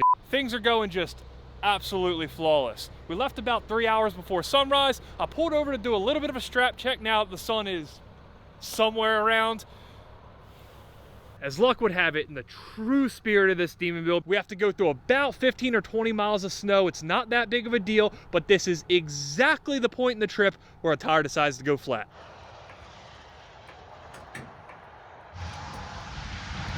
Hey, let's look at the bright side here. The snow's lightening up a little bit. We gotta stay optimistic.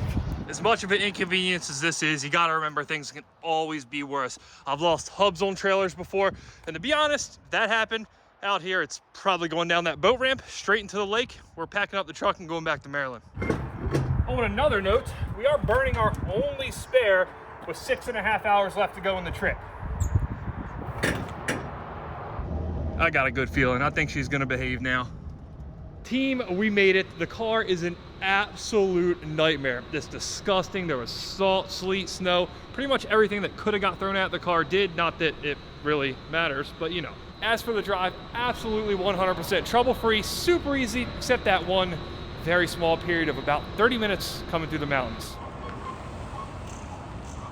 And now we've reached the PRI weekend portion of the video, which will be crudely voiced over because of the very loud and most certainly copyrighted music blaring in the background. Big thank you to the guys at Mantic Clutch USA. Their invite's probably the only reason we're able to bring this multicolored bacon grease cover piece of junk into the show. And no, that is not an exaggeration. I legitimately forgot to clean the bacon grease off the roof. Oh, and here's my new Supercharger badge. It was not drawn by a 3-year-old. Jokes aside, it was awesome to meet so many of you guys, and it was a true honor to have the Demon in here sharing the floor with some legendary race cars.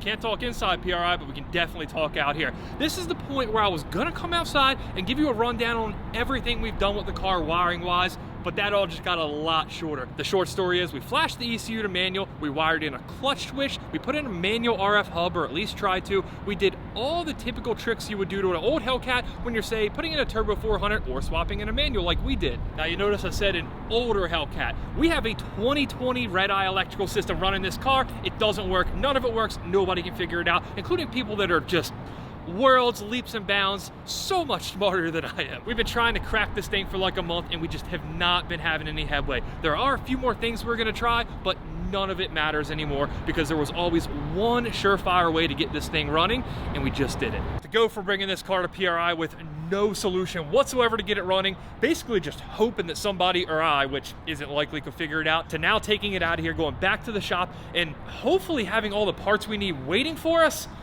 What a difference a couple days make. That one Fernando horsepower. One Fernando power. Come on, Mosh, go. This is all fine and dandy down here, but I think we're gonna need a little extra muscle getting up the ramp.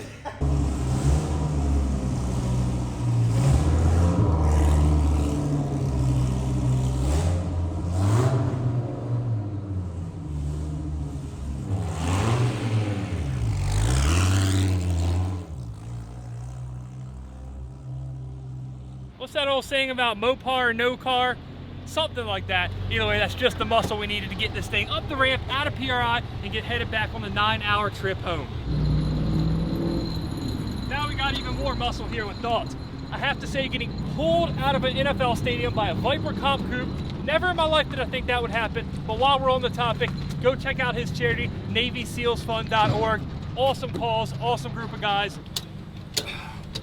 Well, I think that's about gonna do it. PRI 2023 in the books. Big thank you to Mantic Clutch for inviting us out here. I know we didn't film a lot, but we got a ton of awesome connections for future projects. And I suppose now it's time to make the 9-hour trek home, which hopefully goes a little better than the ride here. Tear this thing, get working on it. We'll leave it there. This is the 2018 Dodge Demon I've been rebuilding for over a year that still doesn't run. And this is the perfectly good Hellcat I'm about to rip the electrical system out of and force it to run. Trust me, I know it sounds f***ing insane. It's not insane, it's perfectly normal. Less than a week ago, I bought this stolen Hellcat from the salvage auction and rebuilt it in half a day for a couple $100 in parts. As wrong as it feels to take apart a car that's this nice, it holds some parts that are absolutely unobtainable. Harnesses specific to the ultra rare combination of electric power steering and a manual transmission. You can't buy them new, you can't find them used, and the brightest people in the Mopar game couldn't find a workaround, so here we are.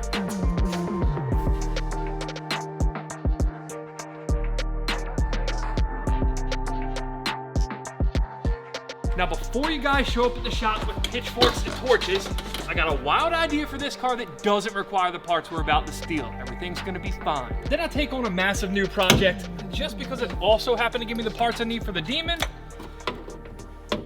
I'm not gonna answer that question, you guys already know.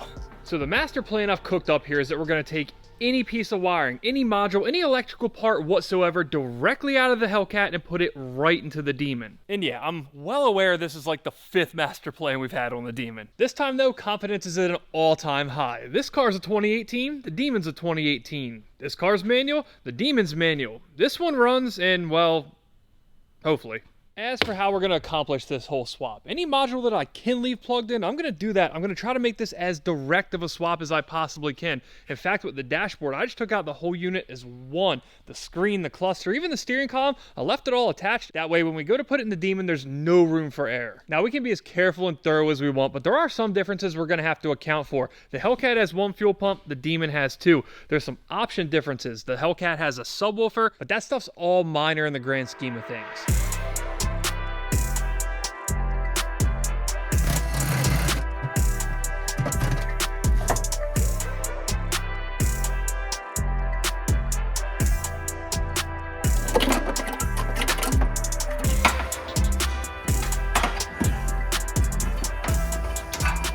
So the electrical systems on these cars are made up of 4 main harnesses. You have the dash harness, which we've already pulled. You have the rear chassis harness, which goes all the way from the rear bumper, which is why we're pulling it off, to the HVAC system, all the way up to the firewall. Then there's the front harness, and then there's the engine harness. I think the best course of action here is going to be to get all the wiring out. We'll lay it out, we'll get the car pushed out of the way, then we can try to slide it all in the Demon.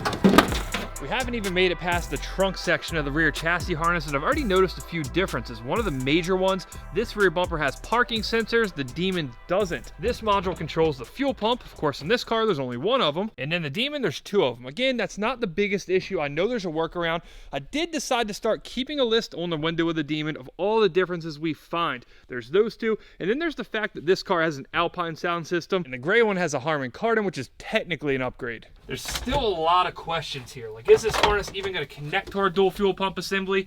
I have a sneaking suspicion that that list on the window is about to get really long.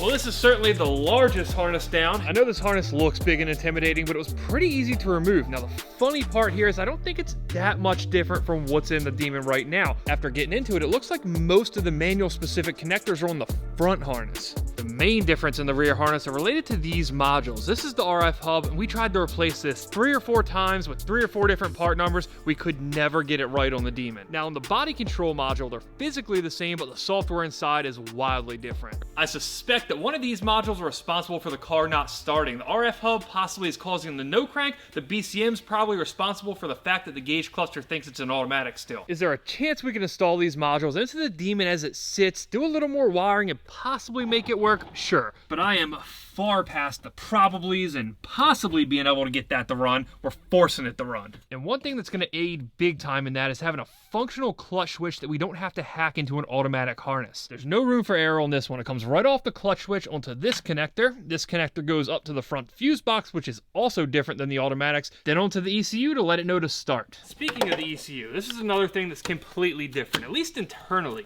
Now, we did flash the red-eye ECU to manual firmware.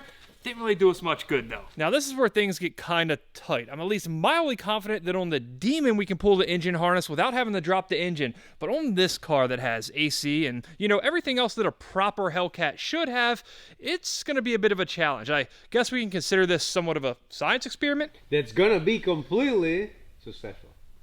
Wow, okay, being positive for once.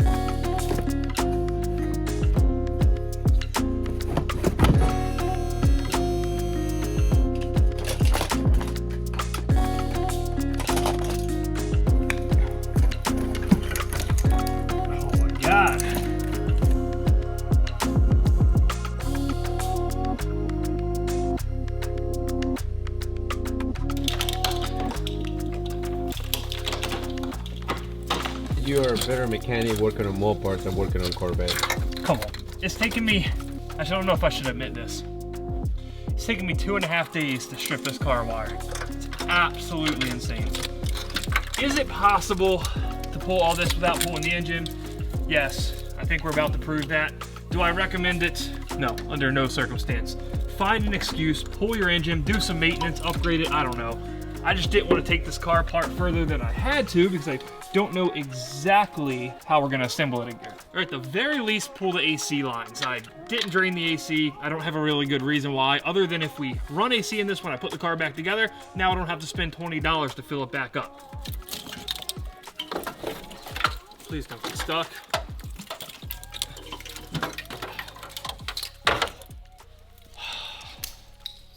Well, we did it. And what's our reward for finishing up the job? Doing it all again. I'm really hoping that at least the disassembly side of the Demon goes a little quicker. I don't have a perfect process, but we're gonna go with the dashboard first, then we'll do the rear harness, then we'll do the same thing we did on the gray car, front harness and engine harness. And hey, I don't know if the whole thing's gonna go smoother, but when you pull the glove box off and that's your view instead of a massive HVAC unit, yeah, at least the dashboard, we're in for a decent time on that.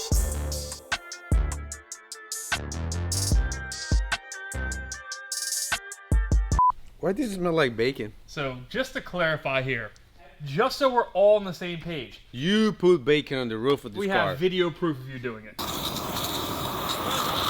Excuse? That was your idea! In its previous liquid form, bacon grease managed to work its way to the inside of the car. To be fair, it wasn't my idea so much as I said, you know what would be funny?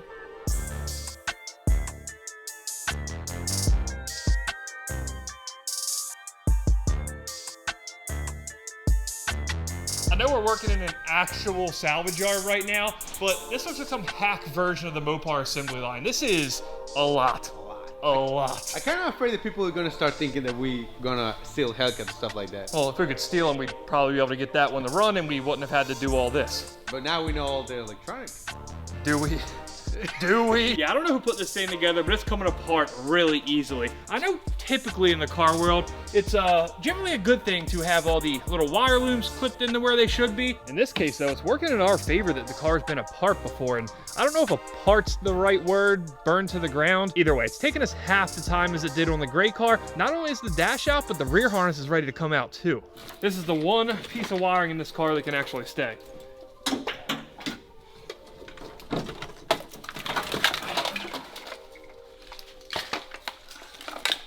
The giant pile on the floor continues to grow.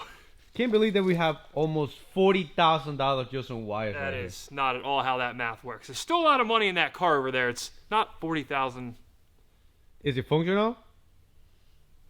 It might be $40,000 in cables. Either way, now that we got it out, the harnesses aren't super different visually. It's once you start looking at the modules, that's where you can see some changes. This is that RF hub, and this is the remote start module that we don't have on the manuals. The casing of the manual hub does physically have these two slots to plug something in there, but the internals are supposedly different along with the wiring going to it, which is why the shop that I tried to have assist on this ran these blue cables from all the way back here at the RF hub up to the clutch switch. Obviously it didn't work, but hey, it was worth a try. And then on the inside of the car, you can see the remnants of the relay setup they did to try to make the clutch switch work. Other than that stuff, the rest of the differences we found are completely package related. These are the Alpine speakers, and these are the Harman Kardon speakers that go in the same location, so we're definitely going to have to swap those. I don't know if they'd plug in.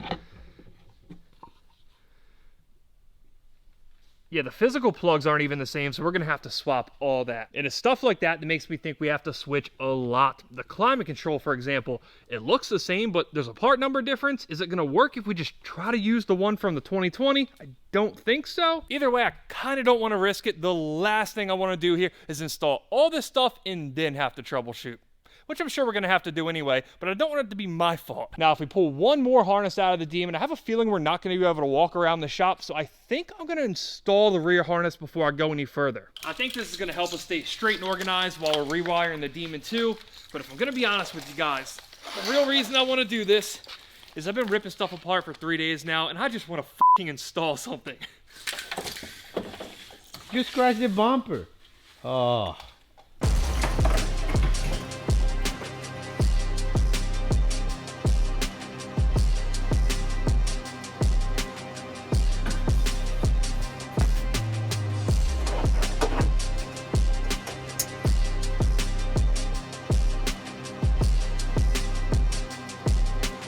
We can officially cross the rear harness off the list. Now, I didn't go and put every single wire tie in. I didn't install things like the speakers. I didn't want to go full tilt with it until we're sure it's gonna crank. Because if it doesn't crank, it's gonna get lit on fire again.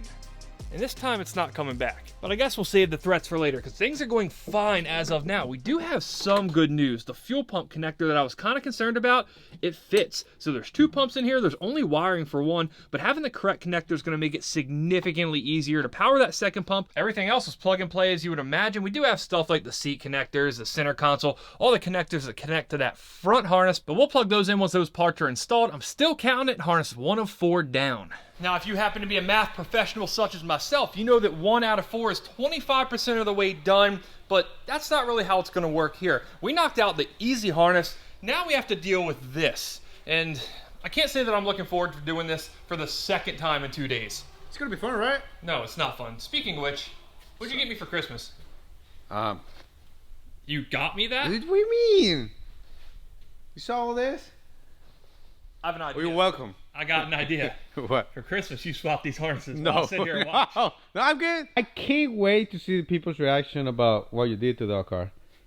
You're gonna be in trouble. By the record, it wasn't my idea. I tried to save it, so... Turns out for Christmas, he's throwing me under the bus. It's true. Anyway, about that time.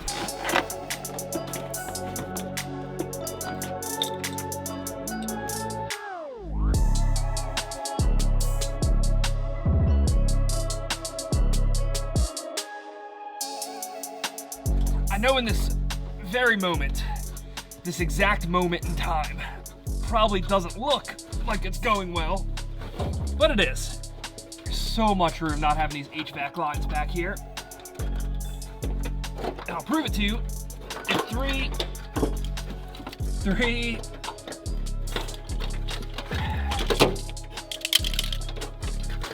2, 1, there.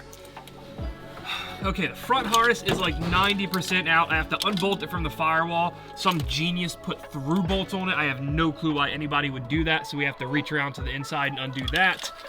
Other than that, I think we can rip it out. Why does it smell like gas here? So, even without the working harness, it did have fuel pressure. And if you're wondering how I know that, it's because when I disconnected the line, it visually showed me that it had fuel pressure. Visually showed me.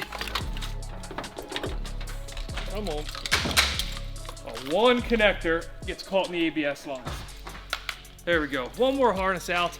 As for what's next, I guess we have to pull an engine harness. And again, as I learned on that car, it's probably the least fun. The part that really gets me about the engine harness is that it's only hard because of one single connector. Everything else, it's off. This took 30 minutes max, but the single luma wiring that has heat shrouding on it goes down behind the alternator to 2 connectors, one of which is the oil pressure sensor that you can't get to without pulling the alternator. There's a 0% chance I'm gonna be able to show you guys on the one in the car, so I'm gonna show you on one in the showroom. There's an idler pulley, there's our alternator, and there's our connector. The other sensor that comes off that loom is this one here. This one's easily accessible from the bottom when you're doing the alternator stuff anyway.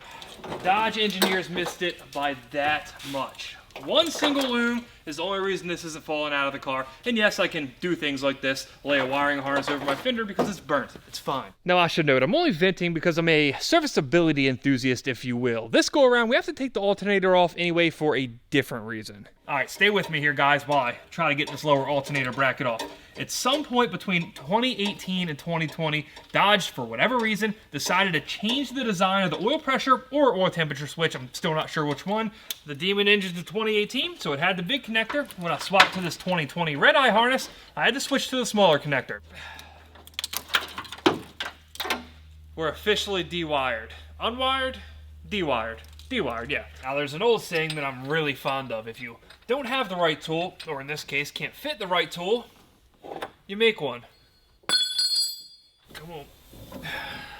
There we are. New style sensor, old style sensor. And I gotta admit, I was wrong about this. I thought it was gonna be a pain, but thanks to the sacrifice of this Craftsman wrench, it was actually pretty easy. The 2 engine harnesses are fairly similar. The automatic one has just this one big singular connector for the valve body on the transmission. But other than that, and that one oil pressure sensor connector, the only other difference is this. It's the connector for the inner chiller system that the red eye uses. The one on this particular harness, though, somebody broke.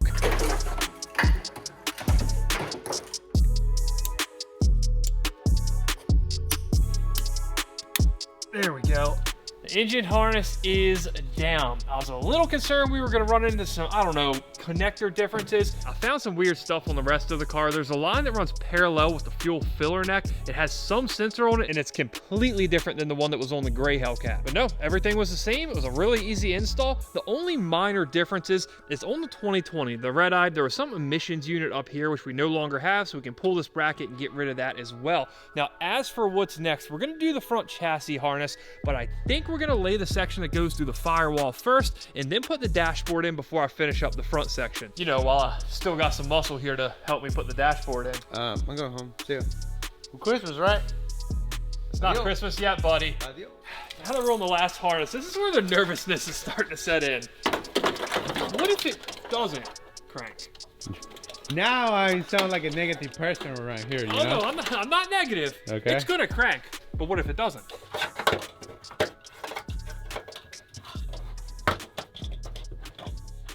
That firewall flexes a lot when you try to put a grommet through it. Can't imagine why. Now, I know earlier I was bragging about how nice it was to take a dashboard out in one piece like this. Well, there is a downside to this, and I'm sure you've already figured out what it is. Fortunately, we brought in some extra muscle. The strongest person in the shop, me, and then these two guys will help too.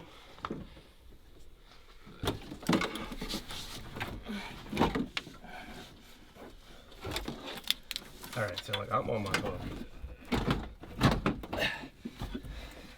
Steering column is just not through. Whoa! You all right? Yeah. That seems better. There you go. Oh man, you put the wrong dash. You know, I knew we didn't, but for a split second, just hearing those words. Now that the dash is in, we just gotta slap some wires together. We have to connect the dash harness to the rear harness and the front harness. We have to finish doing this harness, and we're pretty much at the finish line. Now, Fernando, you're not gonna be here when we crank this for the first time. Nah, you're gonna miss out. Yeah. What's your guess? Does it crank on the first try, or did we forget something? Do we have to troubleshoot? I'm going with the fact that we just start it, and it's good. Let's have some faith. It's gonna start. For Yes, once? yeah. Oh, we're screwed now. We are screwed. What's the verdict? Crank it first try or no? No, this thing's never gonna run again. Hold on. There's an important distinction there. It's definitely not going to be running, but we're just working on cranking. It might crank. It will crank. It's not gonna run. It will crank, and then next episode, it will probably run.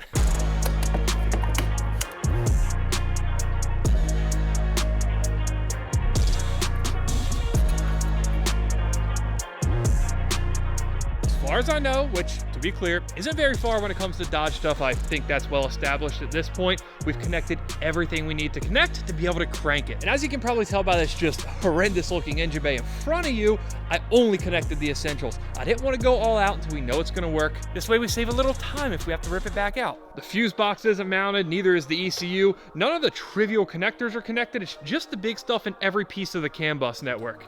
And it's pretty much the same deal with the interior. I didn't bother with unimportant stuff like little switches and, you know, seats, but I did do the center console. I don't know if that climate control unit's gonna cause a problem. Now, there's still 1,000 reasons why this might not work. Maybe one of the parts we didn't connect needs to be connected. Maybe one of the parts we didn't change, like say the ABS pump being from a different car, causes an issue. Or maybe we even try it for the first time without connecting power to the main fuse box. I don't know who would do that last one though.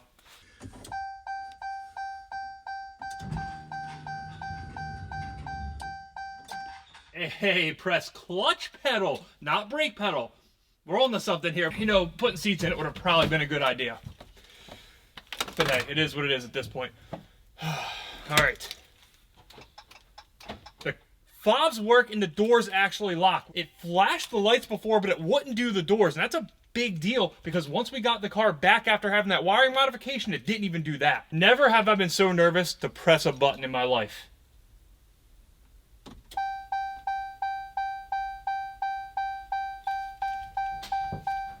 The gauge cluster's lit up like it should be. Did we just rip the Band-Aid off? Did we just do it? I mean, we have to, right? Clutch is in.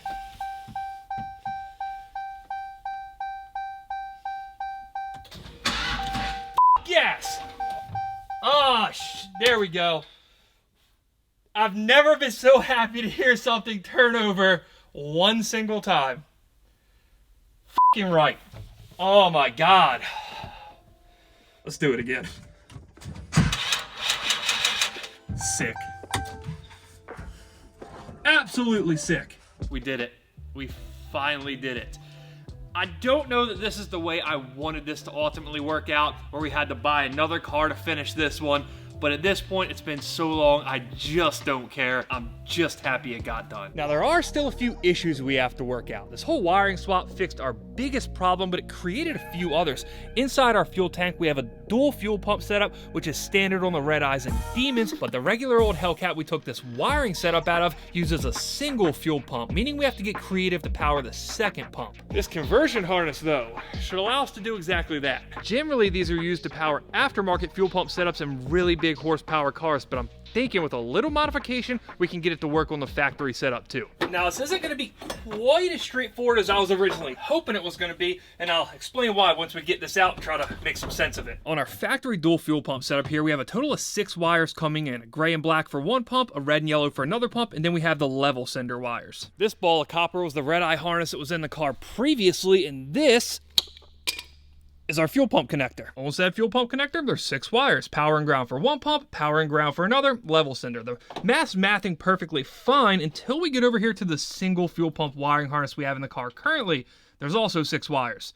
I don't understand why. Sure enough, if we key on ignition, both those pumps fire, and it really doesn't make any sense. What I at least think that means is if we were able to get proper voltage to all these wires, we should be able to run dual fuel pumps with a factory unmodified harness. But getting that proper voltage, I think that's where the whole problem comes in. This little black box in the trunk is the driver that controls the fuel pump, and on a single fuel pump car, we have one. I'm sure you see where this is going. On our Red Eye harness here, we've got a pair of them. I'm assuming that at idle, yeah, sure, maybe a single driver can power both fuel pumps, but when it's game time and we need a lot of fuel, we're gonna need 2 of these. So what this harness is gonna do, it's gonna take the signal that was going to this one fuel pump driver and duplicate it.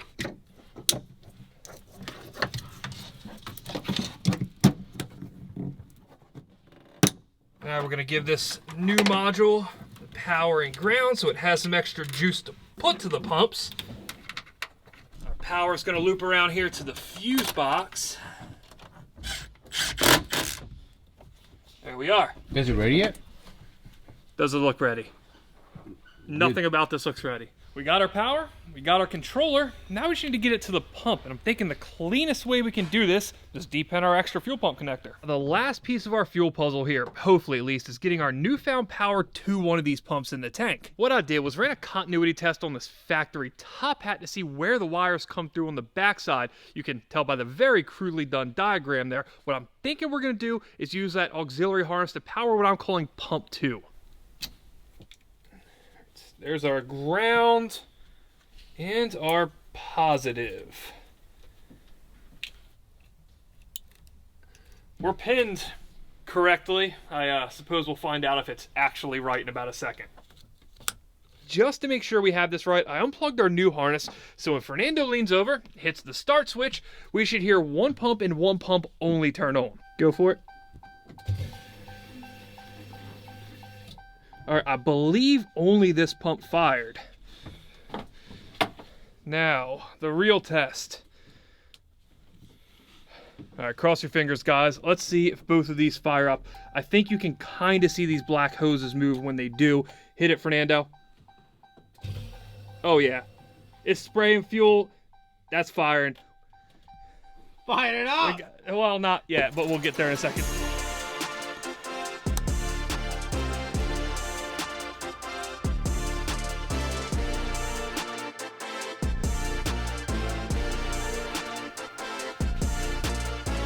Sure, you guys are probably wondering why coolant's coming out of a bucket, not a proper sealed container. Well, I've been spending a little bit of money lately. We gotta cut costs where we can. Like I said. I'm just crossing my fingers that everything goes smooth because this is finally the day. Finally. Yeah, the whole going smooth thing, that's another story. But the fact that we're gonna hit that button and for the first time something's expected to happen here, I don't even know what to say. I'm out of words for it. Let's just do it. This is wild. Wow, it's been over a year. All the trouble we've had with this car, it's finally time. Why am I so nervous? Like, at this point, what's the worst that could happen? It burns down again, we rebuild it again. I mean, okay. You want to count it down? 3, 2, 1.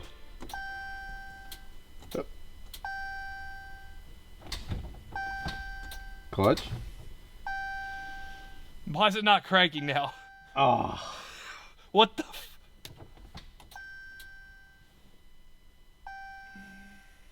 You can hear like a relay over there. Yeah, you can hear something. Hold on, it cranked not that long ago. Don't say that. This is not how this was supposed to go. Yeah, when I said I was nervous about this whole thing, it was because of what was going to happen when it starts. I did not think that this was a possibility. We haven't changed anything since it cranked. I mean nothing except this. So the only thing I can come up with at this present moment is that those 4 wires powering that one pump that I couldn't make sense of, the factory wiring diagrams, which don't make a ton of sense for the fuel pump, do list this as a reference and a reference return. It acts as a power and ground, though, to the pump, so I don't know. This is my best guess. If it's the only thing we changed, it's the only thing that can be wrong, right?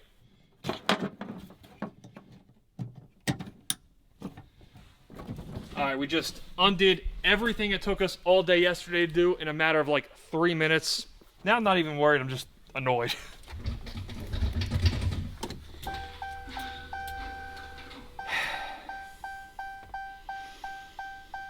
Well, it wasn't that. For lack of better terms here, we're basically trying to reset the ECU. I don't know if this is going to fix it, but it's possible from the battery having power dying, us messing around a little bit back there. Maybe something got screwed up. Maybe a fresh ECU right is exactly what it needs.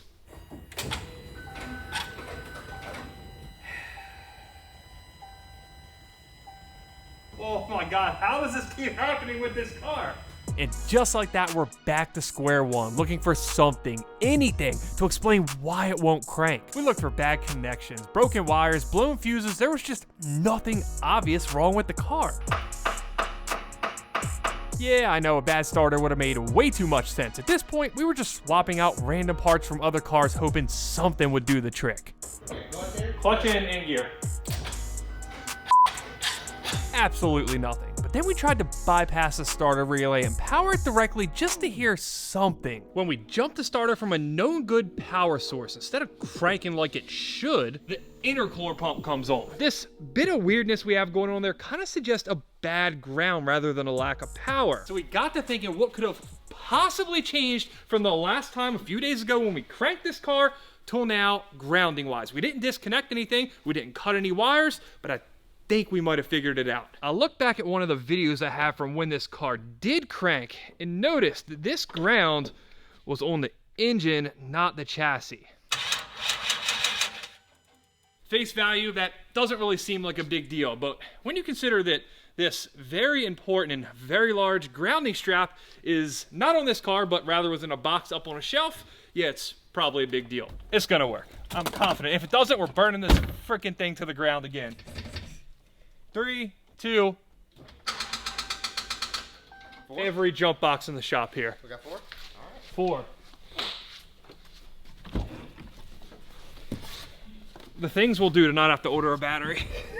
This is like the 9th time you guys have watched me hop in this thing saying it's gonna start, but it's really gonna start this time. F***ing right! Finally! Finally! Oh my God! Finally happened! Finally! All right, we should make sure nothing's wrong. Yeah, she's smoking a little bit, but look at the back. Holy hell!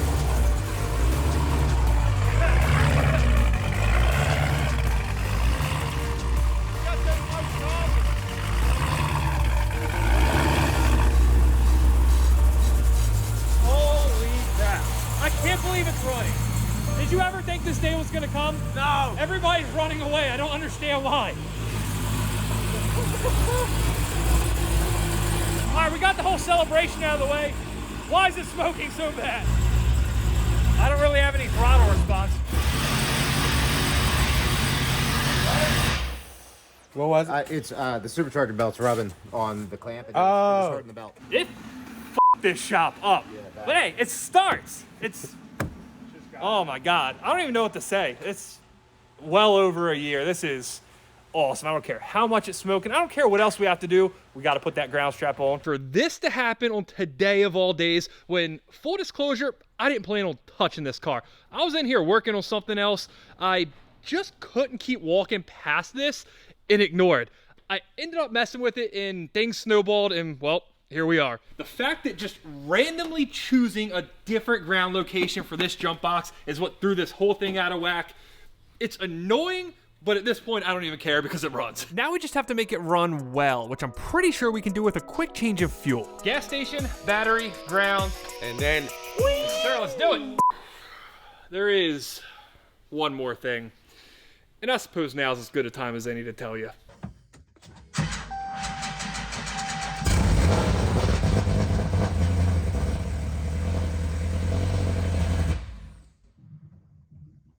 Holy shit.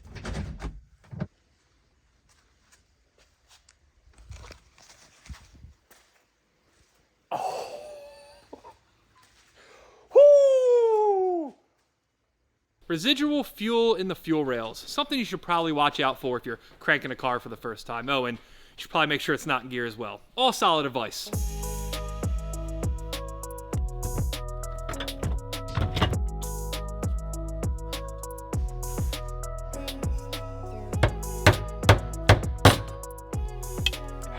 Well, it is a brand new day, and now that the high of this thing starting for the very first time is kind of worn off, just a little bit, I'm more concerned about why it's smoking so bad. Now, I'm still pretty positive that it's the fuel. Your normal gas, 93 octane in the US, is roughly 10% ethanol. Ethanol is alcohol basically made from corn. E85 is 85% alcohol and only 15% gas. It's great for boost. It makes a lot of power. The downside is you have to use a ton more of it. Now, why this is relevant in this scenario here, the engine computer, it's now calibrated for E85, which means we're dumping E85 proportions of 93 octane into the engine, which again is 20 or 30% more than we need. It should make sense, but I'm still kind of worried. If there's ever something that's gonna burn this car down, it's definitely this, right? This terrible contraption we've just made to siphon the gas out of the tank. It's a professional method. Well, I know what you're talking about. Okay.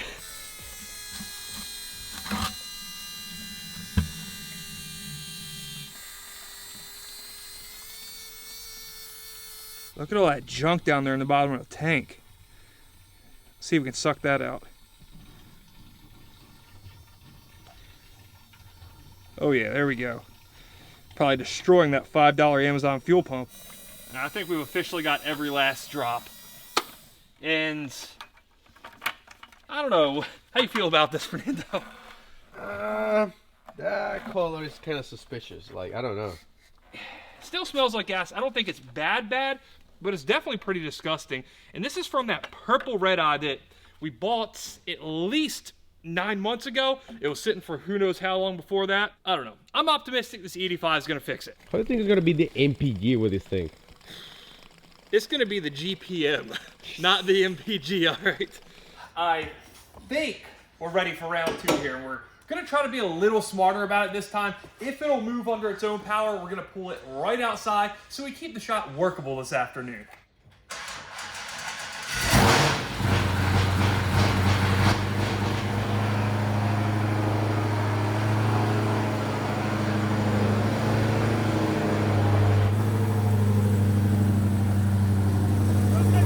It's driving, sort of. I don't know how well it's driving. Oh, it's driving. It's driving. I should probably take it back. I have no clue if stuff's leaking. The coolant's open. Yeah, let's take it back. Holy sh! We just drove the demon. It drives. Everything looks good. It does.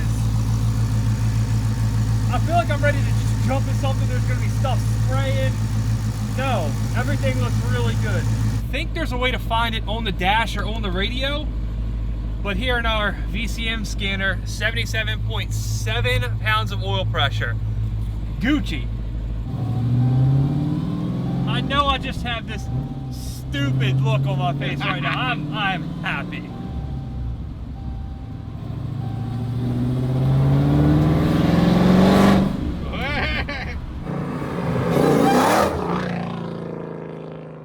If I don't find an intersection to destroy right now, things aren't going to go well. One thing that I did immediately notice upon driving, that mirror that is definitely locked in place. It's not melted in place at the right angle. I can't see anything.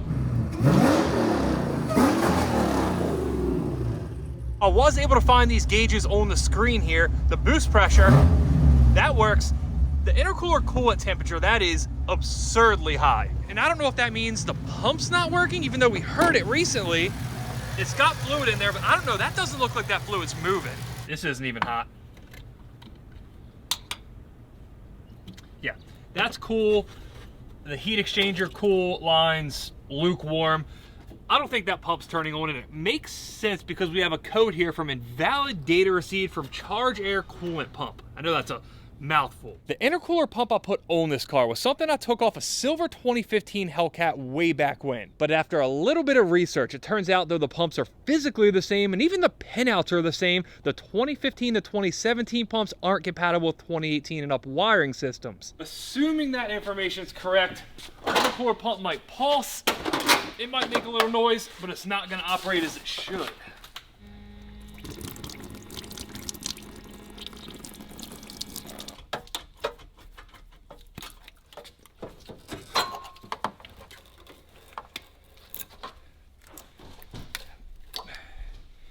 There we are. Not only is this thing supposedly the wrong pump, it also doesn't really look that good. The inside of the pins, they're really corroded looking. Either way, not a problem, because we got the perfect donor car.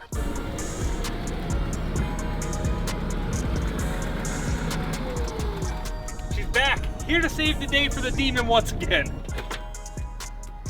Now, if you haven't seen this car before, it means, first and foremost, you're not subscribed to my channel, and what better time than now? I'll put a link in the description. Go watch this video. It's one of the best buys I've had in quite some time. But two, and more importantly, now that the Demon is almost done, we can get working on this thing, and truthfully, it's probably gonna be a cooler project than the Demon. I have something wild in store for this.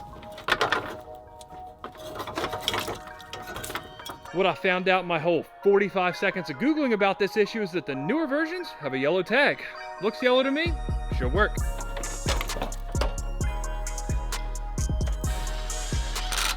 Now, if this works as it should, when I hop in here and turn it on Accessory, we should hear that pump run.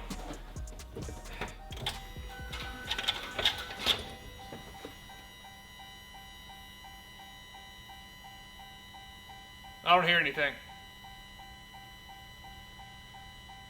Maybe we need to start it.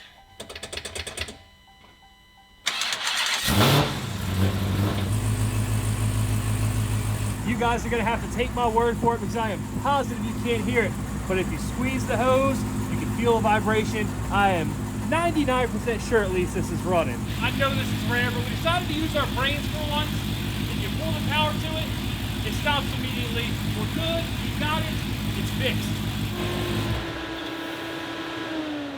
After so long that this car was just a nightmare, and that's probably putting it lightly, to fix stuff and have it work is a very odd feeling. But I'm not complaining, I love it.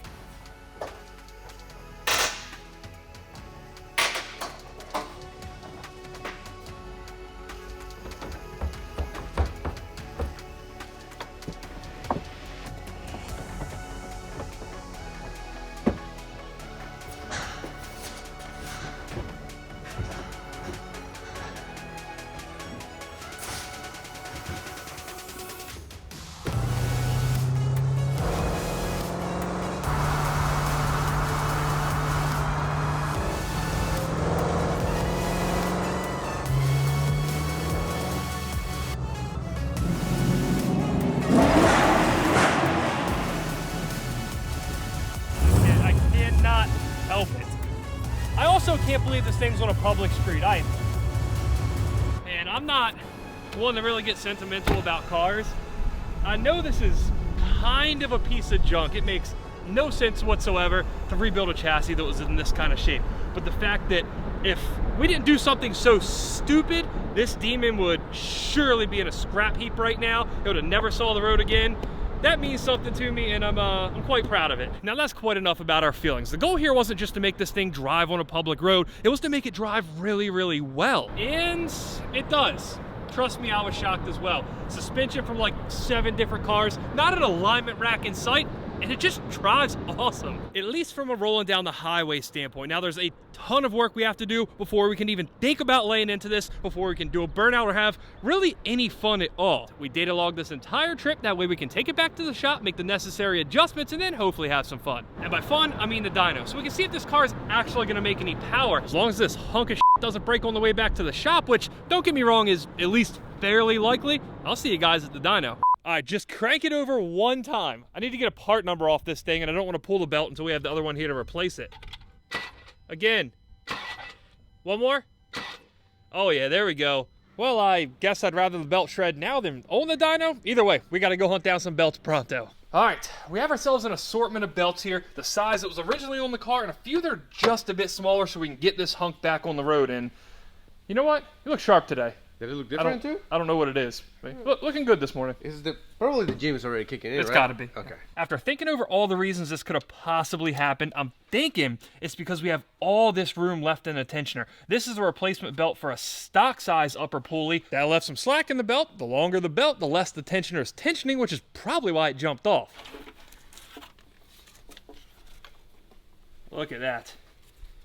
Complete destruction all the way around. That's nasty. Demon power, you know? Demon power, yes. So I'm thinking we're gonna start with the smallest one, and if we can fit it on, this should do the job. It's almost a ½ inch smaller, which doesn't sound like a lot, but trust me, it is.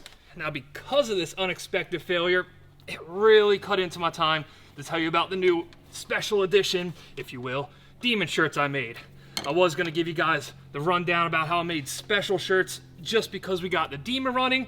Now I'm not going to be able to do that. I'm not going to be able to tell you guys that they're for sale at leasecparts.com or that there's a link in the description. I was hoping to tell you guys how nice and high quality these things are and hopes you guys would be just as pumped as I am about them, but instead we got stuck here fixing a belt, which I think we did. That tensioner is much more centered now, and I'm thinking if we have problems with this one too, we can even go a little bit smaller. But just for now, we're going to hope this one works, go do a little more data logging, and hopefully see you at the dyno.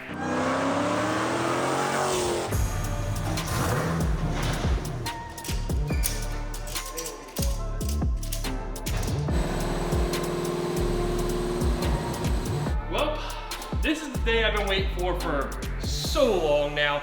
Since we fixed this belt issue, we've just been chasing down really minor but tedious problems with the car. We got it running, we got it driving pretty much flawlessly at this point. We even drove it here today in the rain.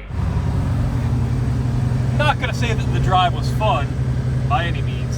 At this point, I have no clue what the car is gonna make. 600 horsepower, 800 horsepower, 900 horsepower, I don't know. Let's do our first pull, see where we're starting at, and go from there.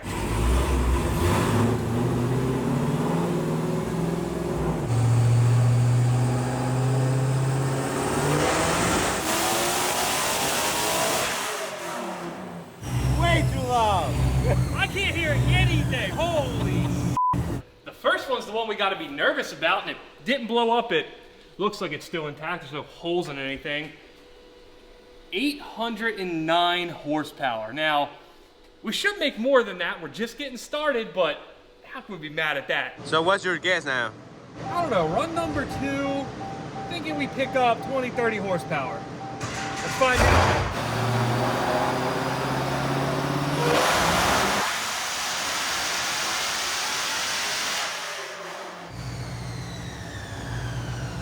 What do we do? Less?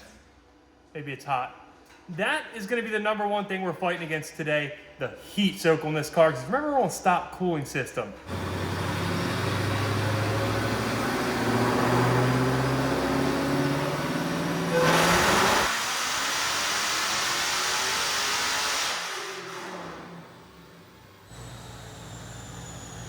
$826.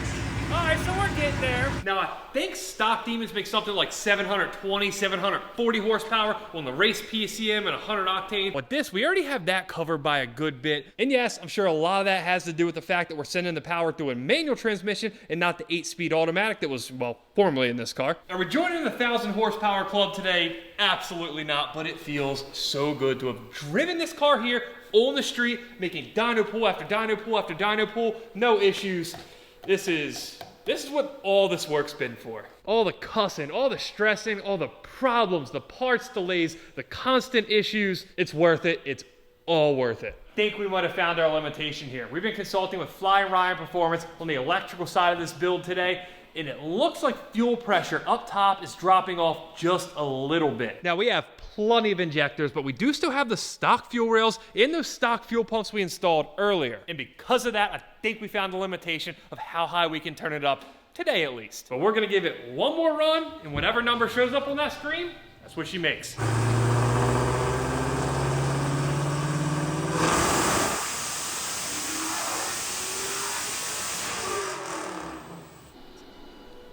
822 horsepower. So I guess we technically beat a stock Demon by like 100, but at this point, I don't care about the number on the screen. We get to drive this thing out of here. It's in one piece. The build's finished. It's finished? success. We can call it. Yes, this is much success. You know what's funny? You say, I'm just gonna make this thing drive. It's gonna go to the dyno, and now I know that you want more horsepower. What gave it away? All right, so the engine's built to handle a lot more horsepower, which means clearly, as happy as I am right now, we gotta go for it. We can remedy the limitations in the fuel system. We can add a desperately needed ice box in the trunk. And then there's nitrous. But all that, didn't expect that. That's a problem for another day. Right now, there's more important business to attend to.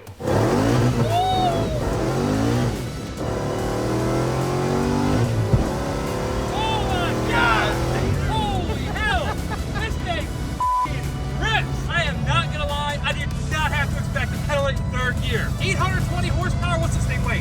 4,500 pounds? 4,131 pounds. 150 pounds lighter than a stock Demon and just a really horrendous weight balance to go along with it. Feels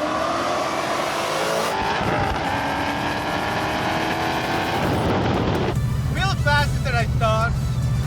It doesn't feel less sketchy than what I thought. It feels like good, even though when it broke loose, it's straight. Yes, it ain't scary at all. How is this car not scary? It drives so well. Yes. I don't get it. We still haven't got an alignment on this thing.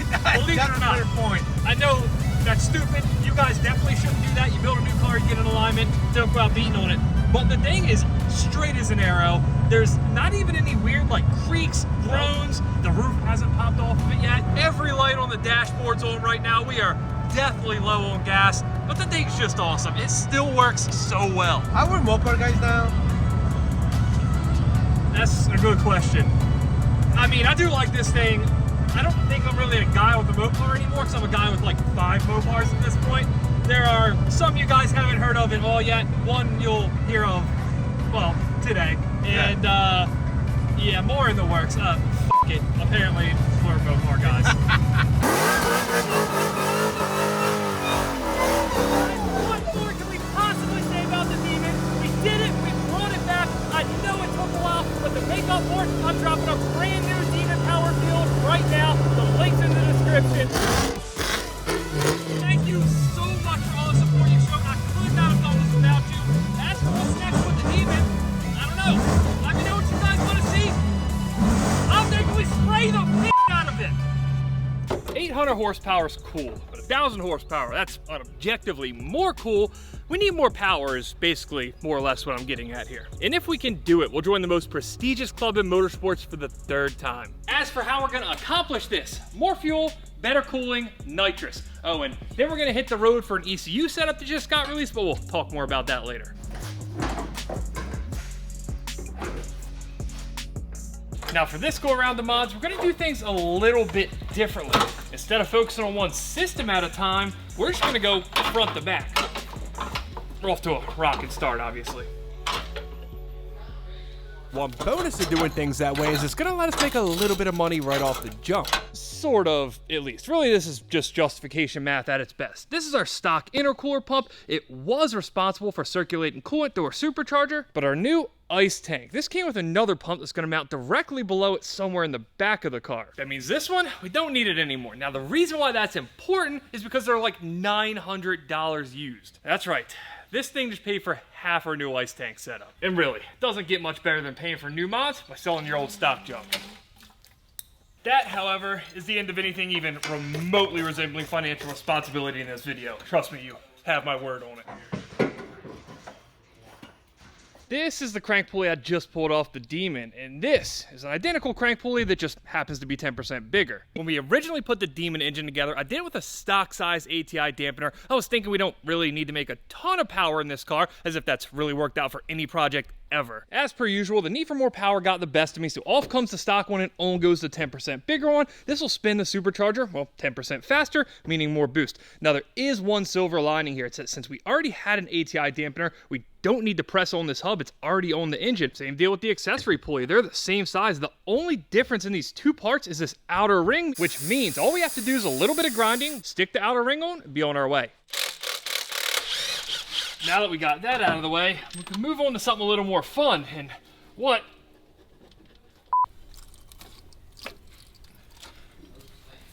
Like I was saying, what could possibly be more fun than nitrous? As for what nitrous setup we're gonna run, it's a nitrous outlet throttle body plate kit. It's the most simple and probably the most cost-effective way to add nitrous to the car. There are other options. There's spacer plates to go under the blower and inject nitrous into each individual cylinder. But on this one, those holes there where the nitrous is injected, it runs through the blower and then gets dispersed into the cylinders that way. It's also the same exact kit we're running on the new race car with a few minor differences that we'll get into later. The reason why we're running RTV on this and not a gasket is because we ported our supercharger. Because of that, we no longer have enough sealing surface to run a gasket, so RTV it is. Specifically Toyota RTV because it's awesome. Now, if I was gonna run some crazy nitrous setup on this thing, I'd probably do it a little bit differently. But because I don't think we're gonna have to rely that heavily on the nitrous, we'll go with the throttle body kit and save ourselves a few bucks. The next part of the nitrous kit are solenoids. They're gonna mount somewhere roughly more or less around here. This line will go to our plate, this will go to our bottle, this is the purge. Before we do that, we've gotta take care of something under it. A new set of fuel rails. The stock ones aren't gonna cut it anymore. They're too restrictive at this point. Now that we're upgrading the fuel even more, we gotta go with a big boy set of fuel rails from 4 Innovations. I did say we're gonna be jumping around a lot in this episode, and I think the fuel rails would be a pain to do if we had the nitrous solenoids mounted, so why not knock it out first? You know, I'm not saying there's anything wrong with the stock fuel rails, but I think we can all agree that on this particular upgrade, it hits just right in the aesthetic department as well. Another bit of good news here is that we already upgraded our injectors last go around, so we don't have to mess with those. We just slap our new fuel rails down on top of them, attach it here at the front. We can plug in our fuel pressure sensor, and then we can tuck the rest out of the way because we still gotta plumb the nitrous.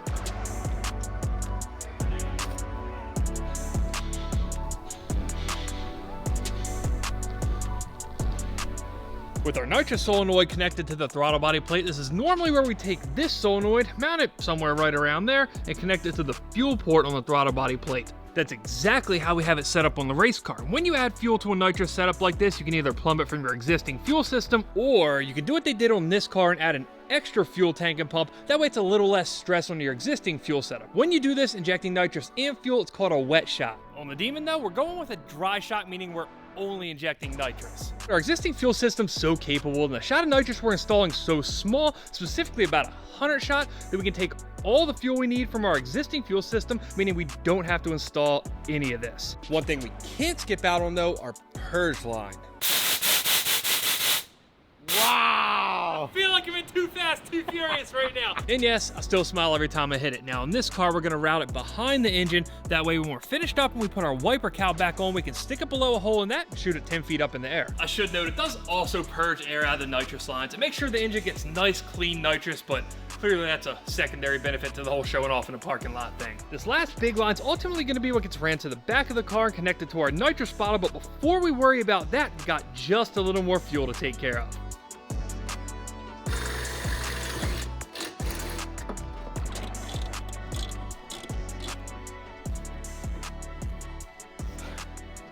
You don't look so hot, man.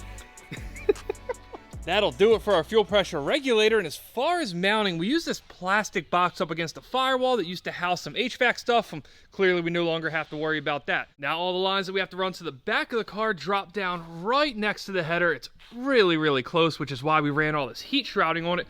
We have our 2 feed lines and our 1 very long return. Which means that after a few pit stops along the way to mount our ethanol content sensor along with our fuel filter, we can move on to a different set of lines.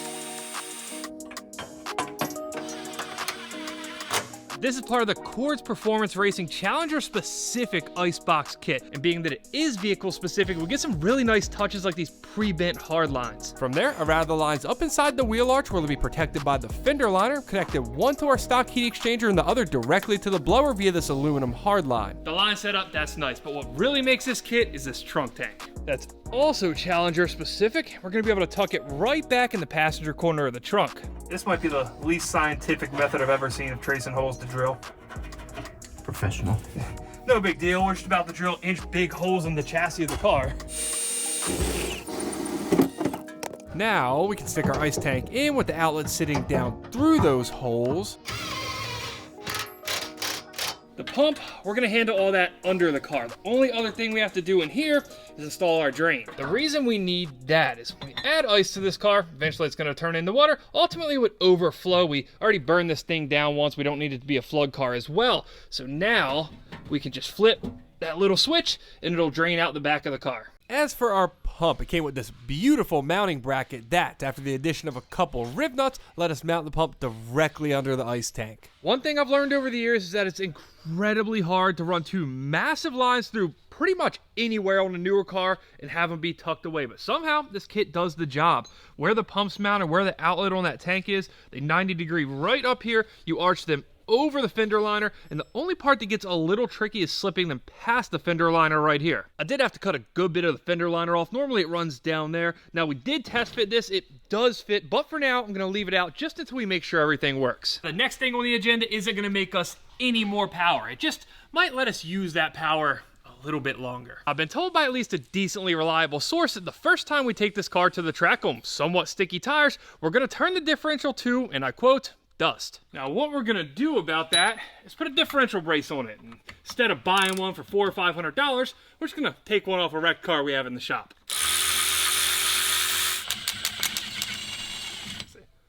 Luckily, this is one of the only parts on this car that didn't get broken, which is actually a shame because it's one of only like 300 some manual wide body Hellcats they made in 2018. We actually have another one right up there, but hey, at least part of it gets to live on in the Demon. Of everything we're gonna do in this episode, this should far and away be the easiest. In fact, we don't really have to take anything out except a couple bolts. It's a 3-piece design. The first piece is gonna bolt right to our rear differential cover. Our second piece is going to bolt into these 2 pre-existing holes on the subframe. And we're done with the rear. Now we just have to install this last little brace. It goes on the front side. So the passenger side's a little bit tricky. If you don't have these exhaust actuators, you're probably fine. Otherwise, you're going to need a really big pry bar and New Guy Tim, or you can just drop your exhaust, which might be the easier route if you don't have New Guy Tim.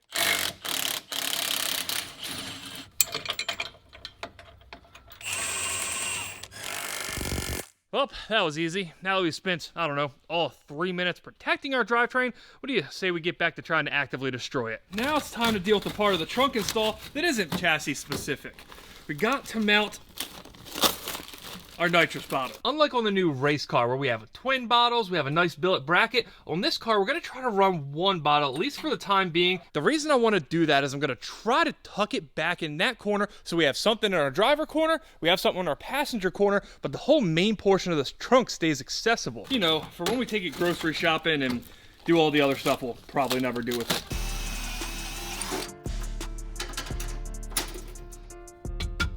Yeah, she ain't going nowhere. Now we just gotta run the line into the trunk somehow and connect it to that fitting, and we're good on the nitrous front. We have this massive line, but we're kind of lacking on good spots to run it through into the chassis.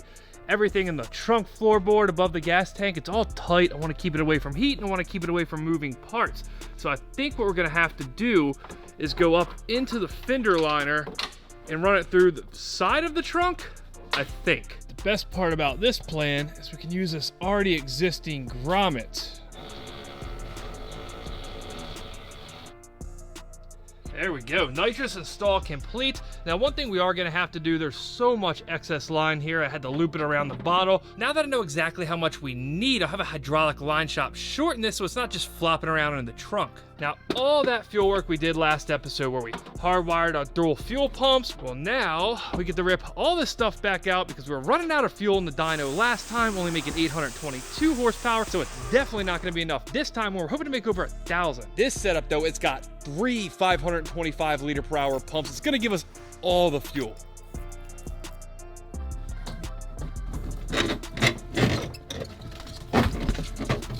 I feel like I'm rigging a boat here for sure. There we go, we're through. That's what we needed.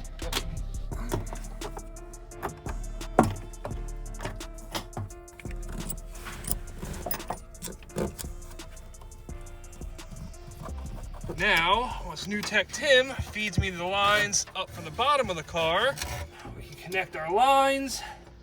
We can tighten our lines if I put the right side of the wrench on it. And with that, we're done with the fuel system, essentially. The one part we haven't messed with though, wiring. Not on the nitrous, not on the ice tank, not on the fuel system. We're gonna tackle all that on our little field trip we're about to take, but I do wanna fill it with fuel and power a pump just to test for leaks. Send it.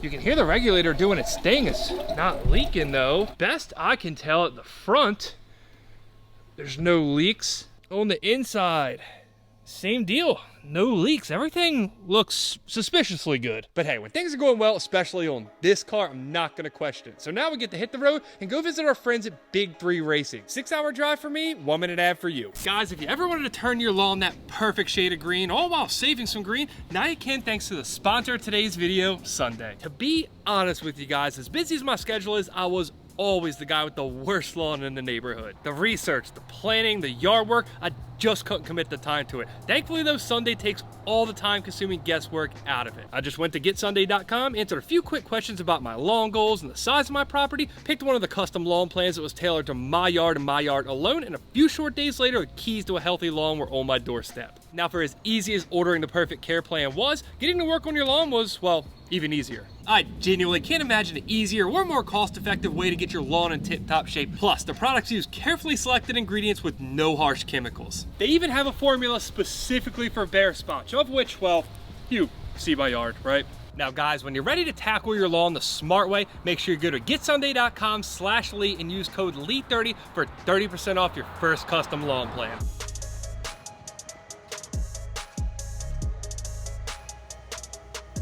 This little black box is what we came all this way for. And what this is gonna do is let us install this into this, even though we just removed this. Now Rick, owner of Big 3, correct? Yes. Part owner, there we go. You're the person in charge, person responsible for this gym, I suppose. So I'll let you explain. You can do it much better than I can. So what we actually did is we teamed up the race products, which is Rick Anderson Competition Engineering, to bring the Hellcat Gateway to the market, which is actually the missing link to allow you to plug in a Holley Terminator X or Dominator ECU into all your factory functioning Hellcat, and also will work with Scat Pack or most any other V8 Hemi applications that we're working on right now. This takes Holley's CAN data, it converts it to all the CAN data that Chrysler's looking for, so all your factory modules, buttons, SRT pages, all that stuff still work, but instead of using the lockdown, complicated factory ECU, you're using the more approachable, easy to use Holley ECU. Lockdown, complicated factory ECU. Yeah, I know a thing or two about that. Now I know what you're thinking. Wouldn't this have solved pretty much every wiring issue we spent the last year trying to deal with on the Demon? Yes, it would have, but it's a brand new product that wasn't available at that time. So for everybody who said, why don't you just put a Holley in it? Why don't you put a standalone in it? I didn't want to lose my stock gauge cluster, all the stock features. Now, don't have to do that. The Holley ECU not only replaces aftermarket two-step boxes, nitrous controllers, boost controllers, allows us for real-time flex fuel tuning. The only thing that you lose is cruise control. Now, as far as install goes, super easy. The gateway itself replaces the factory computer, therefore mounts in the factory computer's location. As for our new ECU, the Terminator Max, there's no more room in the engine bay for that, so they made this awesome bracket that tucks it back in the passenger fender well. Now, just so we're all on the same page here, I've been here for all of 2 hours. The ECU's installed, the gateway's done, and we're ready to test it. It's easily the quickest standalone install I've ever been a part of.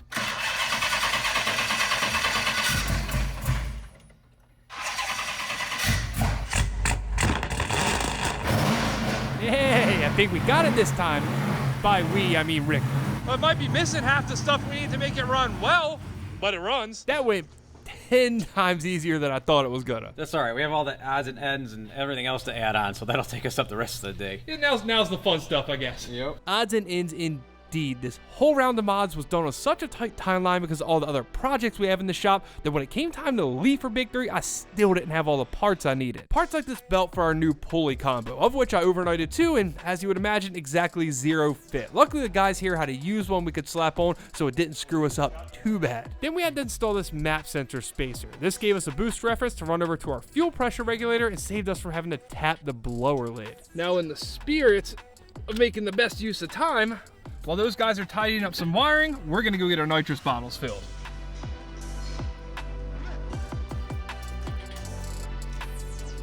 On the fuel front here, I think they got it pretty well dialed in. Pumps are getting power from this 4 controller that came with our kit. It's actuated by our new Holley ECU. 3 of these pumps at full bore need a lot of juice, so we powered our 4 module directly off the fuse box. Then coming out of the module, we run these wires up through the trunk and into the rear seat, where ultimately they power each one of our 3 pumps individually. From there, it was all hands on deck, wiring up the nitrous system as well as the intercooler pump, along with doing a little bit of troubleshooting. You know, going through everything, making sure there's no missing O-rings on our ethanol content sensor, and just doing basic demonstrations of why you should use a funnel when you change your oil. Or if you don't miss.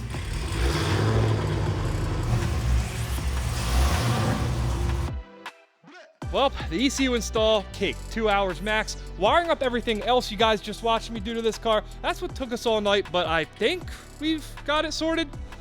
I sound more confident about that than you look. So we're gonna just run through the output test here to make sure everything works like we think it's gonna work. What are we going with first, nitrous? Let's check to make sure the nitrous solenoid actually clicks. All right, you ready? Ready. All right. Well, that's a click, it's a loud click too. Click, all right, that means things are gonna party. So now we'll check the second fuel pump. You guys are gonna have to take my word for this one. Then back here, we've got our ice tank. Yeah, that's clearly working. So 3 for 3, we're all good. And I guess being that it's strapped down on the dyno, that means it's go time? It's time to make some noise.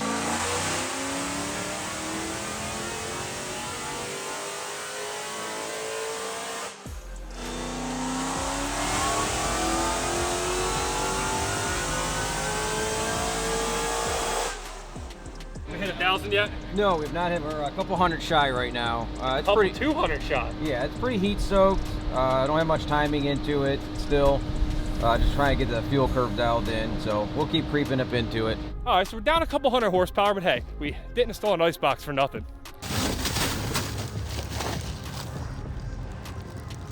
So when I ran this drain line for the trunk, I wasn't real particular about where I put it. Where was that coming from? There it is. There it That's goes. where we're draining from. We got to do something about that. That was a bit of an oversight. There we go. So it works. If we pull the hose out by about this much, we'll have to cut that down a little bit. I think it was pressing up against the bumper. I don't know, it wasn't happy.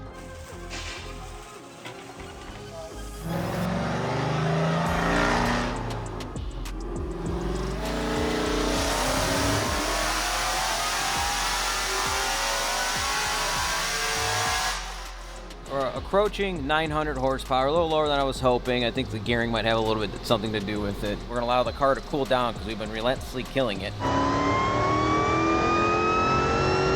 And we're gonna come back and we're gonna ice it down again and see if we could make that, at least make 900 and see if we can make that 4-digit on spray. All right, we gave it an hour. She feels cold-ish. It's iced. Do one more pull without nitrous and see what we come up with.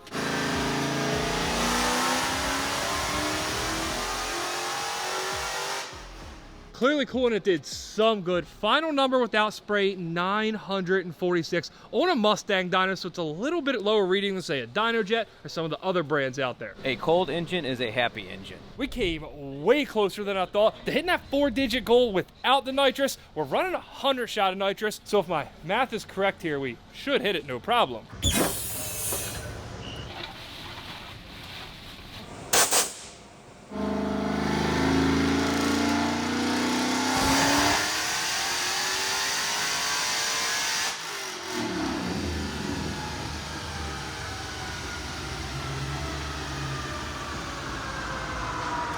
That's what I like to see. Here's your 4-digit, baby. This is so unreal. We brought this thing from the literal scrap heap to make it 1,005 horsepower and 950 pounds of torque. The Demon's finally there, and there is one more thing. I didn't want to go into this before we, made sure everything was cool, make sure it didn't blow up on the dyno or anything like that, but we're gonna hit the track now because why not?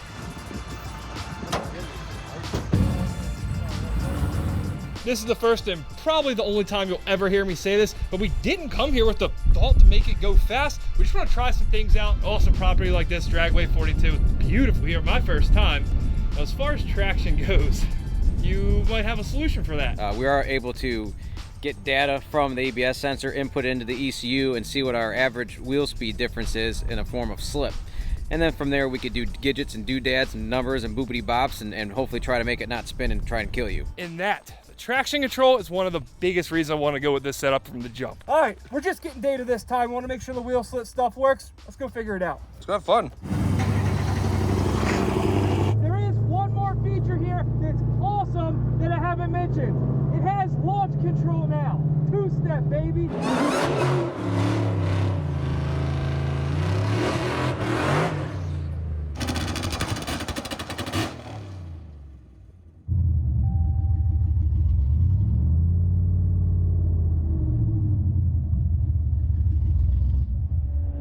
Welp. All right, well, apparently we need to go get a drive shaft. Numero uno, didn't make it 1 foot down the track. To be clear, this is where I started. That's where I got.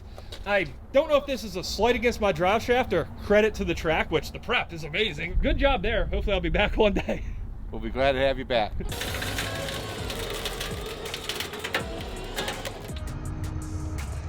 One pass, that's all that I asked. It didn't make it 1 foot. Exactly. Not 1 foot. Here's the plan. We figure out what we broke, we fix it, we take it back to the track this weekend. What we know at this point, the car won't move under its own power. Not in forward gears, not in reverse, it's limp and useless. There's basically 3 things that could have happened here. A drive shaft or an axle, that's not that big of a deal. A diff, all right, not great. A transmission, that's the expensive one. We don't want that. Let's get the forklift.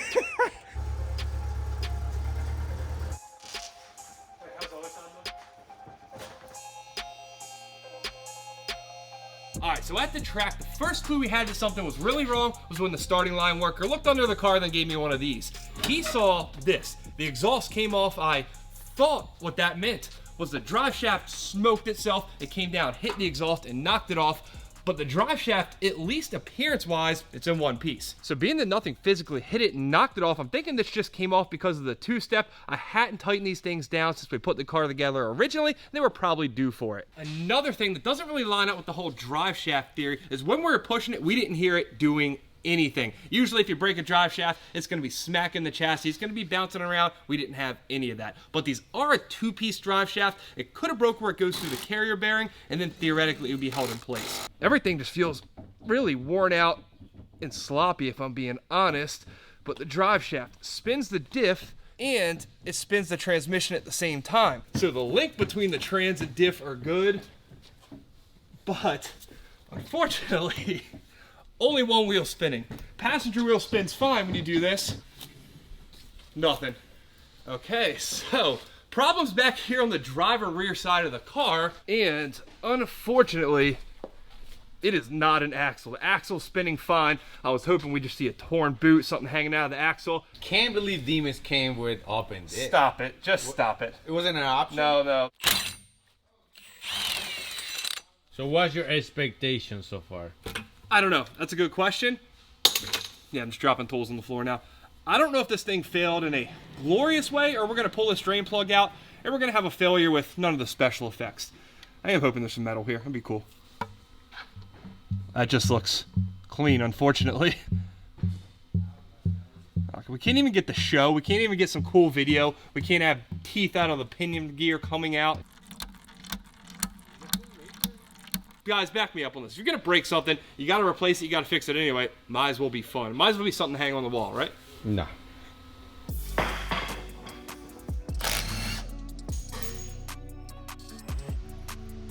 So our first clue to what's going on here, this axle, it popped out. I didn't have to hammer it, I didn't touch it. I just dropped the diff down and it yanked out. That's not the case on the passenger side.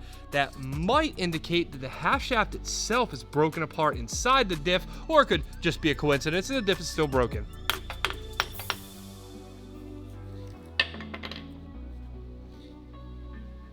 Oh, it's the axle itself. Check that out. That's broken off way down in there. And I guess that kind of explains why we couldn't hear anything beating around. The axle is still in the diff, it just wasn't connected to itself. Just for reference, this is what a Hellcat axle is supposed to look like, and this is what our driver's side axle looks like. There is not a spline left on it. It's sheared clean. The problem we have here, though, is again, this is broken off so far down in there, we can't really use any of the traditional methods of removal.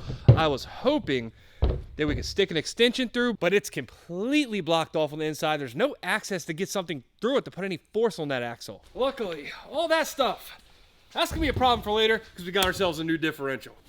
Oh shit, I just wiped off the ratio. The whole thing just came off.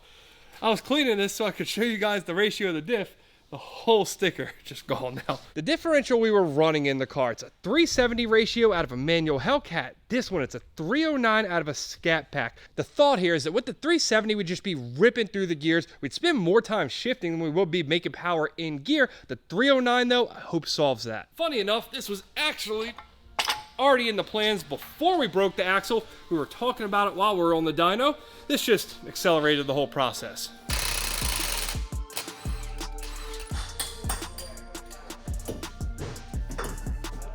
Now, one area that I couldn't be more thankful that we've parted out so many Mopars, axles. We have a ton of spares like those, drive shafts. So if we break one, we can pretty much just grab another one off the shelf and replace it. Now, as nice as it is, at some point we're gonna have to do a true drivetrain upgrade to the car. But that is a project for another day. Right now, we got a race to make.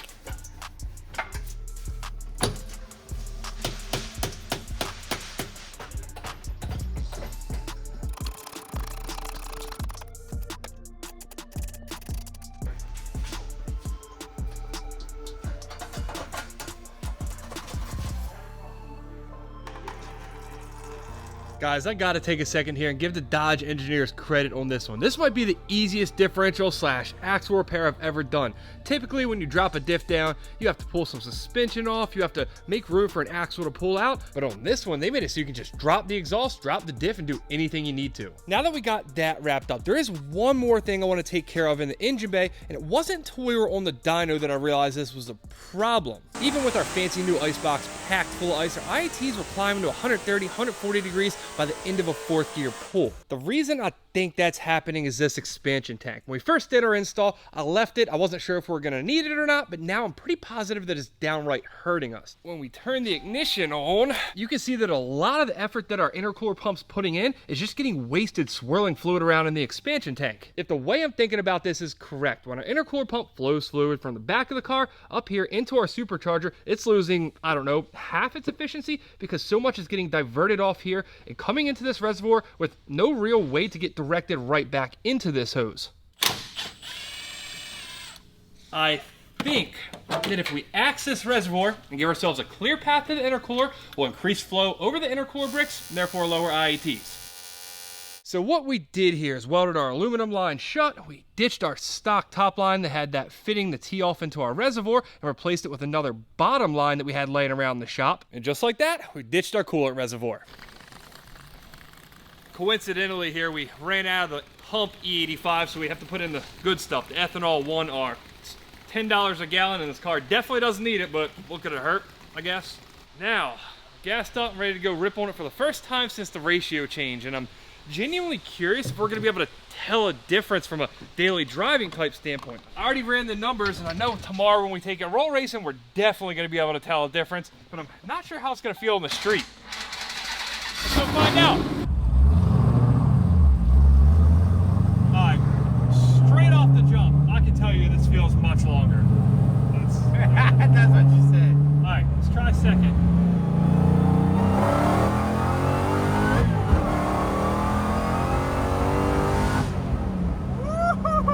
That feels good. You break something? Yes! It breaks! Ah! You wash the car, which is something that you never do. Buy tickets to go to the racetrack, prep everything, and do you want to keep going? Because I don't really have anything to say. I'm sure you guys can all relate. You got that like little voice in your head that says, hey, no, be really cool right now. You do a burnout. It doesn't work that well in this car, though. So, how is it possible that this car is on the 1,000 horsepower club, but it doesn't do a burnout? Anything. Everything you guys just watched us do in this video fixing the car is now rendered completely useless. I hope you guys have enjoyed it, though. Now we have to do it all again, but we're gonna do it right this time. I guess that's assuming it's the axle, which at this point I don't really have any reason to believe it's not. We'll find out in like 2 minutes.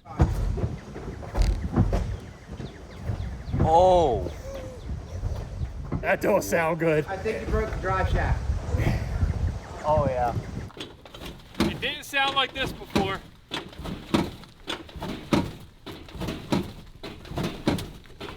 This is painful. I don't like this. That sounds like money. Ching, ching. No, it's money going the wrong direction. Exactly, okay? yeah. That shouldn't be there. It seems, if I'm correct here, that our problem is probably drive shaft related, being that this is supposed to be in the drive shaft and not on the ground. You really lost your bearings now, man. Stop busting his balls. Oh, another one.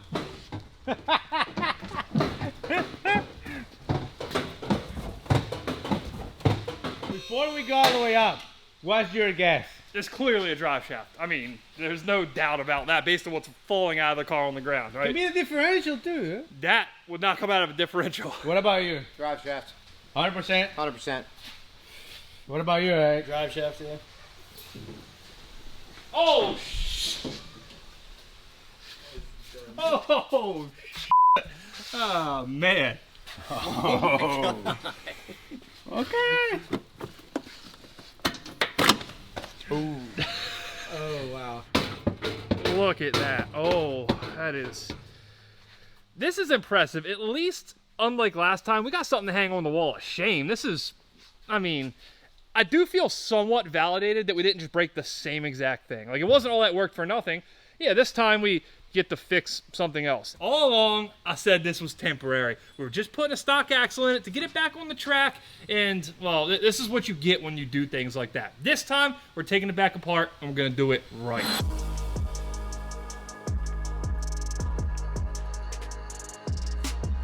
Like I said, we are done playing around. If we have a failure now, it's gonna be something fun, a real failure like a transmission or a differential. We got ourselves a whole kit from Drive Shaft Shop. These are known as their Stage 5 2,000 horsepower axles. We will find out in short order if that's just a marketing term. And this is their 4-inch aluminum drive shaft, which I could have sworn I heard somebody say 4 inches isn't enough, but it looks pretty big to me. We also, just to give us a little added peace of mind, got a BMR rear differential lockdown kit as well as a rear subframe lockdown kit. The idea behind this is it's going to prevent everything in the back of the car from moving around and therefore make things just a little easier on our new driveline components. I quite honestly think I'm more excited to see the damage than I am to get this car back on the road. Oh my God, look at that. That's a mess. That's a mess and a half. If you thought this chassis was bad before, well, it just got a little worse. The heat shielding above this part of the drive shaft, that's all torn up. There is, I mean, that is quite impressive. It does look kind of cool. I mean, we had to replace this at some point anyway. Why not do it in a glorious fashion, right? Yeah, you need a drive shaft loop or a scatter shield or a... That's the floor. Oh, right. That is one crooked shaft. Wow. Check her out. We did a number on this thing. That's beautiful. This is, I don't know where it's going, but some wall of shame. One of the crazy parts about this whole deal is where that rear section of the drive shaft bowed in half, it started hitting here. This little heat shield, and doesn't look like much, but it turns out that's the guard to the fuel tank. This is a fiberglass shield that goes in front of the plastic gas tank, and that's beat through. Yeah, I think a drive shaft loop is in order for this thing real fast.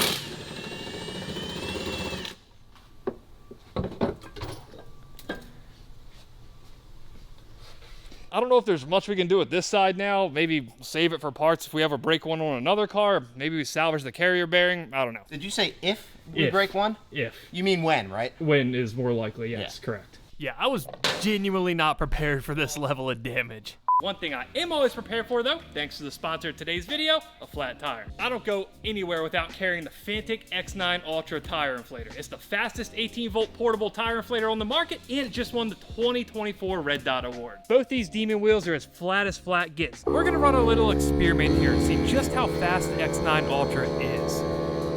35 pounds, 256 for the X9 Ultra, other one's still going. So from dead flat to 35 pounds in under 3 minutes, which is wildly impressive considering this has the volume more that of a truck tire than it does of a sports car. And guys, it's not just a tire inflator, it's a 92 watt-hour power station with 65 watt USB-C fast charging and a flashlight. Fantic even makes a ton more cool stuff like the Slim V8 Apex portable car vacuum. To grab a unit for yourself, go to the link in the description, use code LEEX9 Ultra and apply a coupon to save 72 bucks on the Fantic X9 Ultra portable tire inflator for their big pre-Prime Day sale. Again, that's code LEEX9 Ultra and apply a coupon to save 72 bucks. And as always, thanks a ton to Fantic for the support on today's video. This all feels far too familiar. At least this time we can sell the axles and recoup some of the money we paid for the drive shaft shop once. At least on the differential side of things, this is going to be a really easy job. Literally all there is to it is sliding that collar over that differential mount and this collar over that one. Actually, hold up, put that one the wrong way. There we go. This next part is technically still to stabilize the differential, but we can't do it until we drop the rear subframe down just a little bit.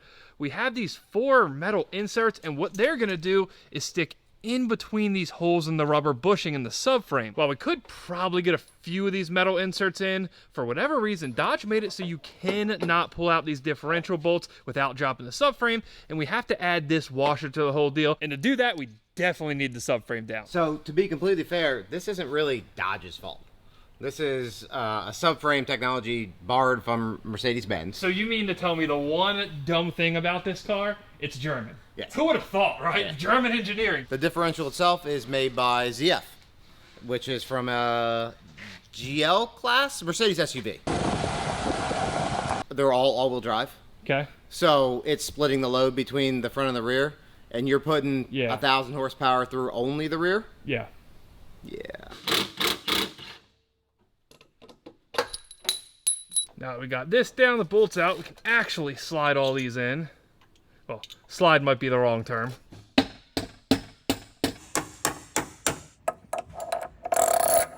Now where the subframe mounts to the chassis, at least on the backside, we have these metal inserts. One goes on the top, one goes on the bottom. It's really simple. On the front side of the subframe, things are a little more difficult. We still have the ring that goes around the top. That's easy. But on the bottom, we need to install this piece. And to do that, we got to take whatever this is, they call it a limiter in the BMR instructions, and then we have to shave some of the bushing itself off, because otherwise this isn't going to seat. There it goes. This annoying little guy, it was way harder than either of us thought it was going to be to get off.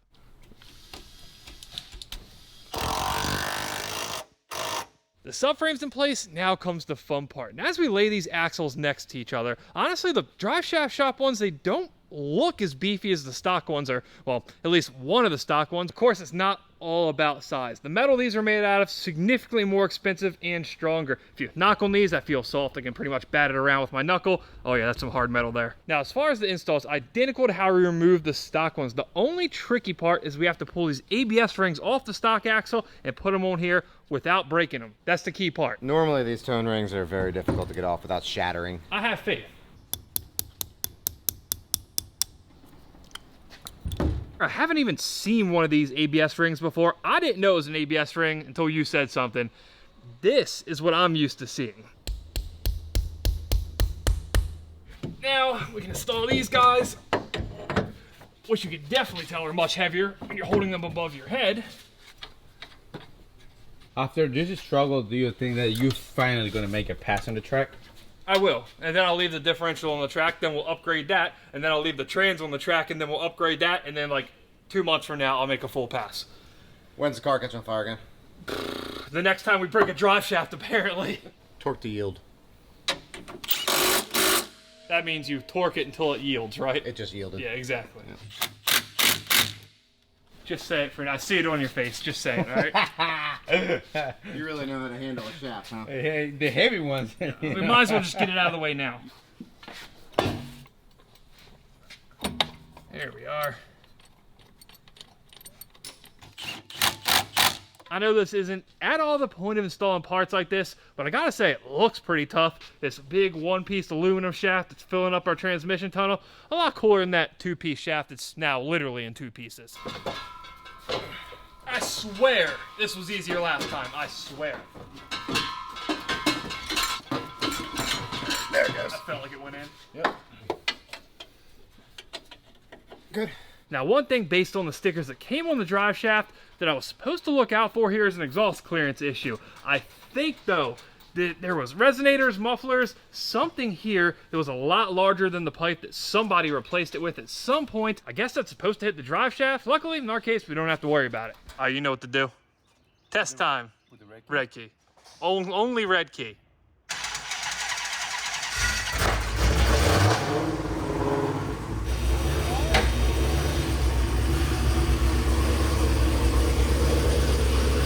Well, it works. A drive shaft. Yeah, that shaft, if it's doing what it's supposed to be. The axles. Yeah, I don't know if axling's a term, but we're gonna just go with it. They're axling. Everything looks just like it should under here. You know what this means, right? What?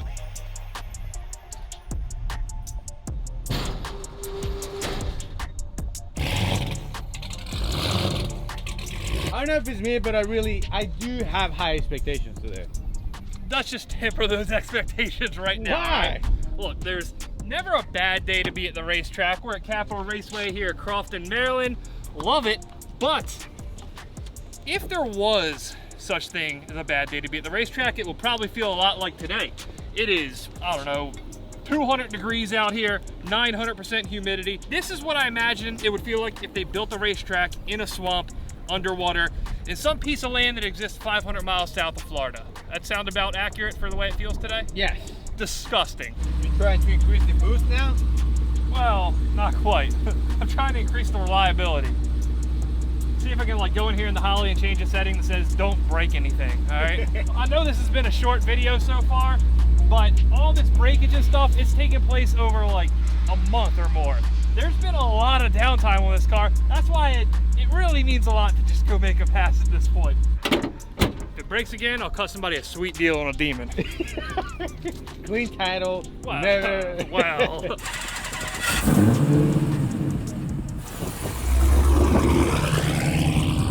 All right, nice and smooth.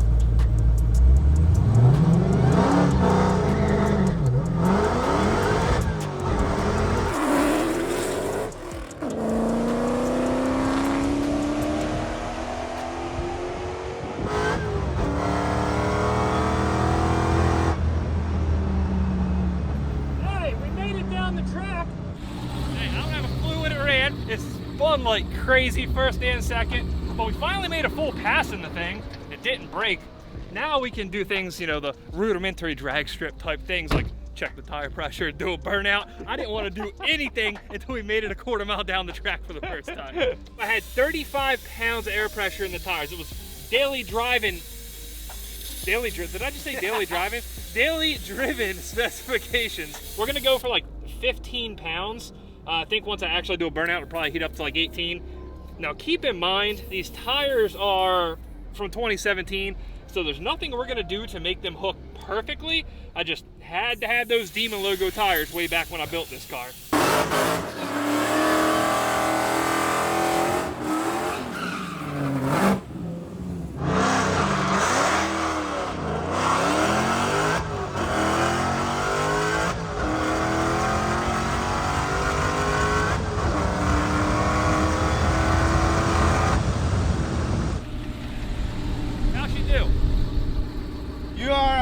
second faster. That's still not that fast. Yeah. We gotta get home like 11:3, and I'm in here talking like, oh, I didn't feel that bad. It wasn't too bad. Whew. You know, the heat. By the time we get to the end of the track, the ITs are almost at 200 degrees based on the data log. It's pulling so much timing that when you hit third gear, when you hit fourth gear, it just feels dog slow. Feels good out of the hole, somewhat. It worked on the dyno. Hopefully it works a little bit here too. Though it wasn't nearly this hot when we were on the dyno. This is definitely anti-boost weather. I know this car is massively heavy. By making the power it made, there's no good reason it shouldn't be trapping somewhere in the 140s. We can talk about the fact that it's spinning and everything as to why it's only running in the 11s, but trap speed's a good indicator. If spinning or not, it should be trapping much higher. It means it's down on power, pulling timing. Hopefully, this is gonna fix that. We got 30 pounds of ice in it. If we can't get it to stay cool this time, it's just not in the cars today. But we're gonna make it happen, right, Fernando? Yes. It's gonna happen.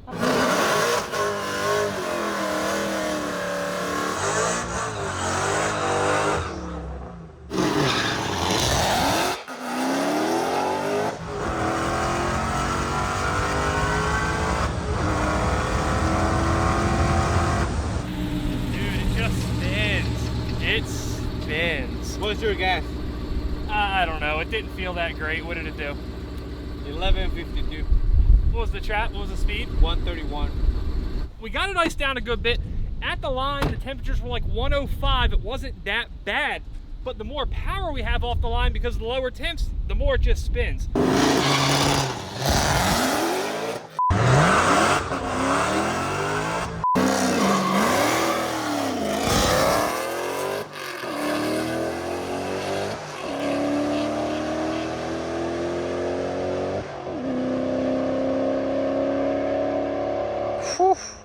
I'm leaving not off two-step, which is what I did when I broke this thing originally.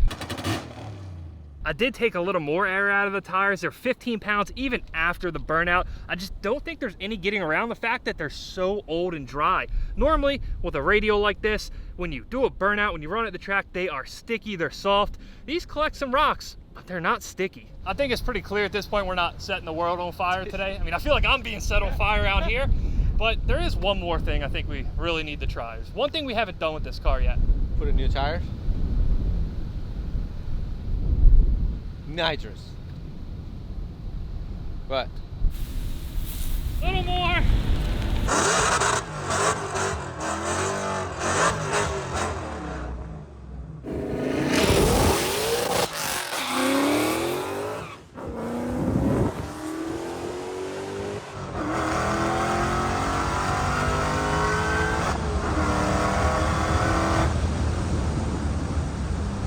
Alright, it's less sketchy than what I thought. It's not sketchy, it spins, but it spins straight. Yes!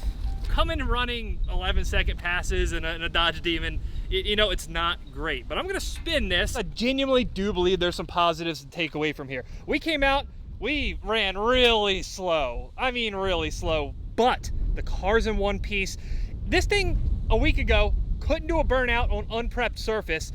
Now it's here doing burnout after launch, albeit not that sticky of a launch, on a prepped surface, and it's still in one piece. Think about it, how it was when you bought it, and now we actually can enjoy it on the track. That's a very good point. Just like the whole restoration of this car was little by little, I guess this journey at the drag strip is gonna be kind of the same. First stop on that journey, it's gotta be tires. It just has to be. Till then though, I guess we'll stop calling it the world's first manual demon, call it the world's slowest demon. Adios.